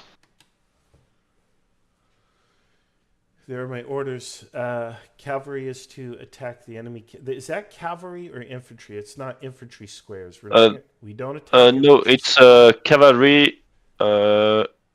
It's light cavalry, Attack light, it. and light. Okay, and then the other stuff is Falconet's remnants are to continue to recover, but we do need to send 2 or 3 or 4 squadrons to defend that road. I can't have him pushing into those wagons. So, Okay. even if Yeah, it's they're just a couple- regrouping. Yeah. Surely. But yeah, we're gonna make that attack. Everything else just hold. Okay. But yeah, we don't attack squares. Yeah, It's not your but fault. you are French. We are French. Don't forget. Do not forget that. That is a very important thing. See you in a bit. Thank you. All right, let's take a look now. Now, I have a response to a dispatch that was earlier. So from 9:30, so he would be responding to probably this one here. He's probably responding to that. Now let's take a look here. Because he sent his at 9:30. Understood. Enemy is bloodying his nose along our line. I've just issued orders to ELOO South to commence their attack. However, they will first have to deal with the enemy cavalry division in front of them, but the timing should be perfect, hitting them at the head and rear of their column to then advance north and support the center as planned. So that's good news. With the assigned support of Brigade Fauconet, conduct the toughest retiring action you can. The Republic's eyes are upon you. Okay, so we're doing this. You know, we're not giving up the position. We're going to hold it, and they're going to really have to pressure us to force us out. But I am worried about it.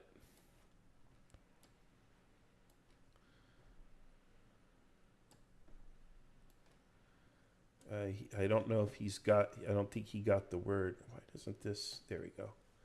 I don't think he got the word yet that Falconet screwed up.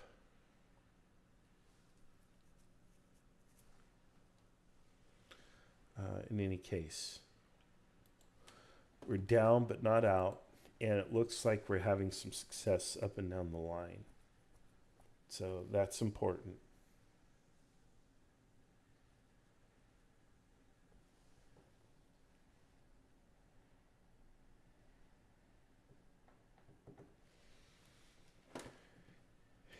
It's interesting, though, with this detailed orders umpire thing, that we find an issue in the system. It's actually a really cool problem to have. As cross about it as I am personally, it's a great problem to have because it shows that the system is so slick, fast, smooth, and efficient that we've run into a new problem. It's like having an airplane that can potentially break the sound barrier, but now you're running up against, you know, instability issues because the airplane is just so fast and powerful. This is where we still need to punch through the sound barrier, though. And we've hit this barrier where we're just moving a little too quick. But you know, we really don't want to slow these things down. So it's a tough call. I don't know what the fix is. You know, the fix is really just umpires having to pause and carefully consider things and not carry out what would be what would normally be a reasonable order, but carry it out in a harebrained fashion. Don't want them to do that, you know? You don't want to turn a reasonable order into a harebrained order, because circumstances change, and yeah, I don't know. It's dynamic, and oh man. I can't be, and here's the bottom line, I can't be Legrand and Falconet at the same time.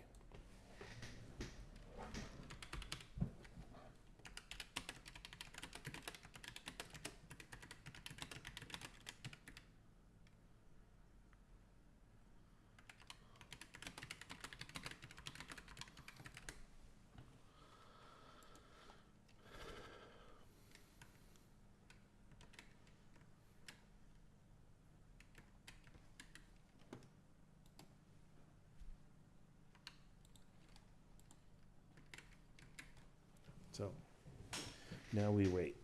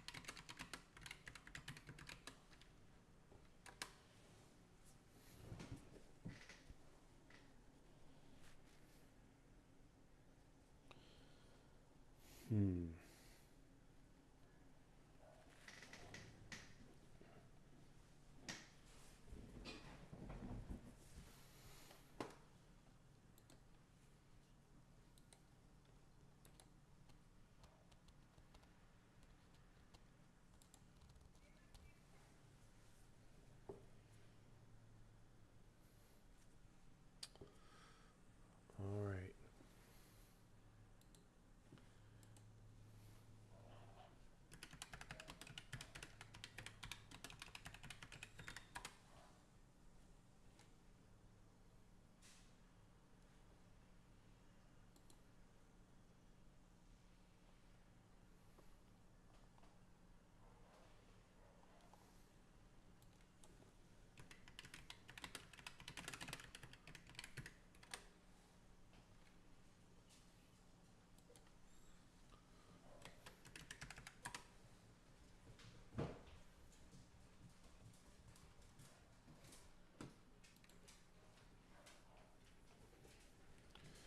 All right.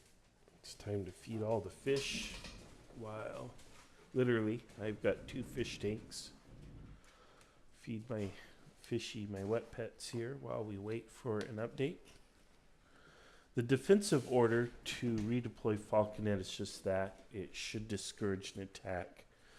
The gamble or the attack of my cavalry against the enemy cavalry is just part out of frustration. The emotions are there. But I do think it's a reasonably justifiable attack to strike against his lighter cavalry that's formed in opposition to mine. And I have the chance of kind of catching him on a flank. We'll see what happens. Let's go ahead and open that screenshot again and show you. Fisher fed. Open with photos. So yeah, so right here, using these guys to attack these guys here, I think that's a reasonable thing. Here we may be subjected to the tyranny of the die roll, and the die roll could go against us. That's fair. You know, that would be really the tyranny of the die roll. That's, you know, it could be the case that we just lose that engagement 5 on 4. We do have the advantage with heavier stuff, but you know, it's within the realm of plausibility that we don't win that. Moving a couple units or more here to block should discourage these guys from doing anything funny. This stuff just has to hold. It's the artillery. But as long as there's not an infantry attack behind it, we should be okay. I'm assuming these are units on the reverse slope. I don't know if they're squares or what. I can't really make it out. But I would assume that's okay there, whatever that is. So it looks to me like the line is kind of holding for the moment. He may be played out to some degree, but it's that artillery, man. That artillery that's bugging me. If this were to like go all day or something, I would say, man, I need guns up here. I need artillery. But we'll see. If this goes our way, then this here might have to retreat too. That could turn the tables. In fact, this could close out the battle. Because if the last chance he has is to flank me, and really I think we have parity for the most part. Where he has his advantage is the artillery. And the artillery can only do so much by itself. If his infantry is not particularly powerful, and he's not brave enough to go in, then there you have it. What he needs to do, if I were him, is concentrate artillery fire here and bring an attack in over here. That's what he should be doing with cavalry support. You know, if he can do that, then he's got me. The problem is, I got a lot of dudes on a lot of horses here. Now, those dudes and those horses are not in very good shape, especially after attacking squares. But I have them. In SoCal Advanced, I would not have them. In SoCal Advanced, just, you know, again, historically, cavalry could not just sit there and charge around all day. Usually you got one good charge out of them.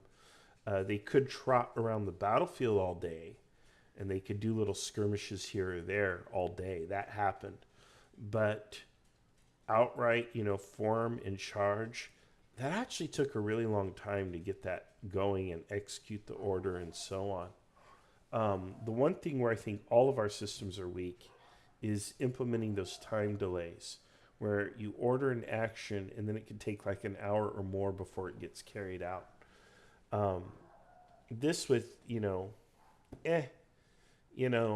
close enough, but yeah, Falconet's attack should not have gone in as fast as it did. That doesn't matter. I ordered it. I mean, I'm taking advantage of the system, but the system should, I feel, impose a bigger delay on big movements and operations like that.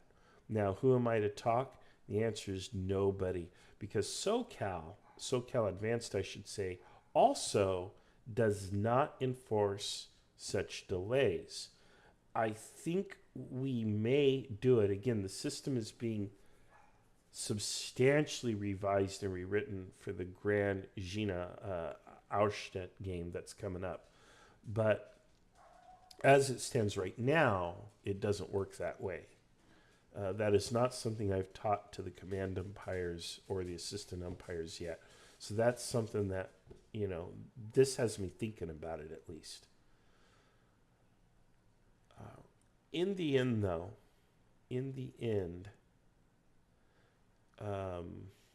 I don't know. I think it's okay, though. I think we may have them held up here. Even if this attack fails, I think we have enough power to kind of stop them. They're certainly not coming around to our north. If they're engaged along the line, this isn't the main attack.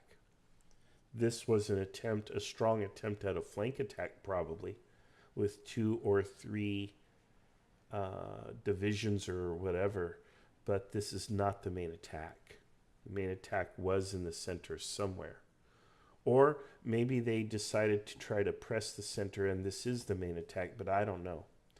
But I would think that we've got them here. All right, we got another screenshot, so let's see how it turned out. This is the 15th turn. The time is now 10:15 game time. Let's have a look. Let's hope that we got a little bit of luck here. Now, even if we didn't, oh well. And look at that. We win. So it looks like now it's his turn to run away. So he lost here. We defeated him here. And it looks like we fought him here as well. So he is retreating here. And he is retreating here. That's excellent. Now, if our units can recover, I can at least take this detachment here and try once again to counterpunch. Might not, though. Might not. It looks here like we've rotated some units. Remember how I drew those little things along those squares? It looks like here the units that were online and these 2 units just moved up. Now that puts time pressure on us. And in reality, I would probably be pretty hot to trot to do this. But since we're playing a game, and the game is probably about over. General, Yes. at least some good news. Yeah. Both of your cavalry, the one charging and the one who held, have pushed back and even forced the Austrian back. Mm-hmm. Your infantry is still taking some casualty from the artillery, but you can hear them starting to be a bit shaken up, but they are still holding. Okay. Those squares that I have behind the line, are those my reinforcements? The big squares with the cross, the circle Yes. with the cross. Yes. No, that's wagons. That's baggage. Okay. You have, I think, quite a lot of ammunition and food and stuff. But no, that's logistics. Okay. All right. I'll come back to me for some orders. Okay. I'll be back in a minute. Yeah. Yep. And just because you have some infantry that fell back due to the. I saw that. Yeah. Yeah. Yeah. Okay. So I will be coming back for orders.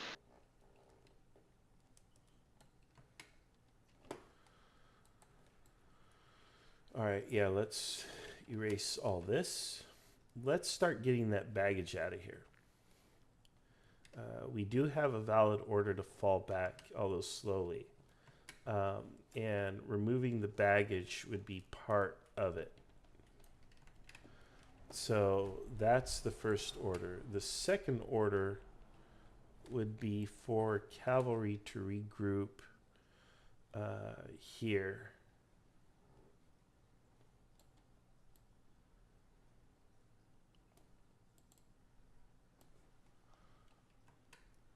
Okay.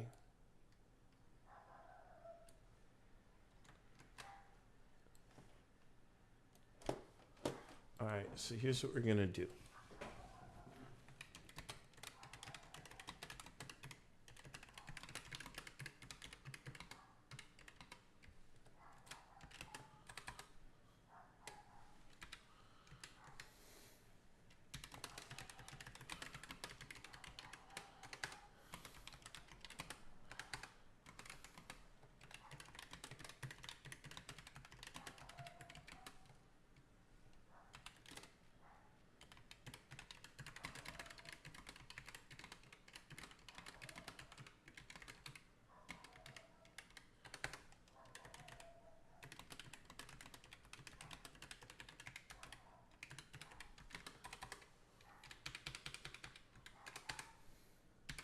Okay, so here's the deal. If the game goes two more turns, we can do something fancy with the cavalry, which you'll see here. You see here how this is where the cavalry is to regroup, and then the baggage is to start moving out. Okay, moving out the baggage removes a target, bait, if you will, for these guys in the north, and removes some of their incentive to push on me. Now, they're probably not seeing it, but they know it's there. They can smell it. And they're trying to get through to it. By removing it, you know... General. Back. Okay, go ahead. What are your orders? I saw that you... Okay, the baggage is to begin withdrawing down the main road towards the rear of the army center. If there are army units on the road, the baggage is to yield right of way to them. Do you know what that means? Yes. Perfect. Okay. Where I drew the C in the circle, that's a copyright, so the enemy can't go there. It's plagiarism. Okay. Otherwise, I want the cavalry to kind of concentrate there and recover for future orders. I'll be giving them an order on the next turn or two. Just those who charge, or all cavalry? Most cavalry. You know, obviously we should leave 2 or 3 cavalry in places to block the roads, but the rest of the cavalry, mostly Falconet and those 5 that charged. The 5 that charged and most of Falconet, just have them recover there. Falconet can leave a couple weakened cavalry units on the road to recover as well. Okay. But I want to concentrate my cavalry force there under Falconet's command.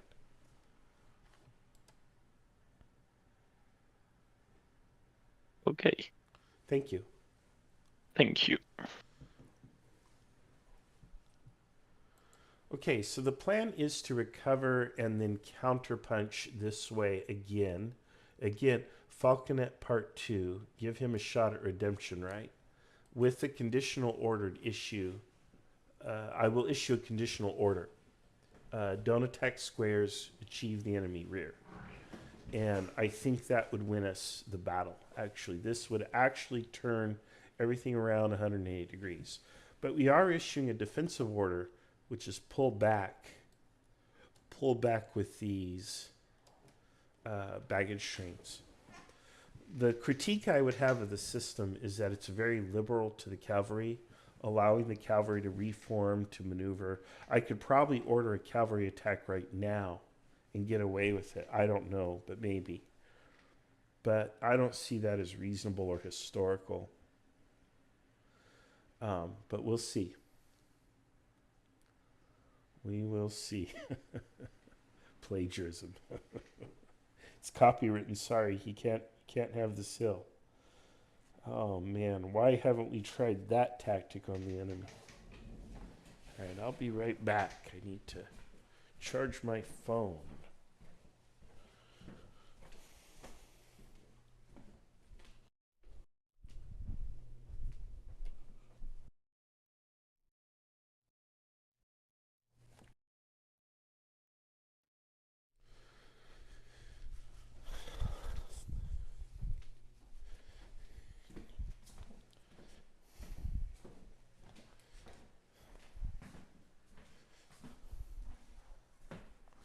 Okay.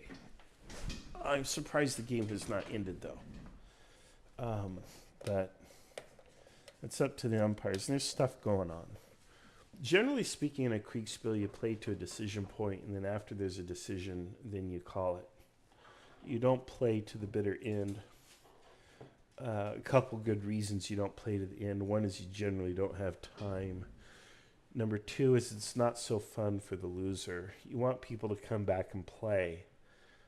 You don't want to humiliate people. You don't want to keep kicking and beating and stomping and smashing and breaking and destroying. And you know, there's only so much of that you need to do.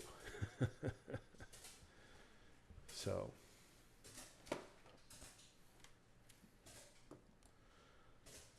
I wonder if the Austrians pushed too far, or if I got lucky, or what. I don't know. I don't know that I got lucky either. I think making that cavalry attack was reasonably justifiable. I think I had enough force with enough cohesion to justify it. So, and it worked out the way it probably should have. What surprised me is that here in the south, we got that little attack from the enemy, or they at least retreated or whatever. That I didn't expect. I would have been content with them just kind of holding down here. But instead, they apparently attacked or did something. But now see, they're moving that way. They're in retreat. So, we're going to gather right here. We're going to try to recover and whatever. And then we're going to try to push in again. And it would be fun to get a second chance at that. We might not. The game might end before we do. But it would be fun to get a second chance. And ultimately, I don't actually have to attack. I just have to push into the enemy rear and threaten the rear. And I think that would actually do it. So that will probably be the order, which is push and threaten the enemy rear. Not necessarily attack, because we saw how that goes. But gain the enemy rear. Yep.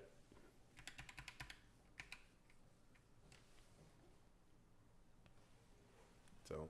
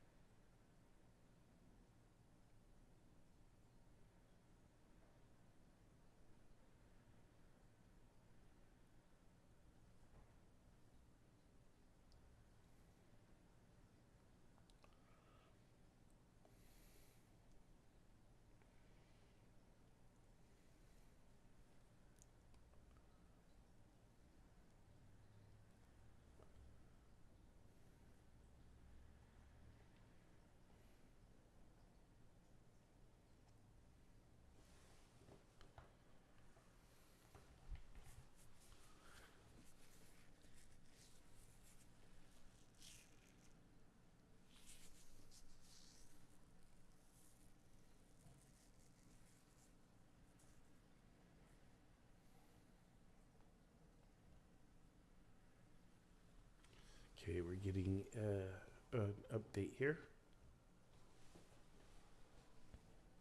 My umpire is typing in my Discord channel. Maybe he just pasted the image and it hasn't come through.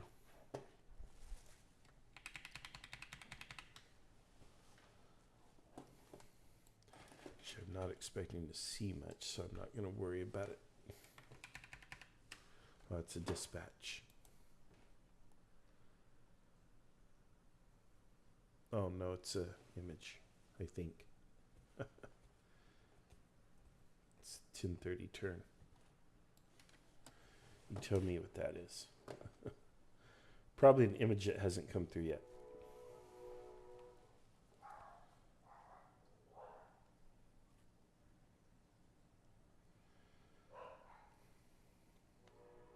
Not expecting any surprises this time. I think the enemy's largely played out. So let's take a look at that. General, Yes. you see your westernmost cavalry unit being charged by 4 heavy cavalry units, but they with their talent and being way more light cavalry, they escape most of the fight. The Fauconnet's unit are mostly ready, and for the rest, your troops are just waiting for the enemy to advance, and that is it. Okay. Let's see here. Yes. Go ahead. Just come on back. I'll be ready.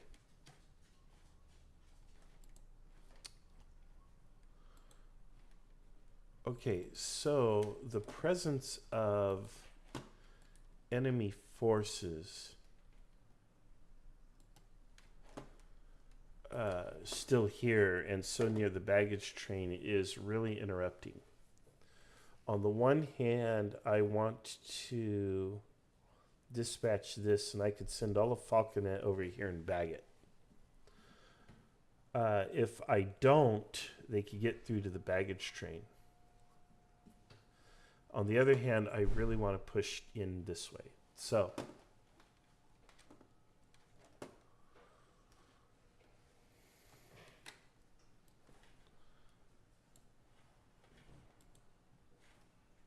let's do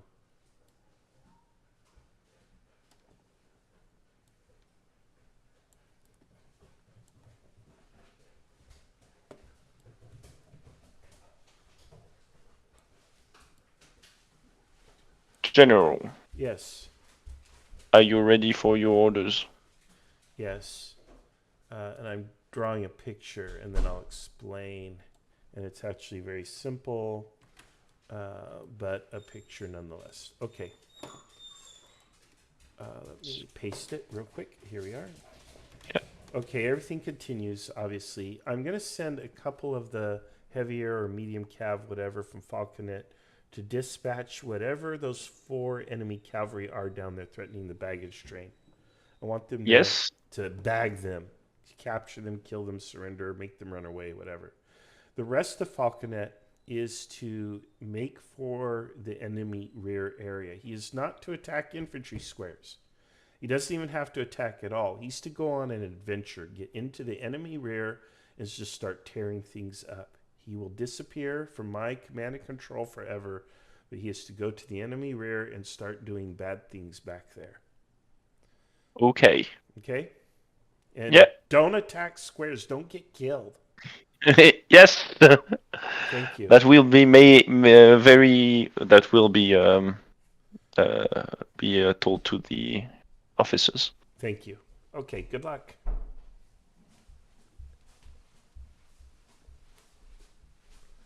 All right. All right, so there's our orders. That's what we're doing. The problem with this order, and it's a big problem, is we've left ourselves entirely open and vulnerable to everything up here, which may or may not react or respond. I think we have a little bit more time before they push in their infantry anyway. What will happen is if they do push in, we've got these horses here, and ultimately we'll have to retreat. So if they attack, we'll have to retreat. I'm kind of hoping that pushing Falconet in creates enough of a distraction that they freak out and do something. What's left here, we'll begin screening the baggage train. That baggage train needs to move. But again, at the end of the day, you can replace tins and biscuits. You can make more ammunition. There's more powder that can be made. All of that stuff can be done. And again, this is also a sideshow. You know, the enemy's going to do crazy things here because they feel empowered to do so. They can. But this is not where the battle's going to be decided. I think the battle's being decided on the main line. And it seems like we're bloodying them on the main line. And hopefully my friend Achilles down here in the south is pushing in hard and, you know, reaching these phase lines or whatever here. These are actually, divisions. These light blue, the light blue here, these are routes and avenues for advance and attack. So, what town is this?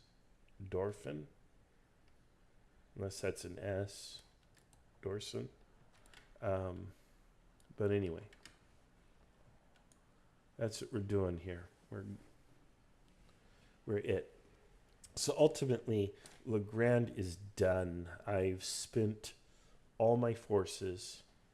Hopefully, this last big gamble will pay off. Alia iacta est. A Caesar or nothing, right? So hopefully that pays off. But we're kind of done here. We certainly don't have any more offensive power. We only have the ability to defend, and that even at less than full strength. So if we were to suffer what we call in America a full court press, a full court press comes from basketball, the sport of basketball, where every single player pushes in towards the basket against every single player of the other team. If they were to do that, then I don't think we could hold. But in order for them to successfully do that, they would have to, first of all, successfully coordinate, and second of all, they're probably assuming that this is going to be there, just like I'm kind of assuming he's going to be there. So unless he's already given an order or has it in his mind, he's going to push this way. We have it. Now I'm gambling, but I think the odds are 60-40 in my favor. So we'll take the odds. This was his push down here, and it got repulsed. So if I take these units, reinforce it with these, and push, that should give him pause up here. This is infantry, not cavalry. So it's not going to cover all this ground in such a short time. It'll be a little slow covering that ground. So we'll have time to kind of respond and react. What really concerns me is over here. Now his batteries are out of action, which is nice. These units should be recovering, maybe. But ultimately, this here is the problem.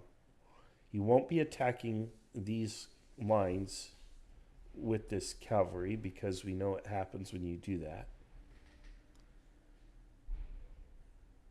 So really, we just got to kind of hang out here and see how it plays out. Now we're running out the clock. We're waiting for the game to come to an end before the enemy can really do any harm to me. And I'm hoping that my dispatch of falconet to the rear area scores a basket or a touchdown or whatever you call it, right? Home run. Oh.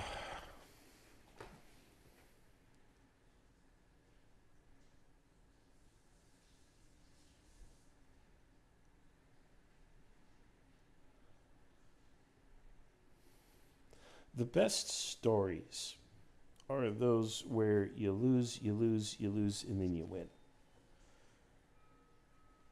So, hey, maybe we have a great story here, courtesy of Falconet's harebrained attack on squares. But we'll see. This is a hard-fought battle for sure.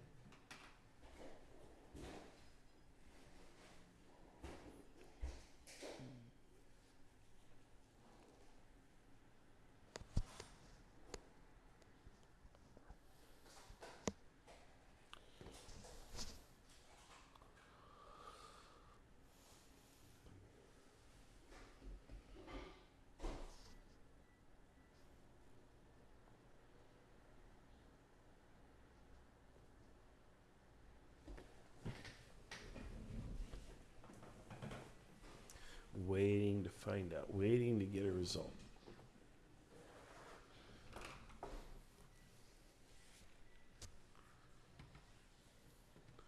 All right, so that was at 11:55. We got about 4 more minutes to the next update, as smoothly as things have been running.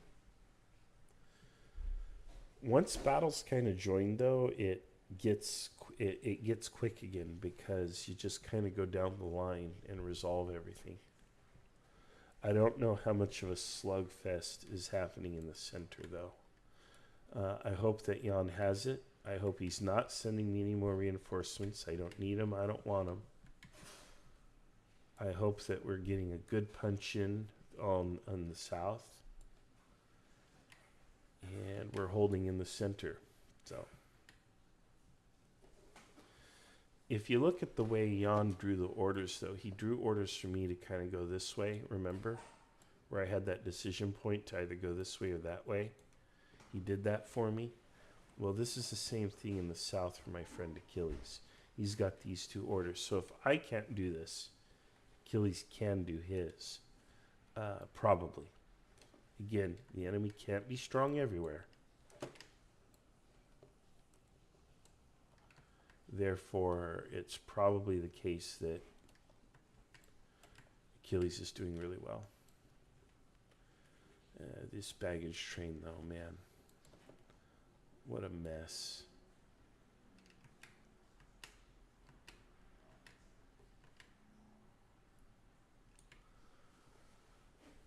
I need to send a dispatch after this, my next turn, but I'll wait for one more update. I might need to give more than one order.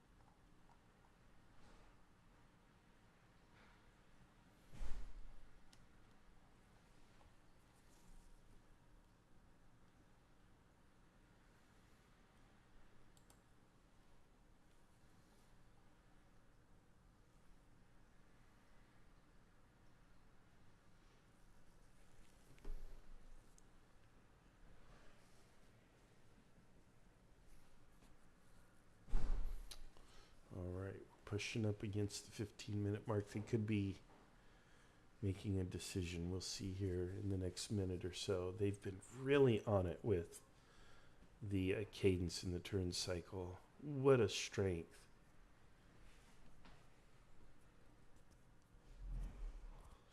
Almost worth the Legrand attack, huh?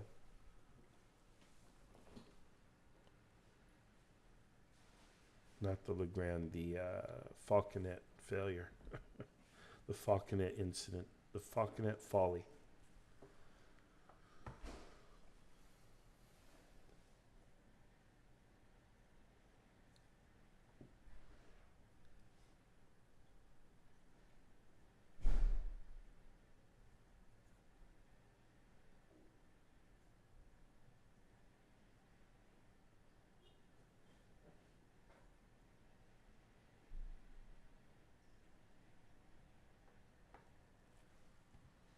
And there it is. There is the screenshot. And it looks like the enemy has held. However, it also looks like we're about to be opposed by overwhelming force. We're about to get crushed. So maybe Falconet made it through in time. Who knows? We'll see. But let's go ahead and show you the image. All right, so let's take a look at what we got here. Let's go ahead and just do this so we can draw on it. All right, Falconet. Oh, Falconet's still here. Where did his guys go? They have pushed with their infantry, so that's going to give way. It looks like the wagon train is mostly away. I don't know. Maybe Falconet didn't get through. We did repulse him here in the south, so we've done a good job here in the south. So that's good. But here, we're in a lot of trouble. We're in a lot of trouble there. I can send these guys forward to help hold. And that'll probably be all I can do. I won't do anything. Maybe I should. Yeah, maybe push. If he's weak, let's push. So let's do this.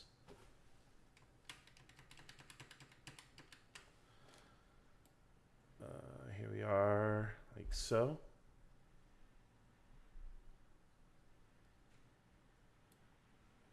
Here we are, like so.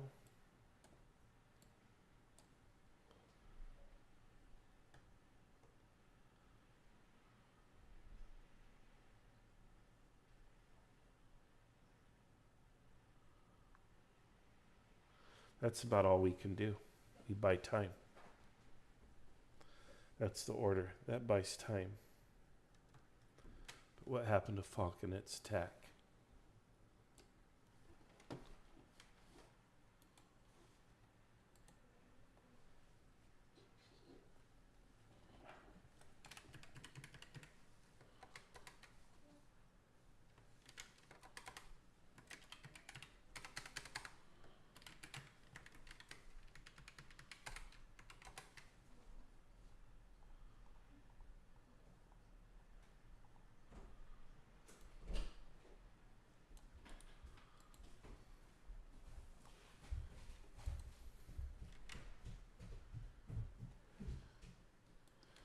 Okay.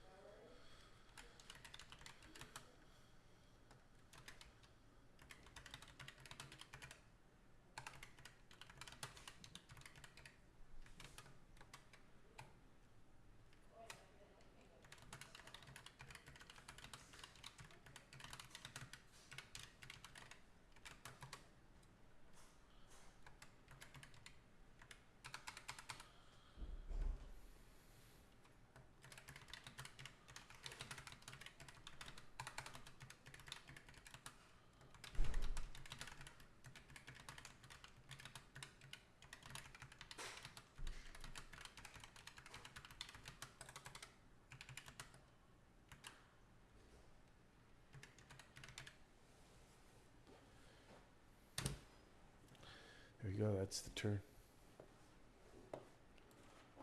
That's the turn. All right. Okay, so we're still holding, but the enemy is pushing. He might not have the numbers he needs, though, to really make a difference. He does have a lot of cavalry, though. And he does have some infantry up here. This is infantry right here. So that's a problem. The baggage train is almost out of here, which is good. That way, if we need to fall back, we can without giving up more of the supplies. Save those tax dollars, guys. So, in general, we're holding here and here, and we are getting out here. And in about an hour, this road will be open if we really need it. We don't want to yield it, though, if we don't have to. So right now, we just hold. Now we hold and see what we can do.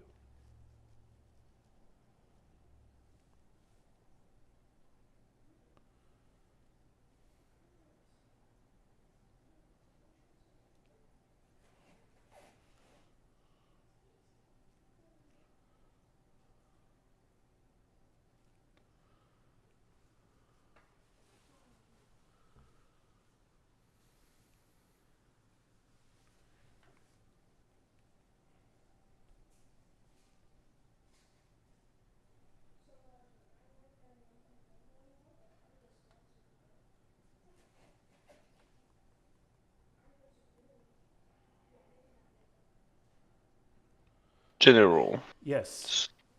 Oh. I see, but to make sure you want the cavalry to continue pursue the heavy cavalry, Yeah, if and they're for the rest of yeah, they're on the run, so push them a little. Yeah, push them. They're on the run. Push them. Mhm. And then in the center, we need to reinforce with those 2 infantry battalions or whatever. Push them back up online to reinforce the other 2 that are there and hold. And Okay. then I've sent a dispatch. Did Falconet's Yeah. attack go to the enemy rear? You saw the cavalry disappear in the that- middle of nowhere. Okay, thank you. Perfect. You will maybe or maybe not receive intel. Okay, no, that's okay. Thank you.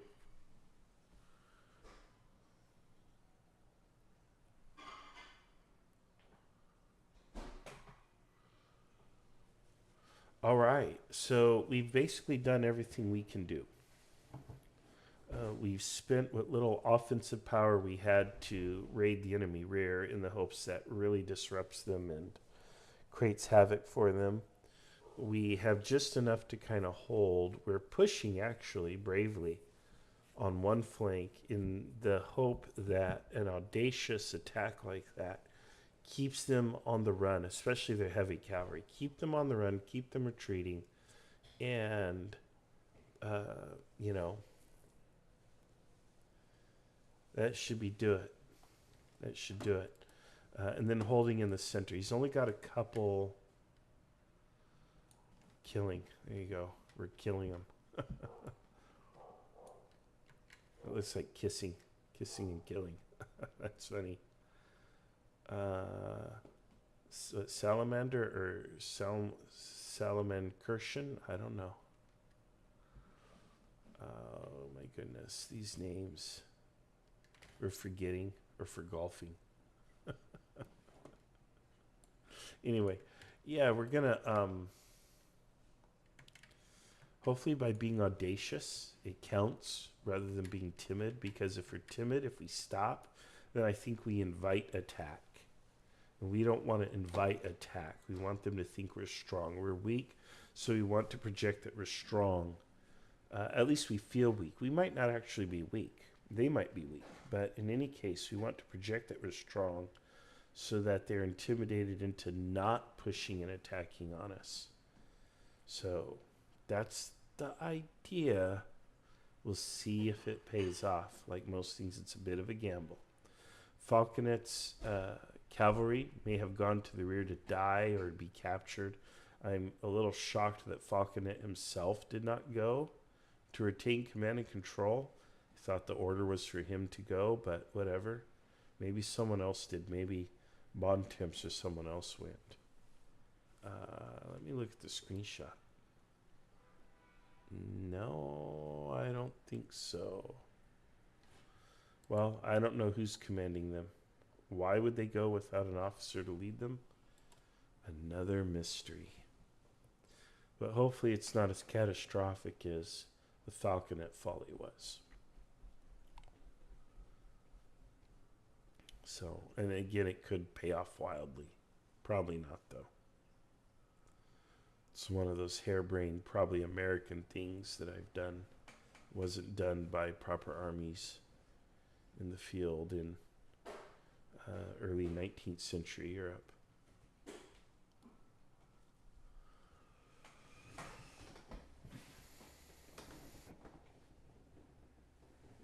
Oh, I am done, though. I am ready to wrap this one up.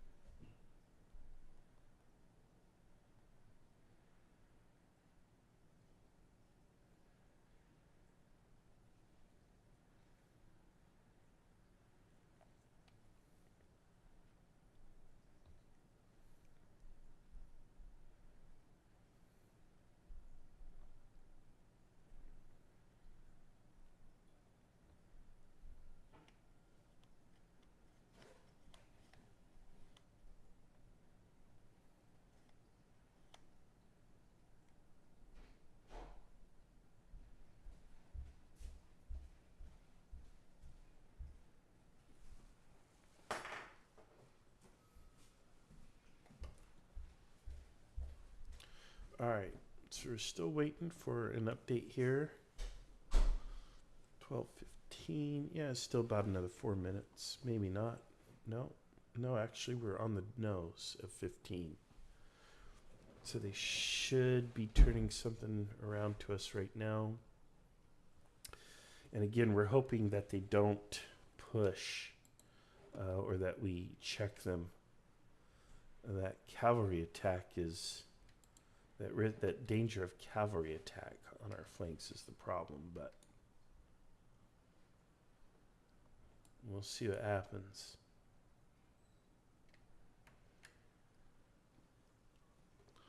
Hopefully we don't.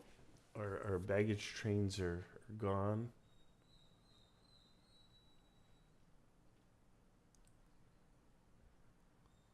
All right, and here it is. Like clockwork, man. Could set my clock by this.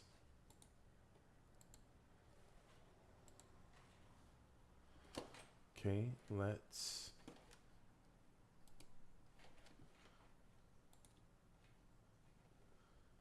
look like a small screenshot. That's a tiny screenshot.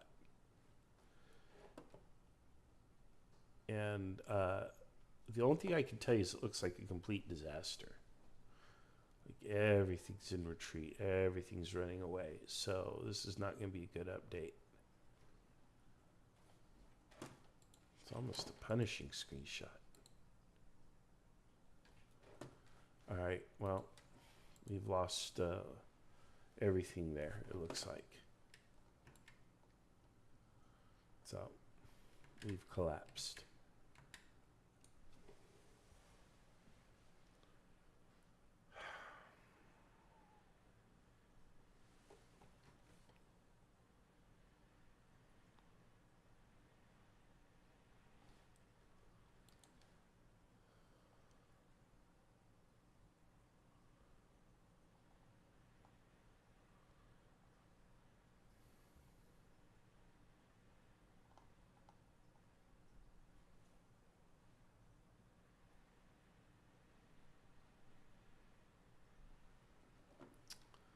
I don't know how we go from having a decent line to collapse, but we'll see.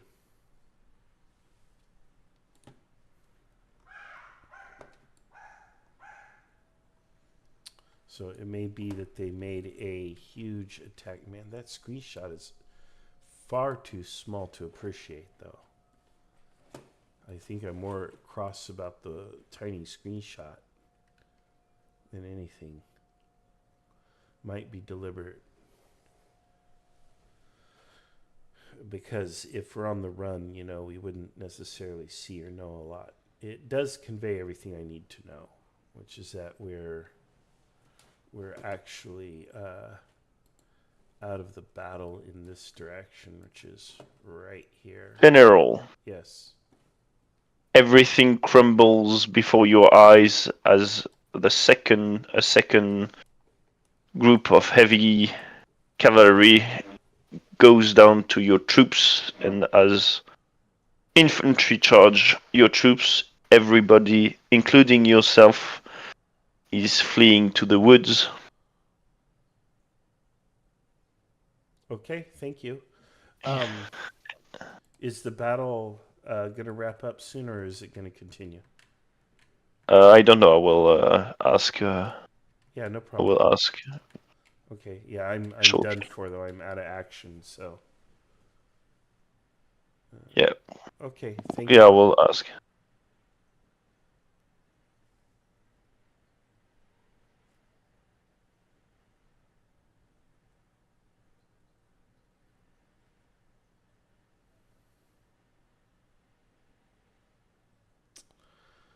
Well, folks, that's it. I wish the screenshot were better quality. I don't know what to tell you about that. Because it makes it really hard to share and discuss. But what you see is you see all the units. You see the little red dots. Those are bad. Obviously, it would be worthwhile to see the global view and see what's really happening, but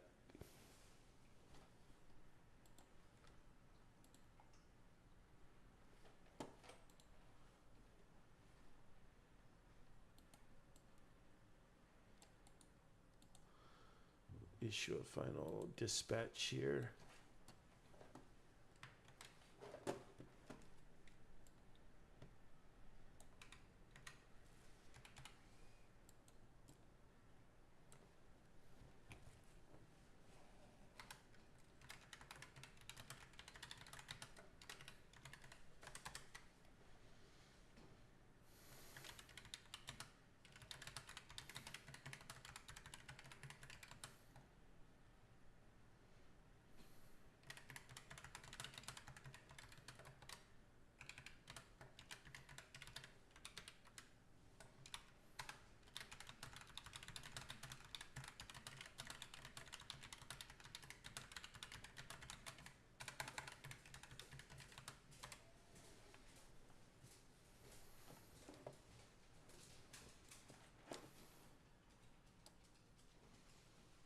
All right, well, that's the end of it, my friends. I don't know if they're going to call it here or what, but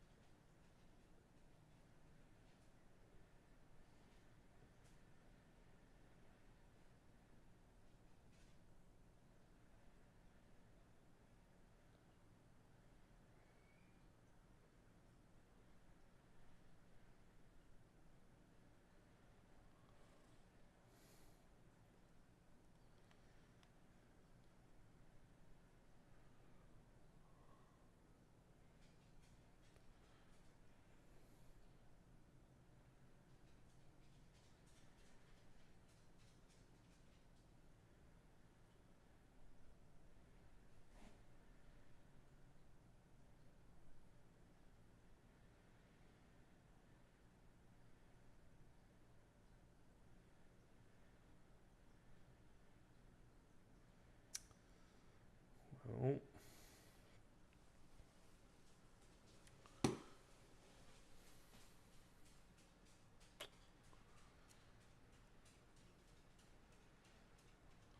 yeah, the macro situation should reveal a lot as far as what went down here.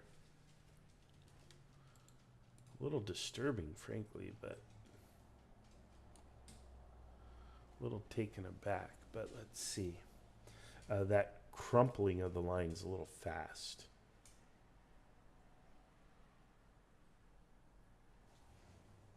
Maybe not. Maybe not. Looking at it now, maybe not.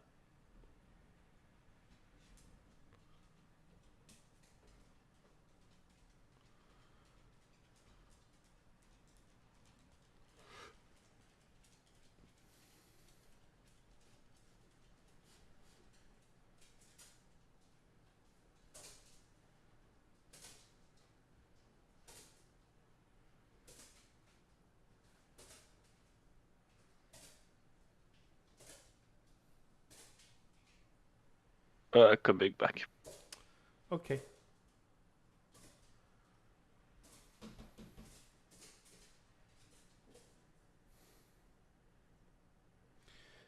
Yeah, I feel kind of rotten. Sucks.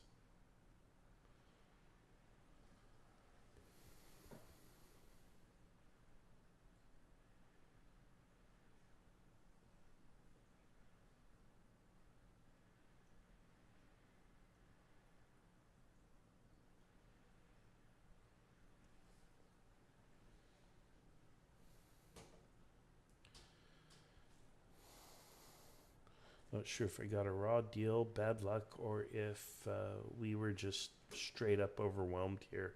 This was the main attack or what. I don't know.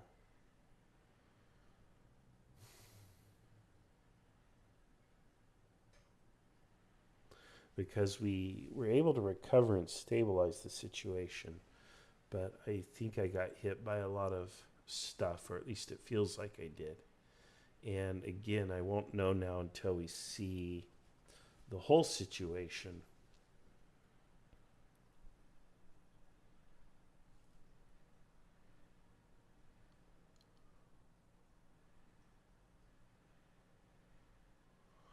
But there's not going to be a lot left to see here until the big reveal, so.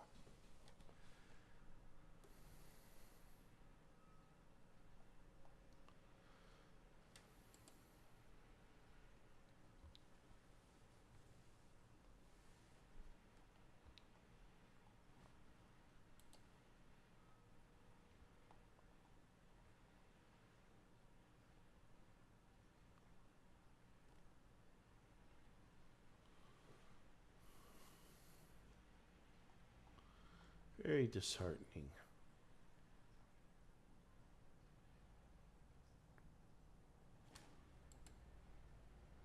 General or Marshal, Yes. the game is going to wrap up in sometimes not that far away in the future. And as for yourself, what are your orders?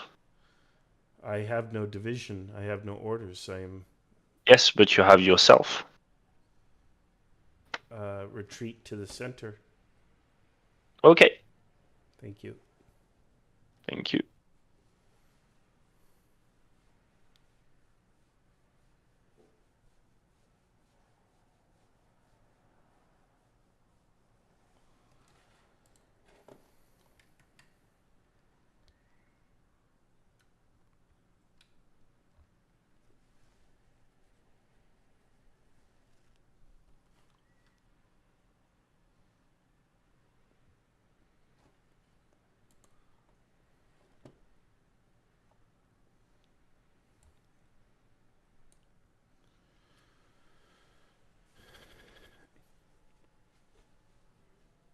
Well, there we go.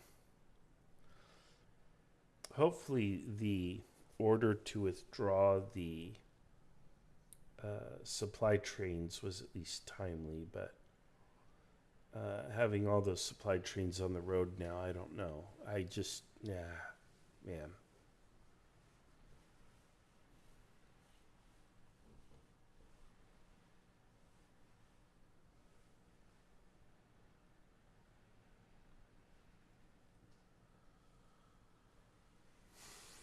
I'm a little displeased, so I hope that it's a situation where I was genuinely overwhelmed and not something else.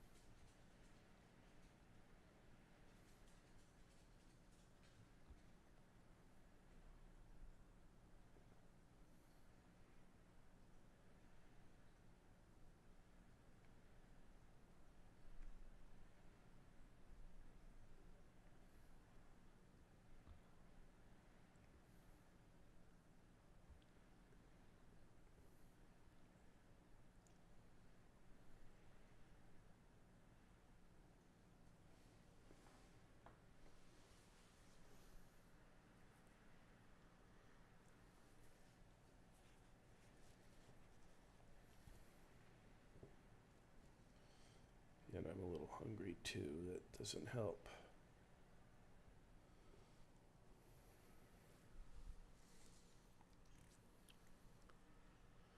Think maybe I should look to that, and then that will help my mood.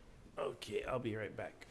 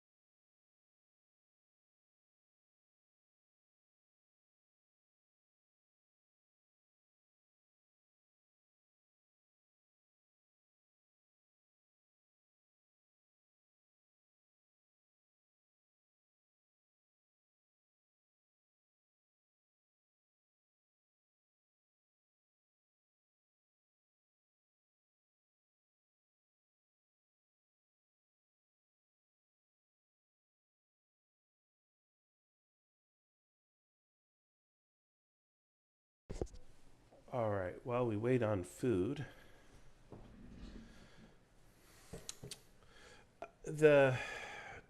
we got some lessons out of today, which is good. But I think we uncovered a very minor flaw in the system. Again, until we have the big reveal, I won't know if this is the tyranny of the dice or something else. I can identify pretty well what went wrong and where here. I think at the end I probably reached a little too far myself, pushing the units of Falconer's units, Falconet. What a funny name. Falconet. But pushing his units, into the enemy, towards the enemy rear. And I don't know if that happened or not at all. The quick and sudden implosion of my defensive line feels a little one-off, but it's not altogether unreasonable because, as I explained, we were in danger. He had a lot of force there, but it was cavalry.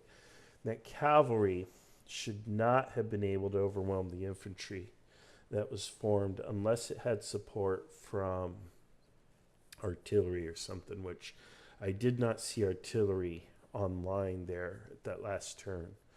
So I'm not so sure. Just got another screenshot. Not too interested in it, but let's take a look. At least it's decent size. And somewhere here around Pook or whatever that is. Let's see where that is on the map. That's right here. So now we're being pushed in against Ney. So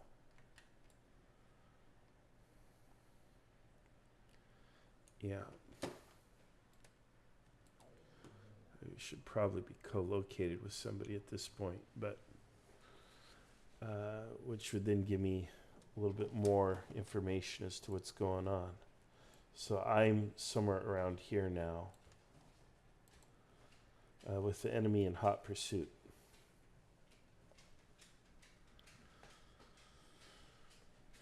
The problem is, could I have played better? And I don't know. General. Yes. Oh, I have made a mistake.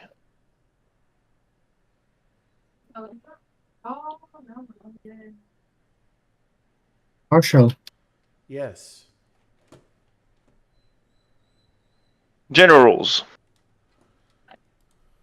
You can see cavalry coming up from the northeast road of going out from Unt. Yeah. That is arriving. You also see the 53rd Demi Brigade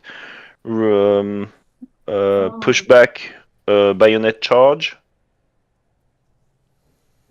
And that's it. You are all together. Yeah. Okay, thank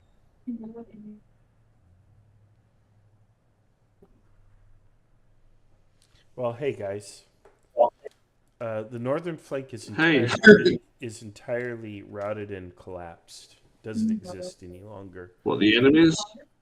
No, ours. That's what we feared. The enemies one? That's what we feared. Yeah. I don't know how cricket that is, or why or how they were able to pull that off. I had very limited success against them at every turn. I had one or two occasions where my cavalry kind of pushed them back a bit, but otherwise they were pretty invincible. So I don't know how much force they sent that way or what, but I went from seeing, a relatively stable line to all of a sudden your line's just completely routed. So I don't know what happened to all my infantry. Yeah, just stuff disappeared and went away. Anyway, yeah. I don't know why they haven't called it yet. So how are I think things here in Yeah, the center? it's been quiet with the occasional skirmish. So I think what's happening now is the forces that defeated you are now converging against my position Yeah. here. But Nay's come across now as well. So I think we're going to be kind of strong here anyway. Okay. And so we should be able to hold. But yeah, I thought the idea was that if one of the divisions was routed, then the rest of the army would start to retire. But I was just waiting for Jan to confirm that. But he's actually on the attack, so I don't think that particular order is going to come through now. So I guess I need to hold Yeah. here. Okay. Um, They I think should. what's happening. Go ahead. I think what's happening is that our north was routed, but the Austrian south was also routed, and so the armies are rotating instead of being next to each other east to west. The battlefield is now going to happen north to south. Yeah, Yeah. Did they send their main attack at me then? I think so. Yeah. That's what it feels. That's Because what I imagine. that's the only reasonable explanation. I think we had a couple of minor blunders, but nothing major in the north. Generals, Yeah. what are your orders? What are the orders? The cavalry will threaten the cavalry coming out of the woods. The reserve cavalry that I have will threaten that cavalry. So if they come out, they'll be charged by my cavalry. And the line that is closest to the cavalry, I'll order them to form square. Okay. I think that's all I can do on that Yes, front. that's your 2 orders. So, Nay. Yeah. What's Nay's 2 orders? My order is for General Despiev's brigade to move up and take position inside the town of Brech, to the right of the first. The brigade already present there. Mm-hmm. And I don't have a second order. Okay. Marshal, do you have anything? Well, I need to have a command to have an order, but let's keep moving south. Let's look for Jan. Let's look for my commander in chief. Who is? I'll look it up. Moreau. Moreau. Yeah, Moro. Yeah. Thank you. Okay. Grenier, Go on, Nay. Grenier, is it a possibility that the enemy will appear from our west because we don't have any force there? Yeah, it's still a possibility. Are you keeping some of your forces back where they were, or are you bringing all of Yes. your forces? No, Yeah, I have a brigade where the last battle occurred. No, okay. I can call them to go there to the west. As long as you're covering those exit points from the forest with that troop, we'll get a warning, I guess. But I think you defeated whatever army was there, and I think the rest of those forces in that south have probably been pulled off to deal with Achilles' southern attack. So I'm not too worried about that southern portion, Yeah. but it's good that you keep a brigade there. Maybe we should retreat from our extended position and just give the Austrians the ground and go back to our wagons and just lessen the perimeter we have to hold.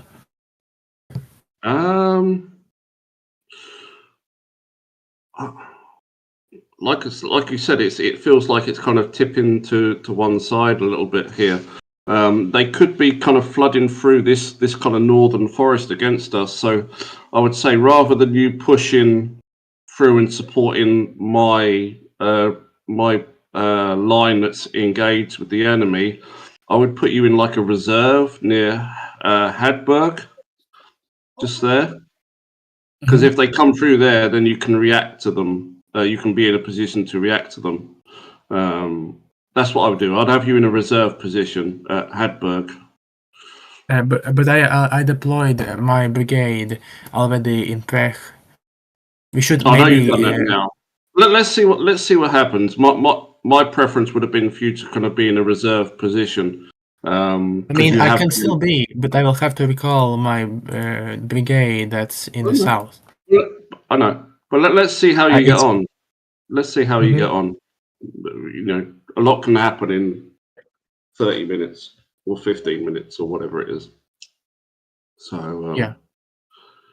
they might be coming out of the woods against us in this position, and you'll be in a fight. In which case, there's no point in you going in reserve at that point. But we shall see. So Marshall, did it feel like you were against superior numbers up there? Yeah, it did. I would definitely. Yeah, I think so. It seemed like the obvious place for them to attack. To be honest, and that's why I was a bit concerned that you had it seemed like you had the smallest command in the area where the majority of the enemy would probably be moving.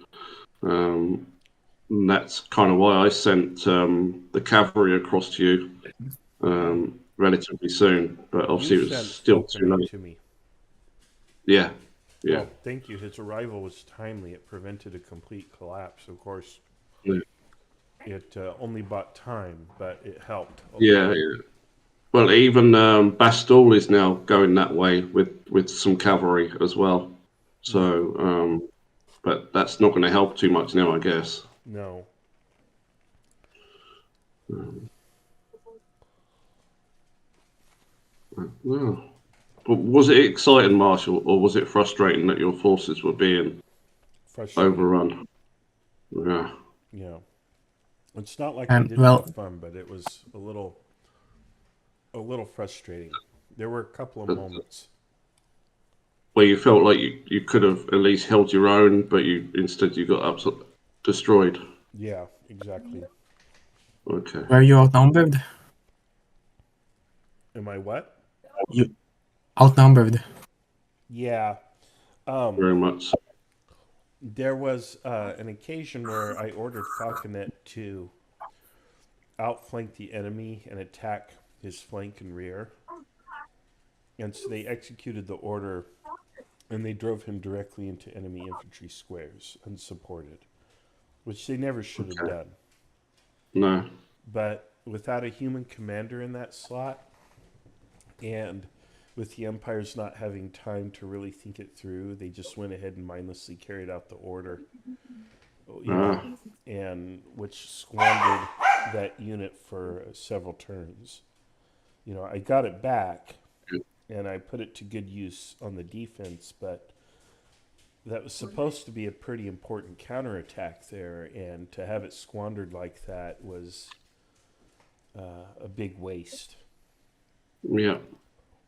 An experienced cavalry commander should logically say, no, we're not going to attack squares unsupported, but apparently they did. So, what can you do? No, not very.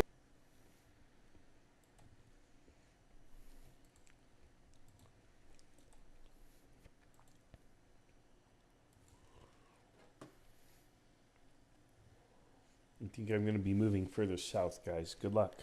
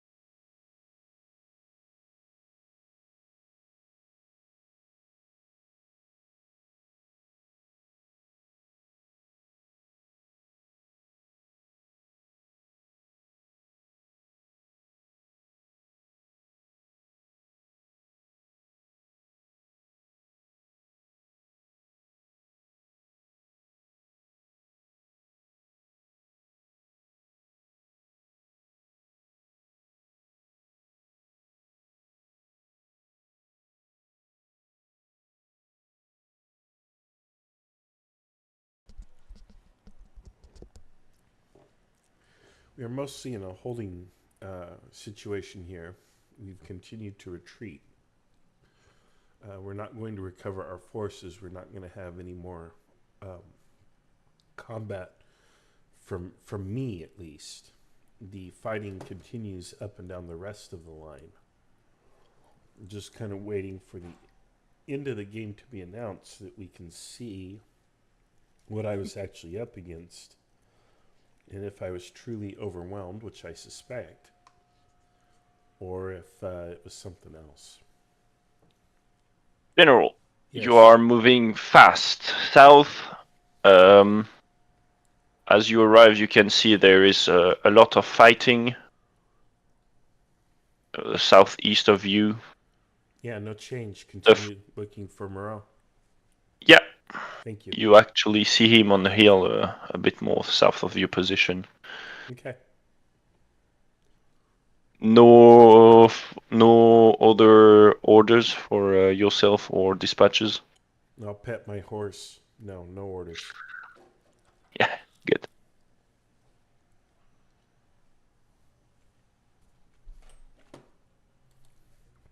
At this point, all I command is my horse now. That'll probably be taken away from me too, but we'll see.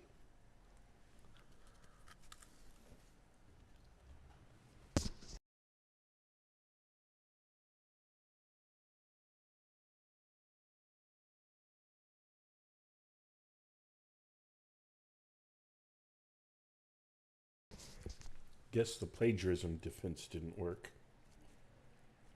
Interesting tactic, but novel for sure. Literally. Pun intended.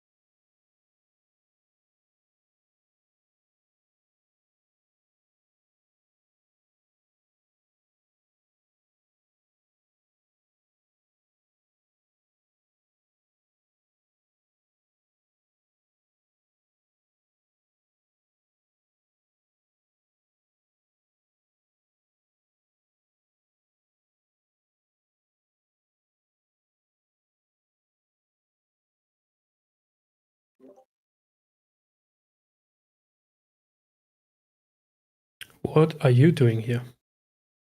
Hello. Where did he come from? Hello? Hello. Yeah, my command evaporated. So what else? Where else do I go? So, did Oh, you wow. get the dispatch at least? The last I received, let me see.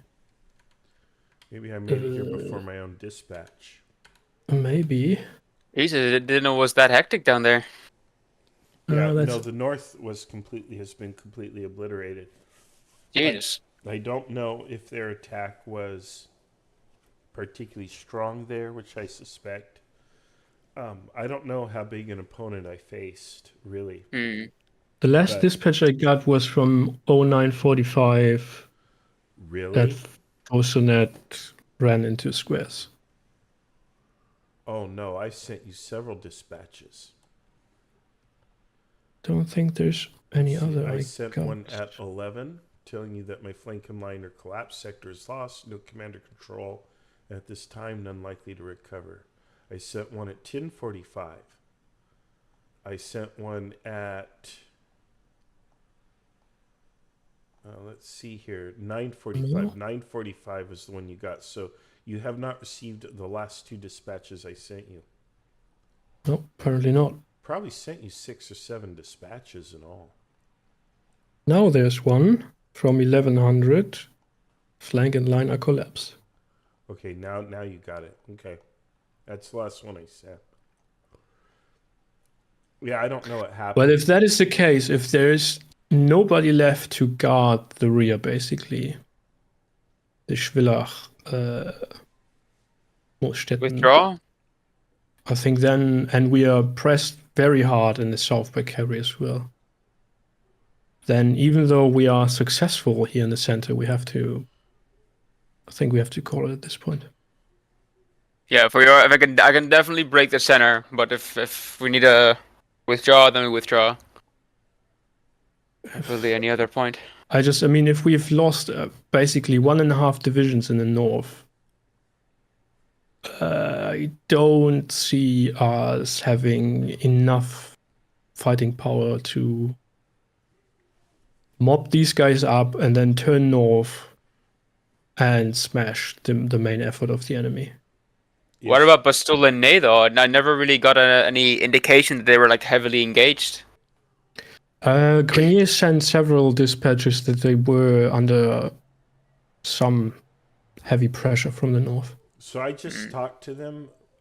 Yeah, the pressure's building from the north because once they've finished me, they've turned towards Stool and Ney. But as I understand, they were okay in their centers. So it's now the pressure rolling in from the north. But I just had trouble getting... I think we pushed a little too far in the north. By the time we ran into them, I had my cavalry up there, but we weren't well formed. They always seem to be a step ahead. So then when I come back to a defensive line, though they already had cavalry there too and everything else, so they moved a little more quickly than we may have anticipated. I wonder how that can be because you had your light cavalry ahead. And yeah, I mean, there should be scouts all around. How? That's my question. I don't know. And then Falconet, they made him attack squares when he should have never done so. So I don't know what's going on. It's a little... Also, go on. It's just a little wacky to me, but... Yeah, I guess there's no point in continuing. I will ping Christian. Yeah. Didn't even commit by cavalry. Some really good up. I never really needed it. I managed to hold them off for quite a long time, but then I went from being in a position where it was precarious, but we were holding to now everything's routed and we're just running away, and I have no more. Where was your final line? At a place west of called Jaeger or whatever, where dueling whatever is the best place. It's where there's literally a split in the map, makes it a little hard to read the terrain, but that was my final line, and I held that line for quite a while, hours, in fact. And then I went from pushing them on their left. I even sent an expedition to try to get into their rear again. My infantry was faced off against only 2 infantry battalions of enemy, whereas I had like 4 battalions at least, maybe 6 actually, defending. So I don't know how 2 versus 6 adds up, but apparently they just smashed everything. I don't know if that was their cavalry, but their cavalry should not have punched through my infantry. Unless I have to sit there and micromanage it until it forms squares. But, yeah, that would be a flaw in the system if so. Otherwise, the system worked really good. We got very steady pace of 15-minute turns and all, which was nice. But I'm also concerned that there's some weakness showing in the system. Something smells rotten in Denmark. Yeah, or So it's just the amount did you of get any untrained status umpires. yet? Yeah, it doesn't matter. We're calling a general retreat. Game is over. Mhm. It might just be the amount of unexperienced umpires, and I mean, as always, I don't think they are to blame in any way. But I Yeah. think there were several occasions where the sort of the premise of Kriegspiel that your subordinates, unless it's baked into the system, which is not the case here, your subordinates should act to your best benefit. And I don't think that, from all I hear from all flanks and all positions, I don't think that really was the case today. Yeah, I detailed it. I actually took some careful notes on what I call the falconet folly. How detailed should your orders to your botted subordinates be? You don't want a player to issue a bunch of conditional orders with branching logic trees to their subordinates. If this, then this. But then how much thinking should the umpires be doing for your botted subordinates? So there's a problem. There's a conflict there. But I cannot be both Legrand and falconet at the same time. Right. Yeah, I think that's the issue. So we had division commanders, but the brigades, there's too much going on in the brigades for the umpires to take care of. Yeah, it should have been at least a human player. Yeah. The problem here is the umpires got between the players and the results, and that's not good for the umpire team. Yeah. I also felt I didn't even have to do that much, really. I just felt with my brigades, I really had to micromanage them, because then for example, I told them to get one of my reserve demi brigades in line, and then all of a sudden, all of them deployed in line. I was like, okay, well, what's going on here? Why are they all doing this? Well, we could only give 2 orders, or at least that was my rule that was imposed upon me. I can only give 2 orders. So I can only give division level orders, because I can't sit here and say, put him in the square, put him into whatever. Which is smart. Like, the system is very fast and efficient, but the level of detail that it loses, if you're going to do that, then yes, it is on the umpires to act in the best interest of the higher level player, human player, as Jan put it. And they clearly weren't doing that, at least, or at least it didn't seem like they were doing it. And so now I was not restricted in that, like in any way. I could give orders or like infinite orders to any units to what I knew. Yeah, well. But the center was very confused at some point. It was pretty funny. I sent a dispatch to unknown infantry I could not identify with a commander next to them to see like who the fuck is that? And then I think that dispatch got shot by like 200 men or something, because I got a report that he got killed immediately as he approached those enemy, but oh well. Okay. Oh, Has the battle ended? Hello. Welcome to the debrief. The battle well, the battle might not, be canonically over, but the game is over. And I want to ask, I'll briefly ask the CICs what they're thinking.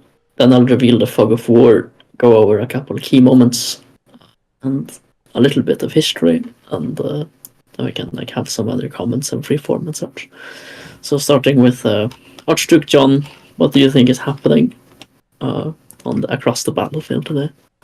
I'll share my screen even with my latest knowledge.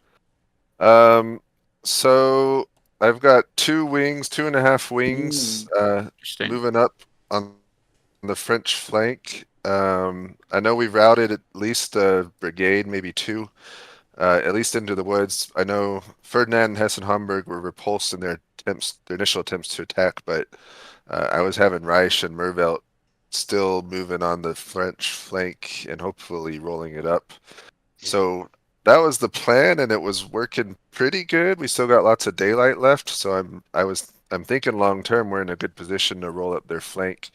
I haven't heard from Collerat in a little while, or Kindmeyer, so my orders to them were to be defensive and hold, and don't get overcommitted. My main concern was what's going south of Collerat, and maybe a big flank attack on Leibsteinsky, and I haven't heard about that there. So if I lost, it probably happened there. I don't know.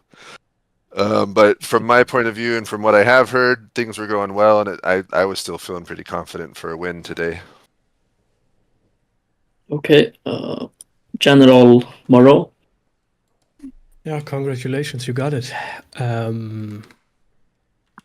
mean, we've lost the north. The center, from what I gather, is still holding strong, but and we have captured a division in the south with the help of Deccan, but further to the south, I believe that would then be Kolobrath I'll do it in a is minute. bringing up, I don't know, 30 squadrons or whatnot, so our cavalry is not able to guard the road towards Munich. And with both flanks under attack, I'm calling a general retreat to Munich. I'm gonna share my screen now. I'm gonna go over the events of the game, roughly. And then I'll go over the events of the real battle in contrast. Oh wow! Very briefly. Oh. Well, the game is slightly laggy. I've been suffering with What's the the whole server game. password? Please don't join the server. It'll just lag it even further. Okay. Especially you. Maybe Marshall can join because he's Okay. streaming. Yeah, Marshall can join. Yeah, PM me the details and I'll join it. it's sure.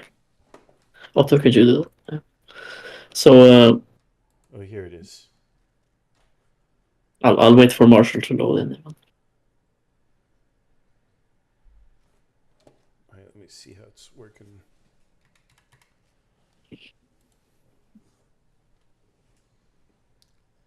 I'm sorry, I'm having trouble with the password. It's really complicated. It's highly encrypted, really. I'm surprised. We don't normally have that level of security in IKS games. Well, Jan, if you were worried about that cavalry in the south, you don't need to be anymore because there isn't any. Okay. So now that everyone's here, everyone's looking. The dispositions were kind of very, like, just as historically very wide. The distance between the French left and the French right was famously at the Battle of Hohenlinden. Like 12, I think between 12 and 15 kilometers, depending on how you measure it. And it was the same in this battle, though it was a little bit longer. On the furthest left was the I forget the name of the division. It was Legrand. Yeah. On the furthest left, there was one French division. There were 2 in the center, 2 at Hohenlinden, 1 infantry and 1 cavalry in the south. As the French had 6 infantry divisions and 1 cavalry division. The Austrians came in with 4 columns, which are kind of the Austrian answer to a corps at this time. And from the right, they were marching in with. If you could help me out here, James. I think it was Reich at the very furthest right, Latour, Reich, Kindmeyer, Latour, Kindmeyer, and Colorado. and Colorado. So Kolowrat was the biggest, having the Bavarian contingent assigned to him as well. Over the course of the battle, in the furthest north, the French had come forward, kind of surprising the Austrian columns coming in, but the Austrians were just too numerically superior to the French, and after some back and forth with cavalry and infantry, the French was forced to, not only forced to retreat, they were quite properly routed. The whole infantry division southwards, losing baggage and batteries in the process. Having another lag spike. I believe it was. I believe that's the point of view from the stream as well. This northern engagement. In the center, the Austrians were a little slow to action. Coming through first, Schwarzenberg coming through around here, facing off against the French, and another column coming down here. Though Schwarzenberg did put up quite a good fight with the French, he was eventually counter-attacked with a bayonet attack, and his forces fell apart, and he was himself personally captured. French capturing his cannons and some of his artillery wagons as well. Though his men, those who were not cut down, escaped eastwards. In the south, quite funnily, like historically, Kolowrat came down with the main road. Though the Bavarians were in opposition to real history, they were not behind him; they were on the side. They came up this way. Initially,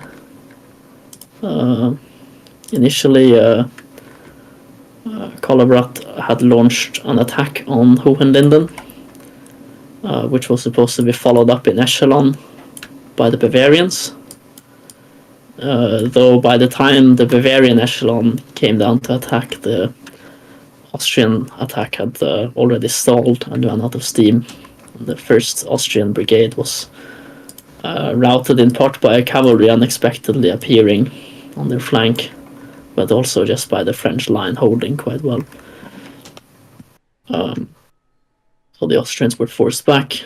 There was a bit of back and forth there, and the Bavarian column just didn't have reserves enough to continue their attack, so the Roy Brigade was also forced back. And since the Bavarians have spent the rest of the game kind of holding down their position up here against the French, exchanging cannon fire, the Austrians also, after their failed attack, entered into a defensive posture. In the south, I'm a bit unsure about the events, but roughly what happened is that the Austrian cavalry came in from the east. French cavalry got a bit confused around the road crossing here. I think there was some confusion between the brigade officers and the commanding player officer. But eventually they came their way up north. There was an engagement between them and the Austrians coming out on top and forcing the French westwards. Question? Sorry. As empire that were empiring the deep south of the Austrians, I could add that there were in fact an Austrian flanking attack on the French forces. Yeah.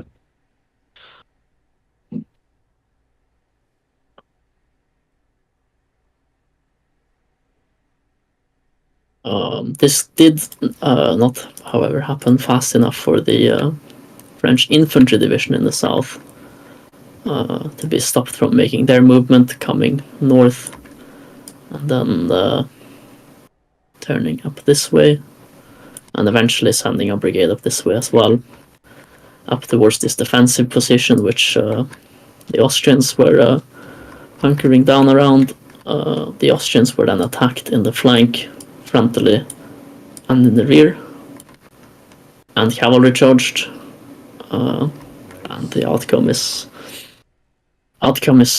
not good for the Austrians. The whole force up here routed, though only about what would this be, like 2,500 or a little more men actually were taken prisoner. Though some 36 or more cannon were lost and all the baggage, and a lot of the baggage is probably being raided. So the Austrian center is quite open, which might give Moreau some opportunity to pull back his men as he wanted westwards. That is about it for how the game went.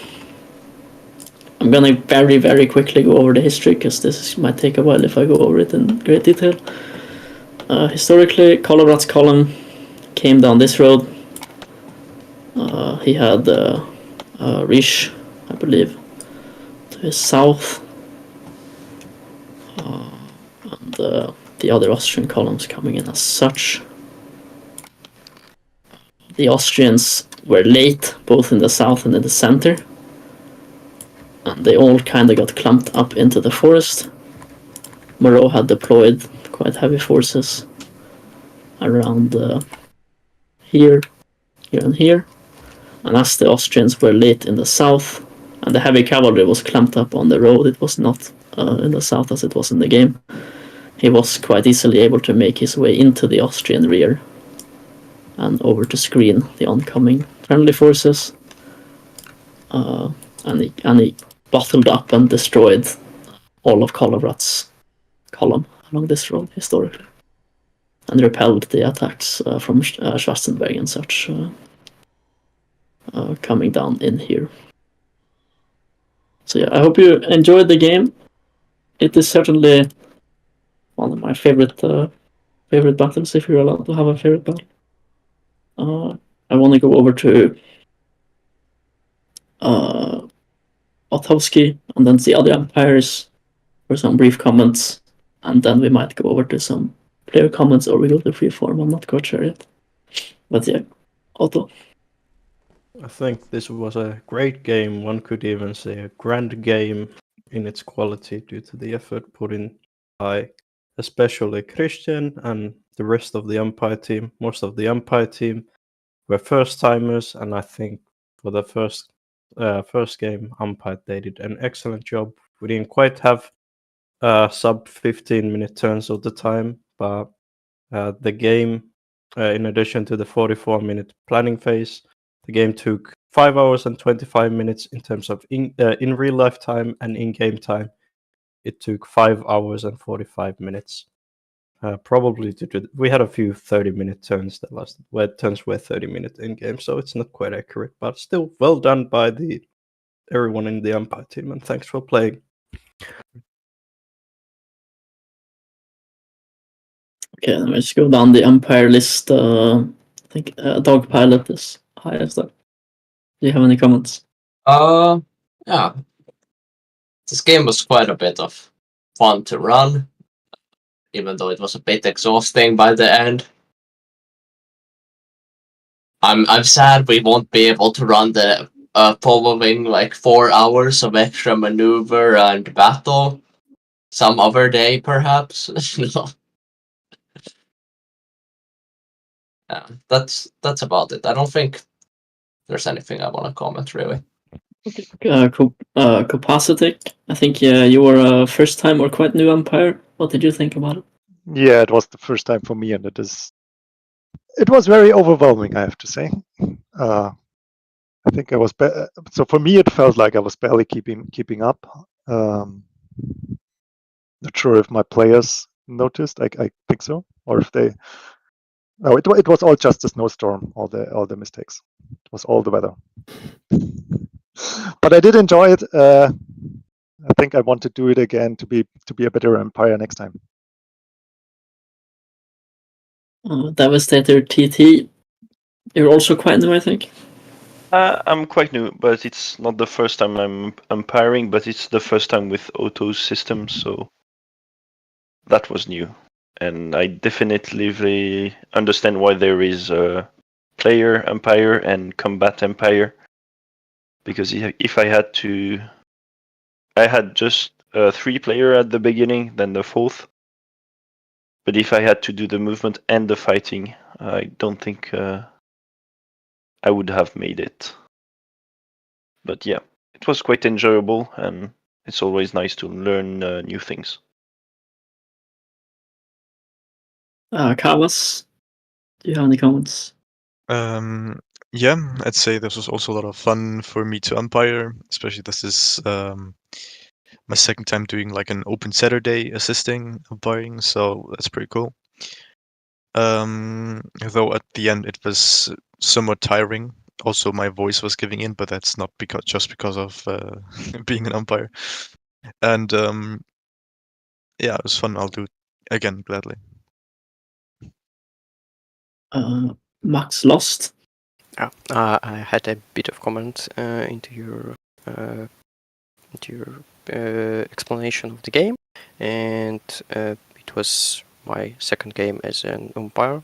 I enjoyed it, but it was quite overwhelming at some times where the gallery charges were done. That's all for me. Also, we had a couple umpires who had to leave early, like Colin really helped out, and Don, it was his first time, I think. He was got a little bit confused with the cavalry all the way in the south. Yeah. To the detriment of Achilles and his forces, but I think all in all it worked out quite well. Could ask the CICs again what they thought of the game now afterwards, like of the running of it and the mechanics and such, or if it was like confusing with the different states and everything. Starting with James again. Yes, I'll admit I was worried because when I saw all the pieces, I thought it would take like an hour for the umpires to do each turn, just moving the pieces. And so I am very, very, very, very impressed with the turn frequency, given how many players we had and how many pieces there were. So very well done on that regard. Yeah, overall, from an umpire perspective, very impressive. It's basically a grand game. Except you didn't have players already slotted in, which makes it harder. So umpires did awesome. My team did awesome. I'm glad the Austrians the French are retreating because it looks like it's pretty close there in the south. Luckily, I think our plan worked out where we basically the left wing was supposed to hold and be a bit cautious, and the right wing was to hit their flank and then sweep it up, and luckily that worked out for us. So thanks to the Austrian team for doing well. And Jan, if you have any comments. Yeah, so I quite like the overall scenario. I think it's an interesting problem and starting position, and I enjoyed running the mission planning process. I think my team played very well. We had communication issues, but that was due to the fact that apparently there must be a post office somewhere on the map with a pile of dispatches. I think so, and I don't want to blame anybody, and I'm not saying that because we've lost the battle. But the impression we gathered was that, and I mean the assistant umpires have mentioned that as well, that I think the system is very well done, but there's too much stuff going on that is not under player control. That means if we have division commanders and then brigades with, I don't know, a dozen pieces, that creates issues when moving them around under the premise, as Kriegspiel has it, to the best benefit of the players, unless there's a mechanic that purposefully prevents that. And I think there were several cases in which that wasn't the case today. Again, I'm not blaming anybody for that. That's just how Kriegspiel is, and especially with new umpires and the amount of players and pieces we have. But I think that is something that might actually be a result of how the system is built, that you actually want to run it with players as brigade commanders. And if you start with players as division commanders, you always run in these situations where the umpires are sort of forced to hastily throw some pieces around, and that's gonna end badly. But that's just a comment on the general premise of the system, or how to implement it. Otherwise, I enjoyed the game.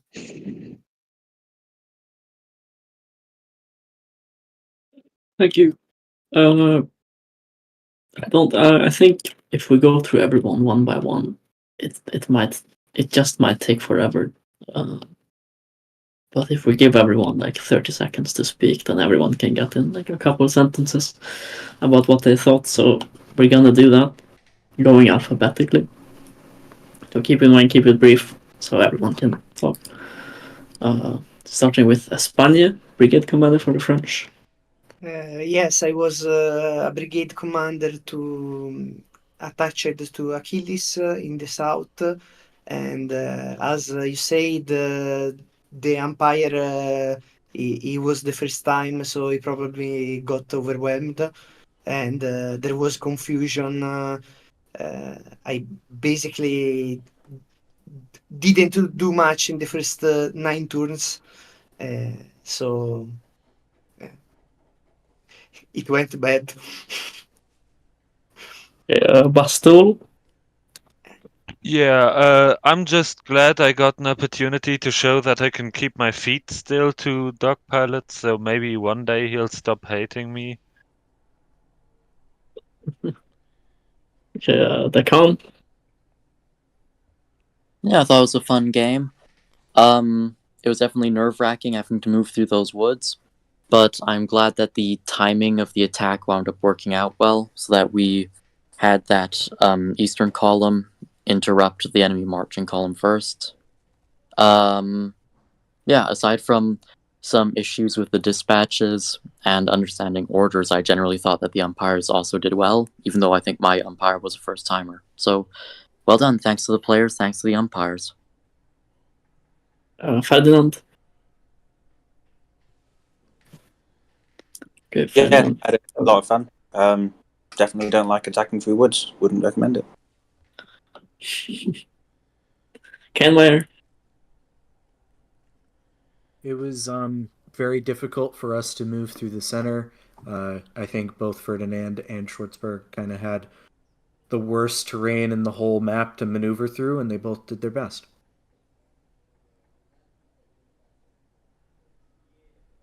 July. So this was my first time commanding infantry. It was very fun. Initially, we didn't have a plan and just went west until I found other commanders and kind of just got it together in a flank maneuver. So it was very fun. Hassan Homburg. Yeah, we were up north. We got really lucky. 2 times we caught the French unprepared, and our cavalry did, I guess we rolled really well, and we cut through them a lot. So that was very fun. But I think we were supposed to enter that forest towards the patch or whatever that's called. That was probably going to be rather painful. So yeah. Leave Steinsky. Yeah, so for everything that happens, I blame the Bavarians. They blocked me at every turn. But seriously, thank everyone for the game and thank the umpires for organizing it and stuff. I totally didn't lose my entire unit because I hastily attacked. It was the Bavarians, trust me. Liechtenstein. Thanks for the opportunity. It was my first time commanding a purely cavalry force and having a human brigade commander. Was insane fun having this little running battle with the French down south for a while. Looks like we ended up capturing a massive baggage train at the end. I was annoyed a few times. The French held stubbornly at a few crucial moments where my cavalry could have intercepted that reserve column that was going up north. But no, the dice just rolled poorly, I guess, on our side for those 2 engagements. I know it was a fun experience. I missed my artillery though. Marshall. Yeah, my detailed comments are in the live stream, which you can all watch on YouTube after. The good, the bad, and the ugly. The briefing was great. The smoothness and rapidity and regularity of the turns was absolutely fantastic. I could set my watch by it. You even hear me on the live stream saying that in like 1 minute I should get a screenshot, and boom, there it was. So I am absolutely over the moon with how efficiently the system ran. There were issues, however. Jan has actually already done a good job giving voice to those issues. I just want to make it very clear, however, that I still blame Jan for everything that went wrong, because I always do. And when I was 6 years old, one time I lost a dollar bill, and I also blame Jan for that, even though he wasn't alive. So thank you. Mervert.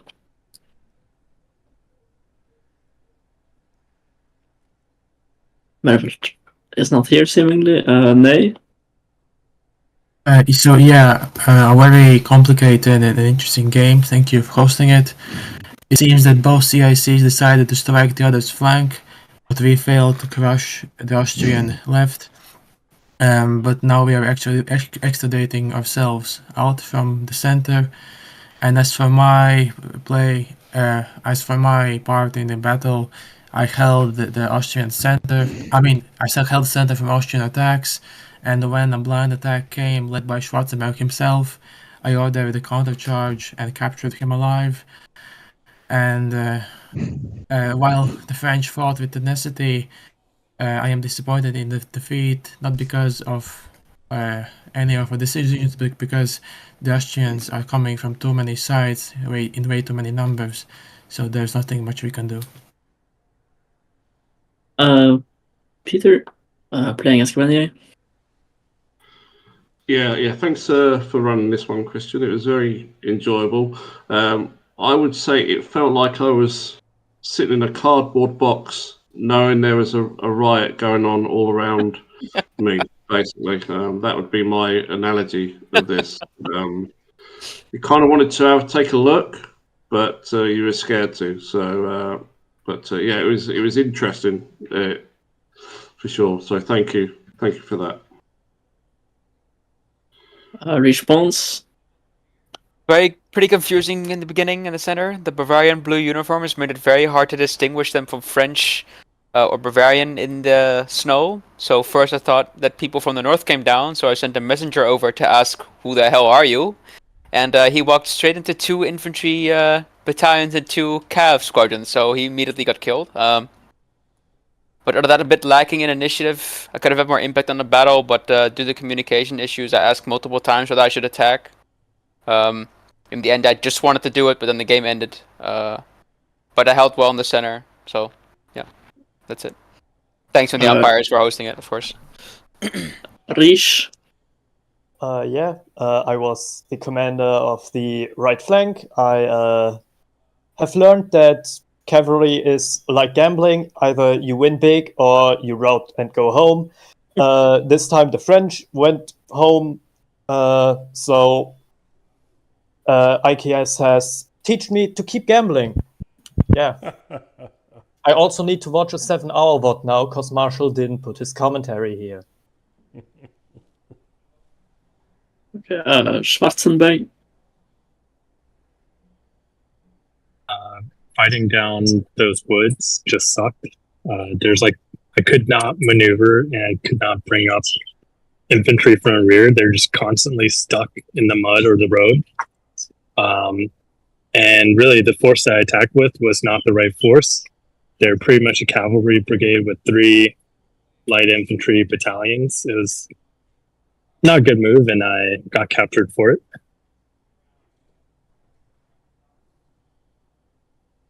Yeah, that's it.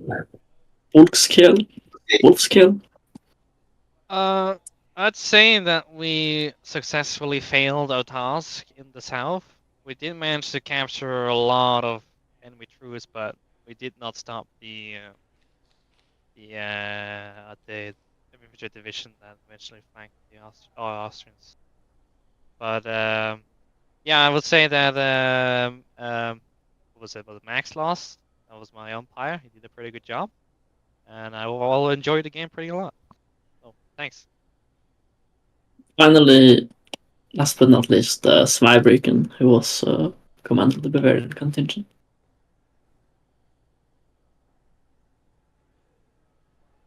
Well, it didn't really go well in many instances, but overall, I guess the fact that we held on in the end and did overall achieve the goal counts for something.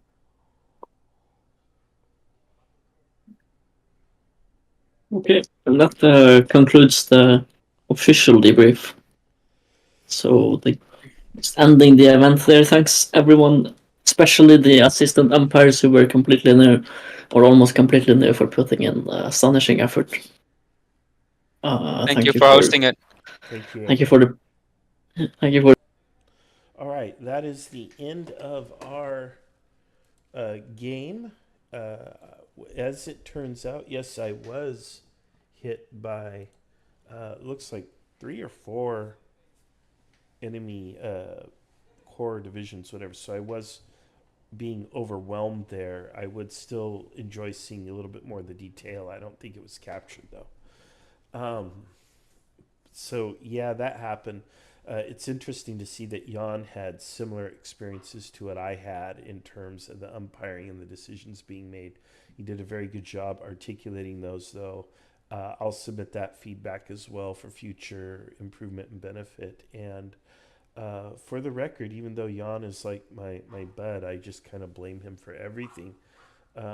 So yeah, it's his fault. But otherwise, it was a good event. It was stressful. I had a hard time. I struggled for a bit with some of the things that happened, but welcome to the world of Kriegspiel. That's why we do it. All right, that's all for now. Thank you so much, and we will see you on our next adventure. Goodbye for now.